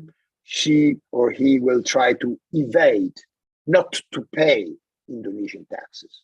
This is a real problem. This is a real problem. And the internet in this respect would make this tax evasion easier. How to deal with this problem? What are the legal instruments that we have available? In the case, in the situation number one, the case number one, well, the OECD, the International Organization for Economic Development, which is a broad organization covering several states. I don't think Indonesia is a member, but Indonesia has been, the Indonesian government has been participating to all the research activities. Indonesian academics, Indonesian stakeholders were very active in this respect and very dynamic in the past. So you are in a country that really has been doing a lot about this, although not a member of the OECD. And they suggested a number of solutions. They call them pillar one solution. This is really technical, but if you are a lawyer, if you're a tax lawyer, you can Google for pillar one proposal by the OECD, and you see how the OECD suggests to deal with that. Long story short, the OECD is saying that the profits of the multinational, particularly the profits coming from the internet, should be taxed in the source state as well. So in the example before, Booking.com or Airbnb.com or Uber, or whatever, they should pay also taxes in Indonesia, in your example. On what? Depending on how many clients they have there. And some countries, including mine, in the past have tried to introduce specific taxes, web taxes. I think that also Indonesia has been working about this. So specific taxes to be charged on internet multinationals. But this project has been put on hold by the pressure of the American administration, the former administration with President Trump, the current administration with President Biden were somehow very proactive in defending their champions. So essentially, the US said, you cannot tax Google or Amazon or whatever because we want to tax them. That is our cake, not yours. You cannot eat a slice of my cake because that food is mine. I want to tax that, not you. And this argument does make sense. This argument, if I look at the scenario with the standpoint, from the point of view of an American, I have to confess that their position is reasonable. It does make sense. The business is American, and therefore they have to charge tax. But on the other side, also the other country is not completely wrong in asking just a little of the taxes, because we are in need of taxes. You know, in Italy, we are in need of taxes because we have a huge public debt and we have to grant the welfare to the people living in the country. But I also believe that in Indonesia, you have the similar problem. Your federal government, the government is in need of taxes to provide services to the people, to pay salaries to the people working for the government, for the state, and so on and so forth. The problems in case 2 are slightly different and a little more complicated. And this is, with this point, I'm reaching the second part, or perhaps the final part of my presentation. Let me remind you case 2. What is case 2? Case 2 is the case where we have businesses, small businesses, very small businesses in one country that are making money granting services through the internet without paying taxes. Case 2, in this example, in this slide, is the example of me having a flat in Venice or in Rome and renting my flat in Venice or in Rome through the internet, Airbnb, making a lot of money with I don't know, American or Chinese tourists coming without reporting anything to the tax administration. So here is the scenario. Here is the front line of discussion now in Europe. What are we doing about this? Well, Europe is doing a lot about this. And I think that our solutions can be also some sort of inspiration for the Indonesian government. In Europe, we have introduced a directive. For those of you who are not familiar with the European legal system, a directive is a sort of law passed by a parliament. So it's a law decided in Brussels, in the European Union, and a directive is compulsory, mandatory as an application for all the countries in the European Union. This directive has been called DAC, DAC, Directive on Administrative Cooperation, DAC, and number 7, because there were, believe it or not, there were other 6 of them before. But this is number 7 in this slide. And in a nutshell, because I know that the time is really running and the clock is ticking. So in a nutshell, they say that digital platforms are to be obliged under the law to disclose to the tax administration the identity, the nature, and the payment made and received by the local business they offer their service to.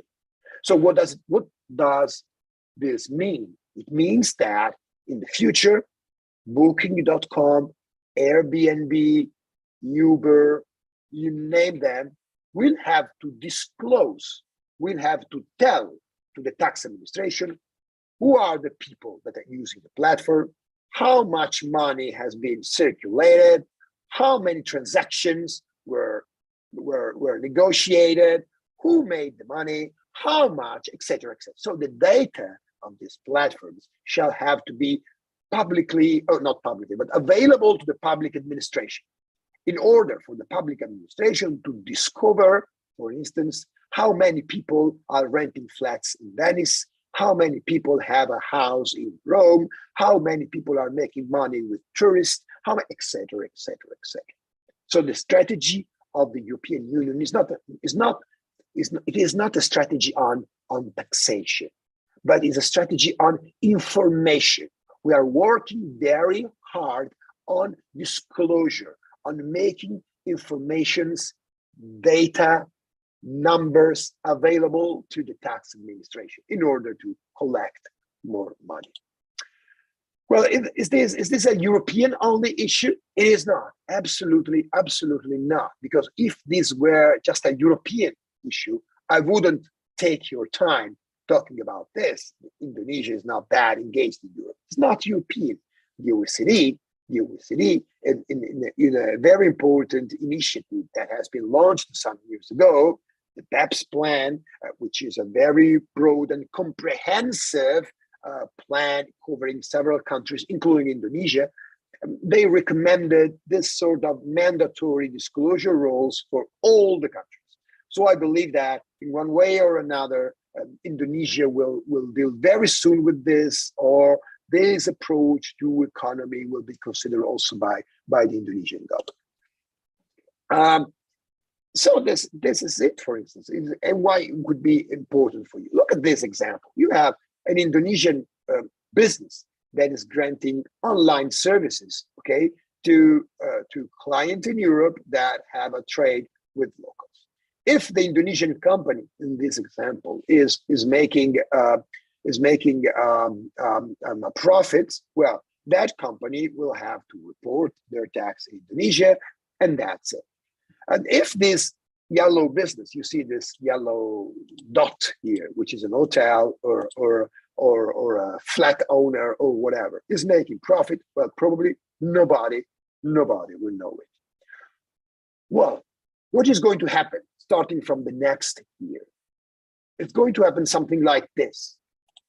The Indonesian business operating on the internet, on the platform business and the like, well, the Indonesian government, the Indonesian company will have, and this will made compulsory, will have to register in one European country of his choice, wherever. So he has to register, to make data available, to become somehow European.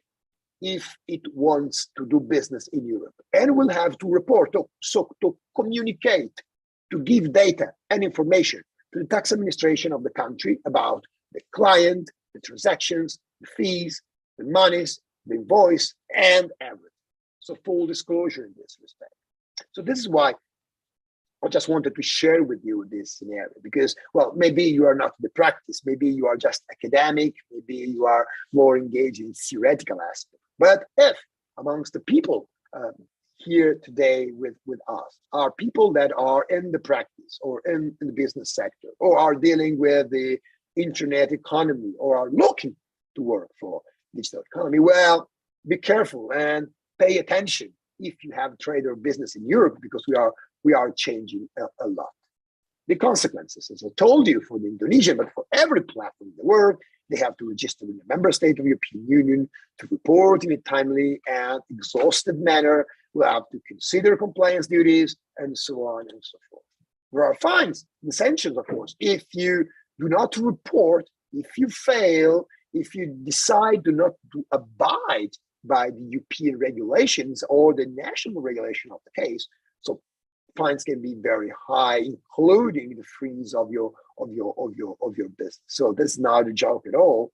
Take this into account. Some suggestions for Indonesia. Again, this is my problem. This is my limit. These are the boundaries of my knowledge. I am not a real expert of the Indonesian business, of the Indonesian, well, the market.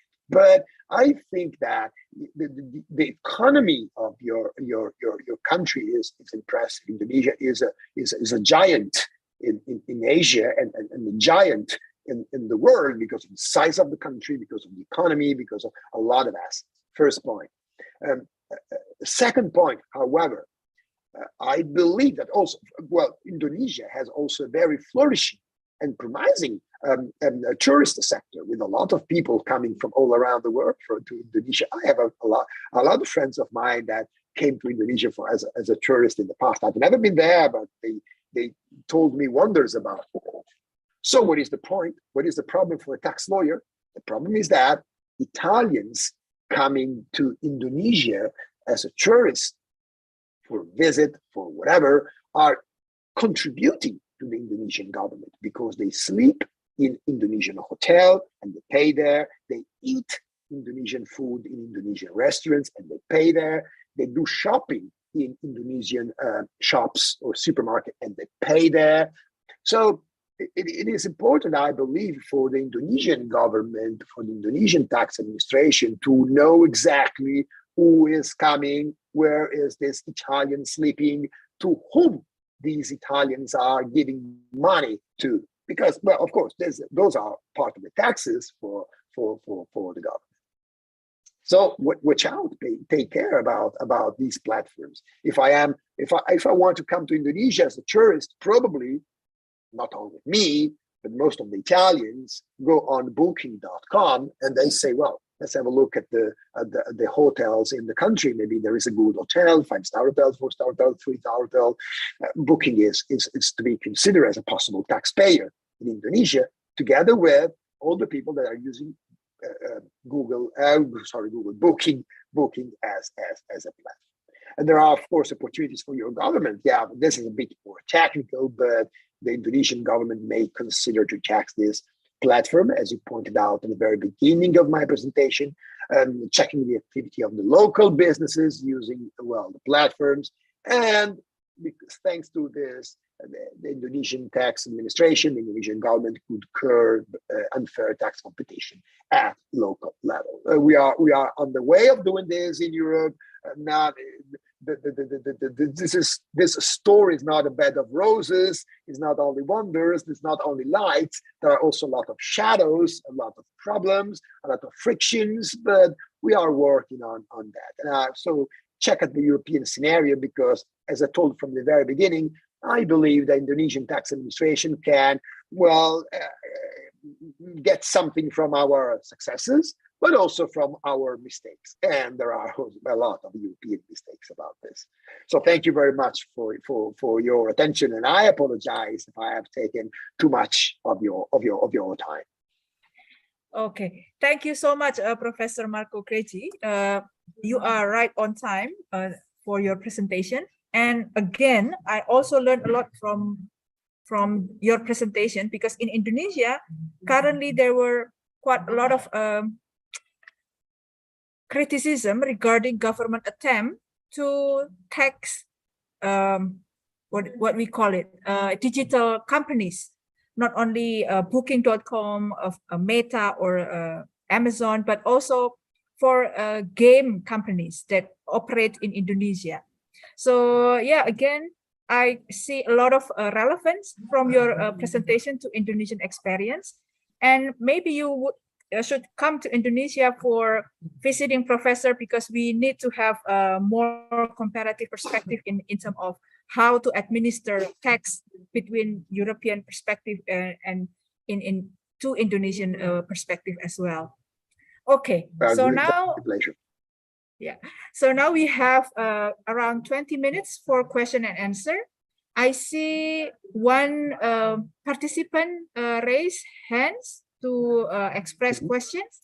There are also two questions that I saw from the chat box. Let me read it for everyone here. So the first question is from Derwinto Sipayung for Professor. I do really enjoy your presentation. Derwinto is students from Business Administration Department at Universitas Diponegoro, and he would like to ask about policy that relevant to Indonesia, especially people with disabilities, because based on the data from ILO, there are approximately 15% of the world populations with disabilities. What is the best policy of the world government, or maybe some kind of macro policy recommendation that you could offer so that each country can accommodate and provide people with disability with the best life experience without having to face a policy gap. So Professor Lindros, would you like to say something about this? Sure, thanks very much for the question. 15% is the standard estimation, but I think it's pretty low. And especially when we think about the global south, and especially when we think about areas when there's been warfare, it gets way above 15%. I don't think that all the kinds of disability are included in that. So it's even more than that. Where I am in Kurdistan in Iraq, it's among the highest populations of people with disabilities in the world. But I think the best document going for us is the UNCRPD. It's the United Nations Convention on the Rights of Persons with Disability. I'm pretty sure Indonesia has signed it. I'm not for sure, but I think so. Iraq signed it in 2011, and I don't think one item in the in the document has been implemented. But it's a great framework in order to start implementation. But I think before anything can be enacted, there has to be general education. There has to be education for the whole population, because as we know, laws are, they're not actions. People have to put them into, people have to enact them. But my nutshell answer for that then is UNCRPD, and thank you. Yeah. So yeah, that's something that we need to look again, because sometimes the data coming from Indonesia, especially about people with disabilities, can be very patchy, and maybe not everyone have the same indicator about how to define someone with disability. Okay, so thank you so much, Dr. Lindros, for the answer. And second question is for Professor Marco Creci from Geraldo, also student from Universitas Diponegoro. He would like to ask questions about streaming service taxation. Yeah, this is quite popular, especially during the COVID-19 pandemic, because most of the situation that we spend time at home. What can you reflect about streaming taxes regulation in Italy, so we can compare it with Indonesia and having transfer knowledge? So Yeah, in nutshell, what Yes, could thank you you. say about this? Yeah, very quickly. We haven't got specific taxes on the streaming services, so no special regulations, no tailor-made rules to address this very specific kind of business. So up to 2 years ago, the situation was very simple and very easy. I would answer to Mr. Geraldo like no taxes, like no taxation. End of the day, full stop. Period. Netflix, HBO Max, Disney Plus, but also Tencent and Chinese, whatever you mentioned, zero income taxes in Italy. Why is that? It's very easy because they are not Italian companies. They are not resident in the country. They have no branches here. They have no offices here. They have no machinery of any kind here. They just will use the internet, and the internet is of everybody. So Italy has no argument on the table to claim any tax from that. However, the law is not only a matter of of black letter law, but also a matter of interpretation. And unfortunately, or unfortunately, depends on the point of view, the position, the interpretation of the tax administration and the tax court changed through years. And they started saying that if you are making a lot of money and you have a lot of clients, a lot of people enjoying your services here, well, then maybe perhaps we can consider client of yours, people enjoying your service like part of your business. We have well, there was an interesting, not a case, but discussion about a video game that probably you are not familiar with. I was not, because I'm a little grown up to play video games. But anyway, the name of the game is Fortnite. I don't know if you've ever heard about that. It's a video game where you go online. You're supposed to have an avatar of yours with a gun, and you chase other people firing at this Fortnite. I forgot the name of the company operating it. It was very successful as a video game. So what is my point? My point is that why teenagers in Italy, why do they spend so much time on Fortnite? Because it's a good video game. Yes, it is. It's nice. I've been told it's cool, but also because there are other people. There are other. They have a meeting on Fortnite, and I play that video game because others are over there. Perhaps my mates, my friends are over there, so we can meet and talk. Like on the platforms. Why you are on maybe on Facebook or on Instagram, and you are not on another platform, you name it. Well, because everybody's over there, so you tend to be a part of a platform where others are.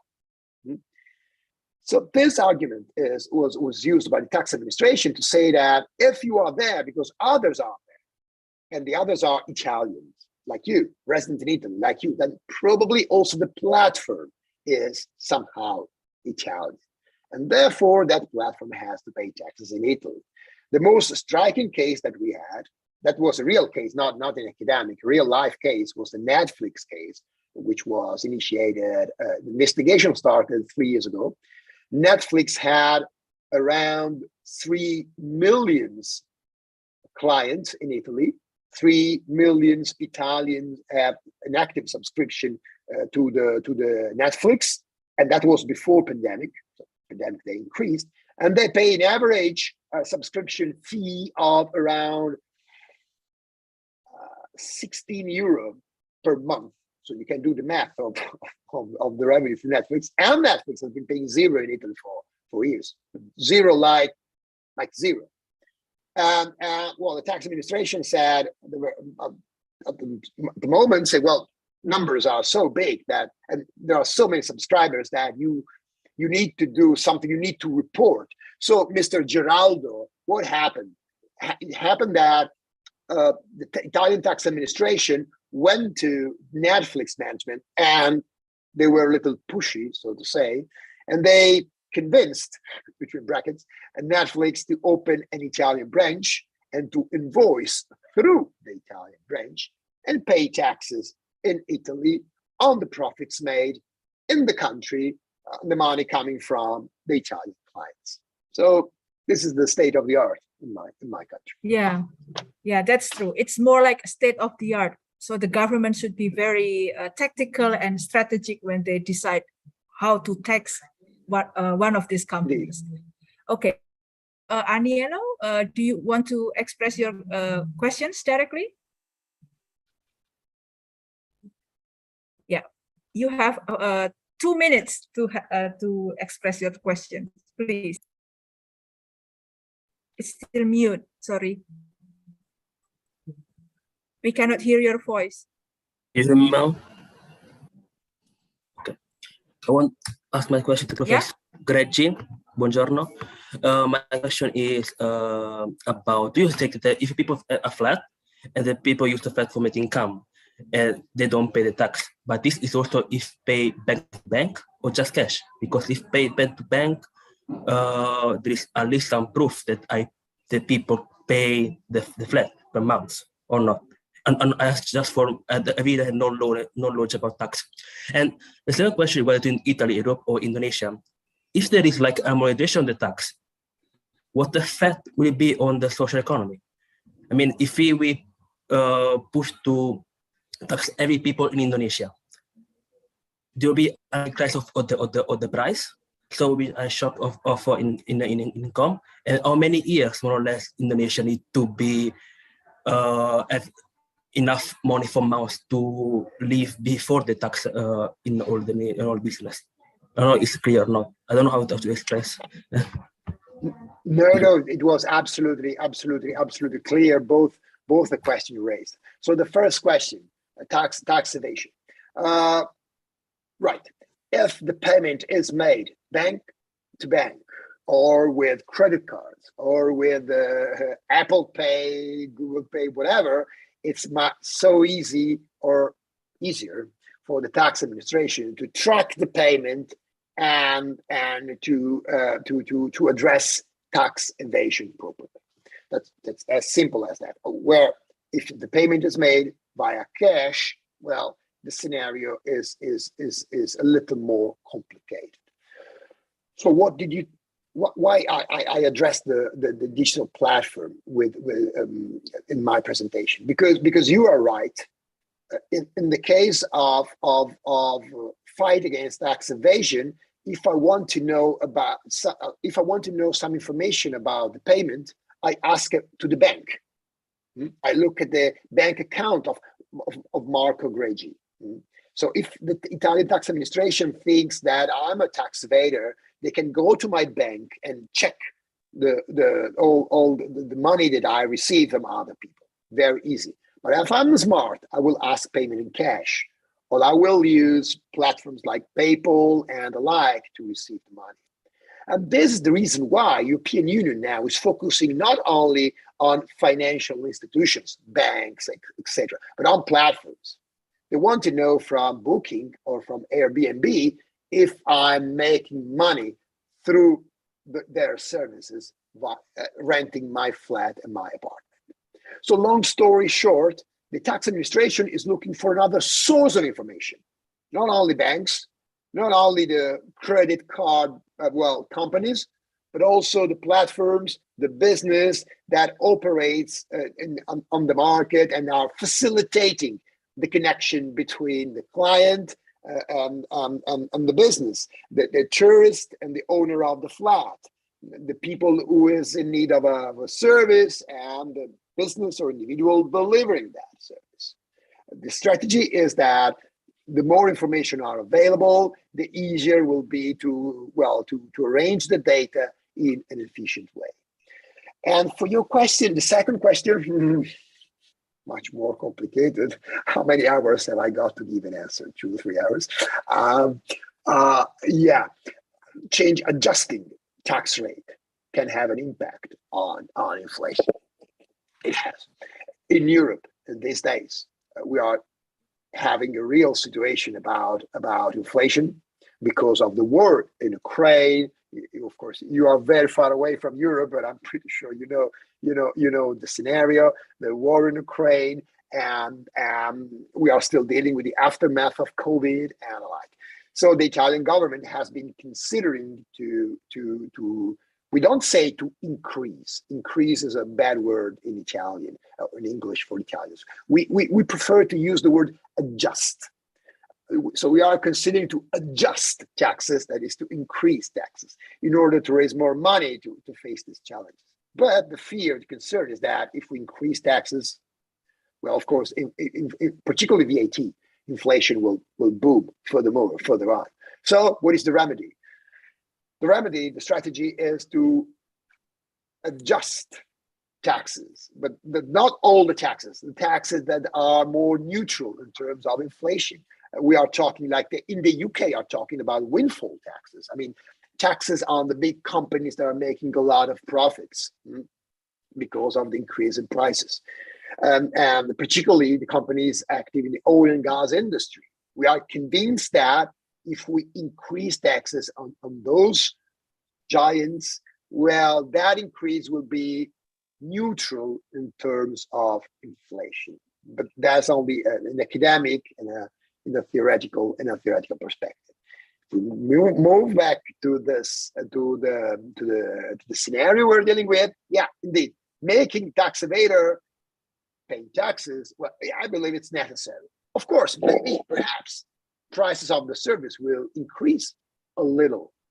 If I rent my flat in Venice on the black market, I am asking 100 euro per night. If I have to invoice for it, I will ask for 120 euro or 130, of course. But I believe that's part of the game. We should ask people to pay taxes, even if this would determine an increase of the prices. Okay, we have one more question, even though actually the committee has warned me to finish the session already. But since the question coming from the Vice Dean, so please, Pak Diko. No worries. Thank you, Hannah.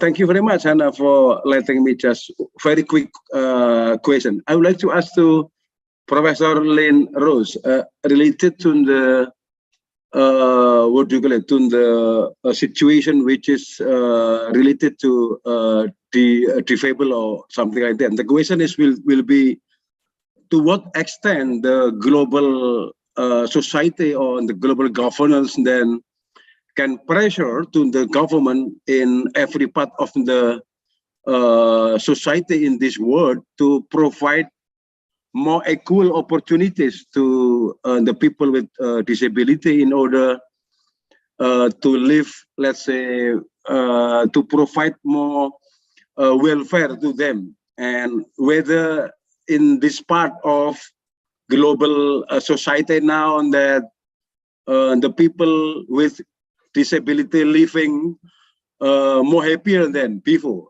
Can you tell us about this kind of things that may be relevant to provide more pressure on government policy in developing countries or every part of the countries to provide more wonderful policies to this kind of people?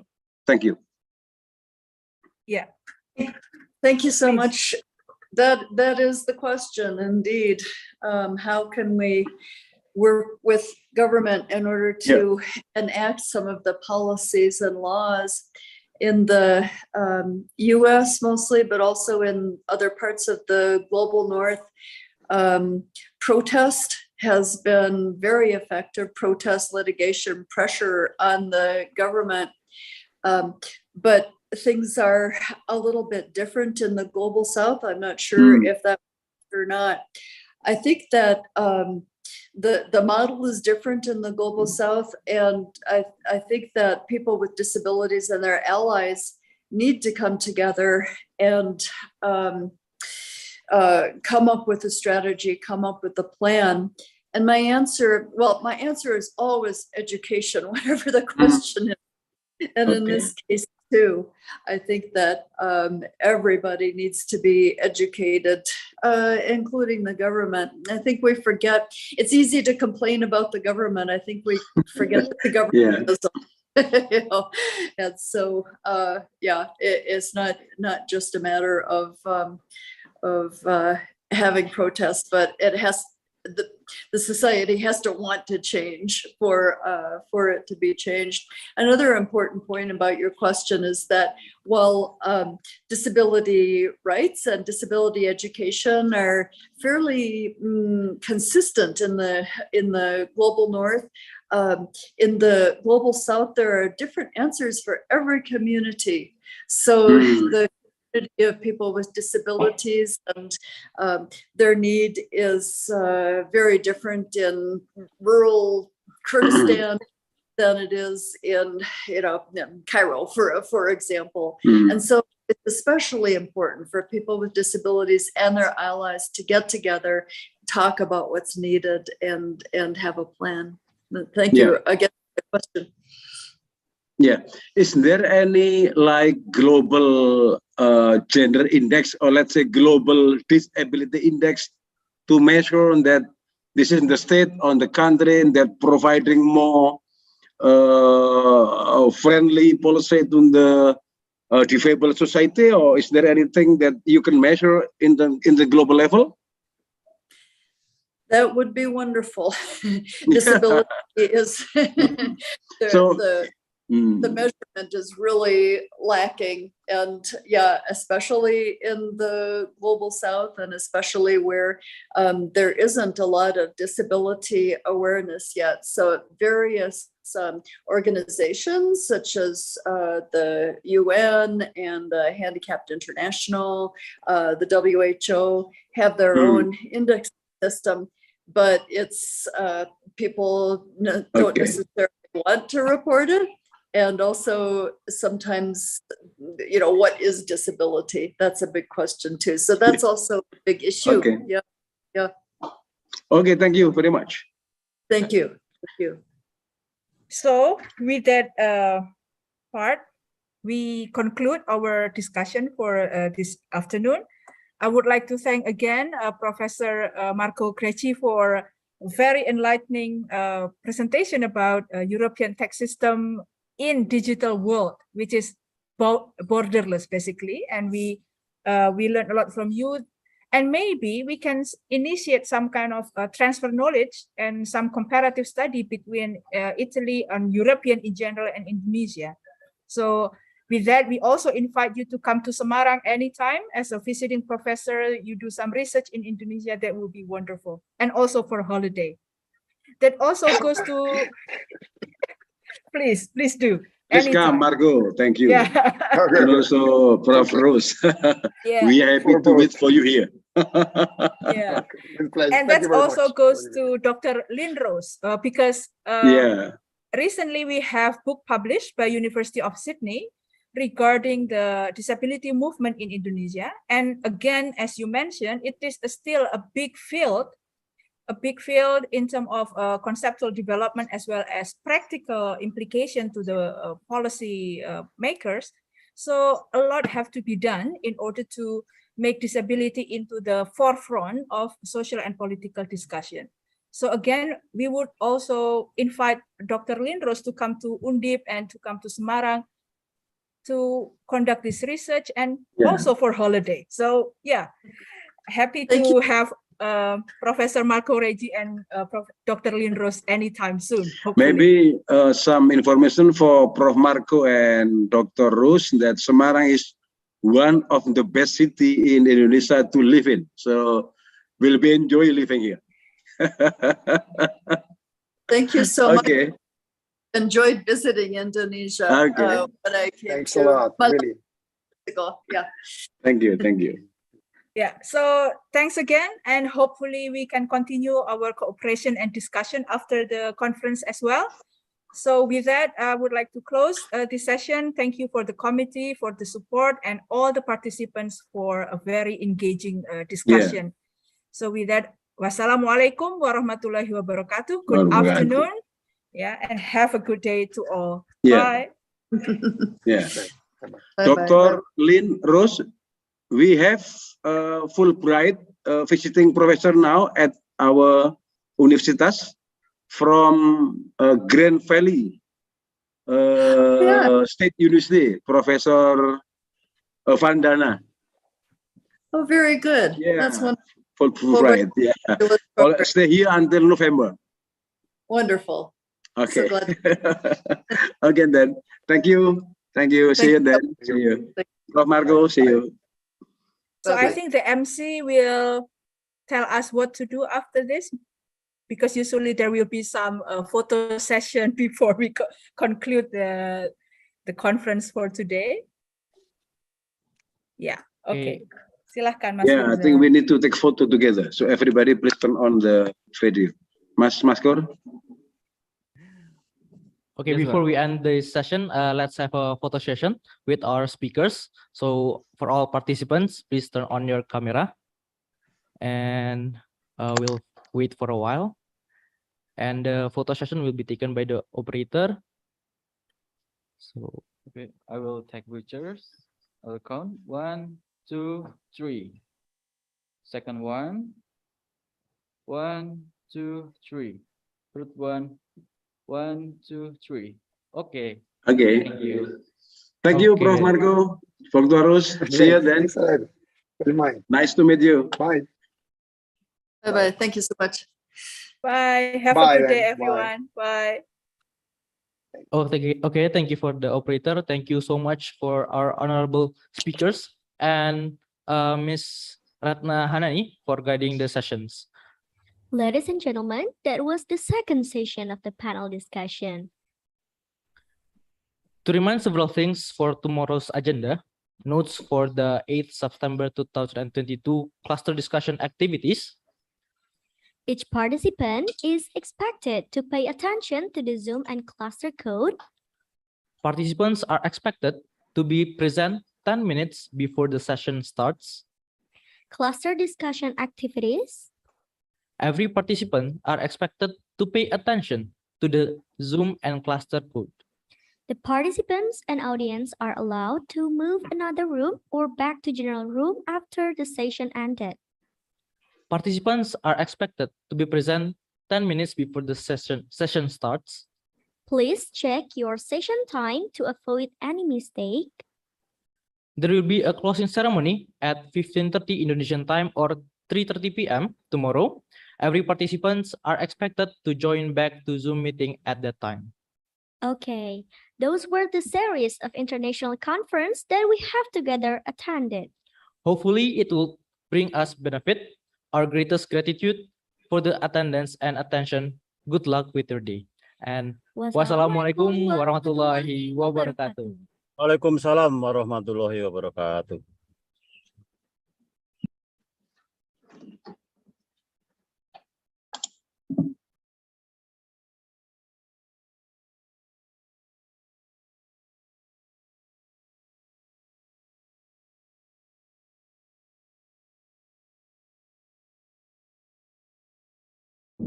The future belongs to those who believe in the beauty of their dreams. May your dream fly high. Imagination will take you everywhere. The future is always beginning now.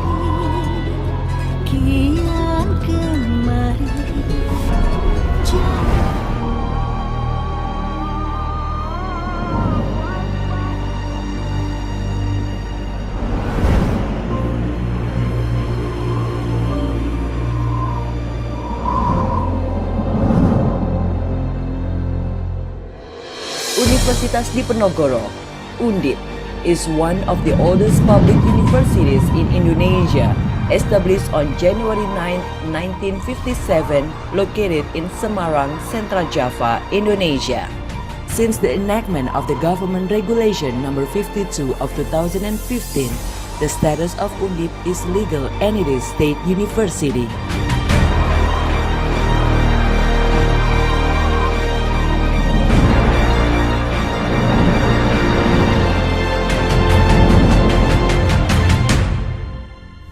Bismillahirrahmanirrahim. Assalamualaikum warahmatullahi wabarakatuh.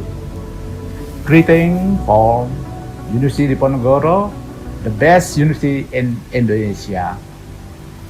Universitas Diponegoro, as one of the universities in Indonesia, has declared to be research university with an international reputation in accordance with the vision of become an excellent research university. As an international world-class research university, although UNIF is expected to have a good academic reputation that create globally competitive graduates with excellent competence, conduct continuous research and development for the people with continuous improvement of human resources by international standard capacity development program. Internationally, Undip has ranked by the QS World University Ranking and Times Higher Education World University Ranking as the top 8 best universities in Indonesia. Undip was ranked in the 2021 QS Asian University Ranking, University Graduate Employability at 2020 QS World Ranking, and in the 2021 QS World University Ranking by subject for Business and Management Studies. Moreover, Undip also ranked by Times Higher Education World University Ranking for Times Higher Education Impact Ranking, and Times Higher Education World University Ranking by subjects for Business and Economic, Life Science, Physical Science, and Engineering and Technology.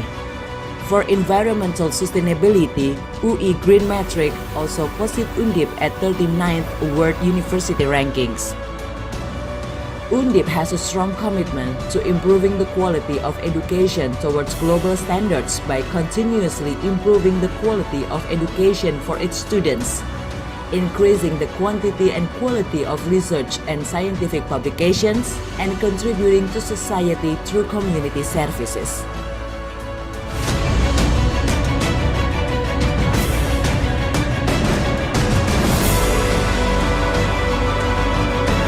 Strategic planning and efforts being implemented to internationalize Undip is by opening international class programs in various study programs, allocating scholarship opportunities for applicants from abroad through the Diponegoro Master Scholarship or DIS program, and Diponegoro Exchange Experience Program or DEEP, cooperating with leading universities in the world concerning education collaboration, such as facilitating Undip students to study abroad and vice versa.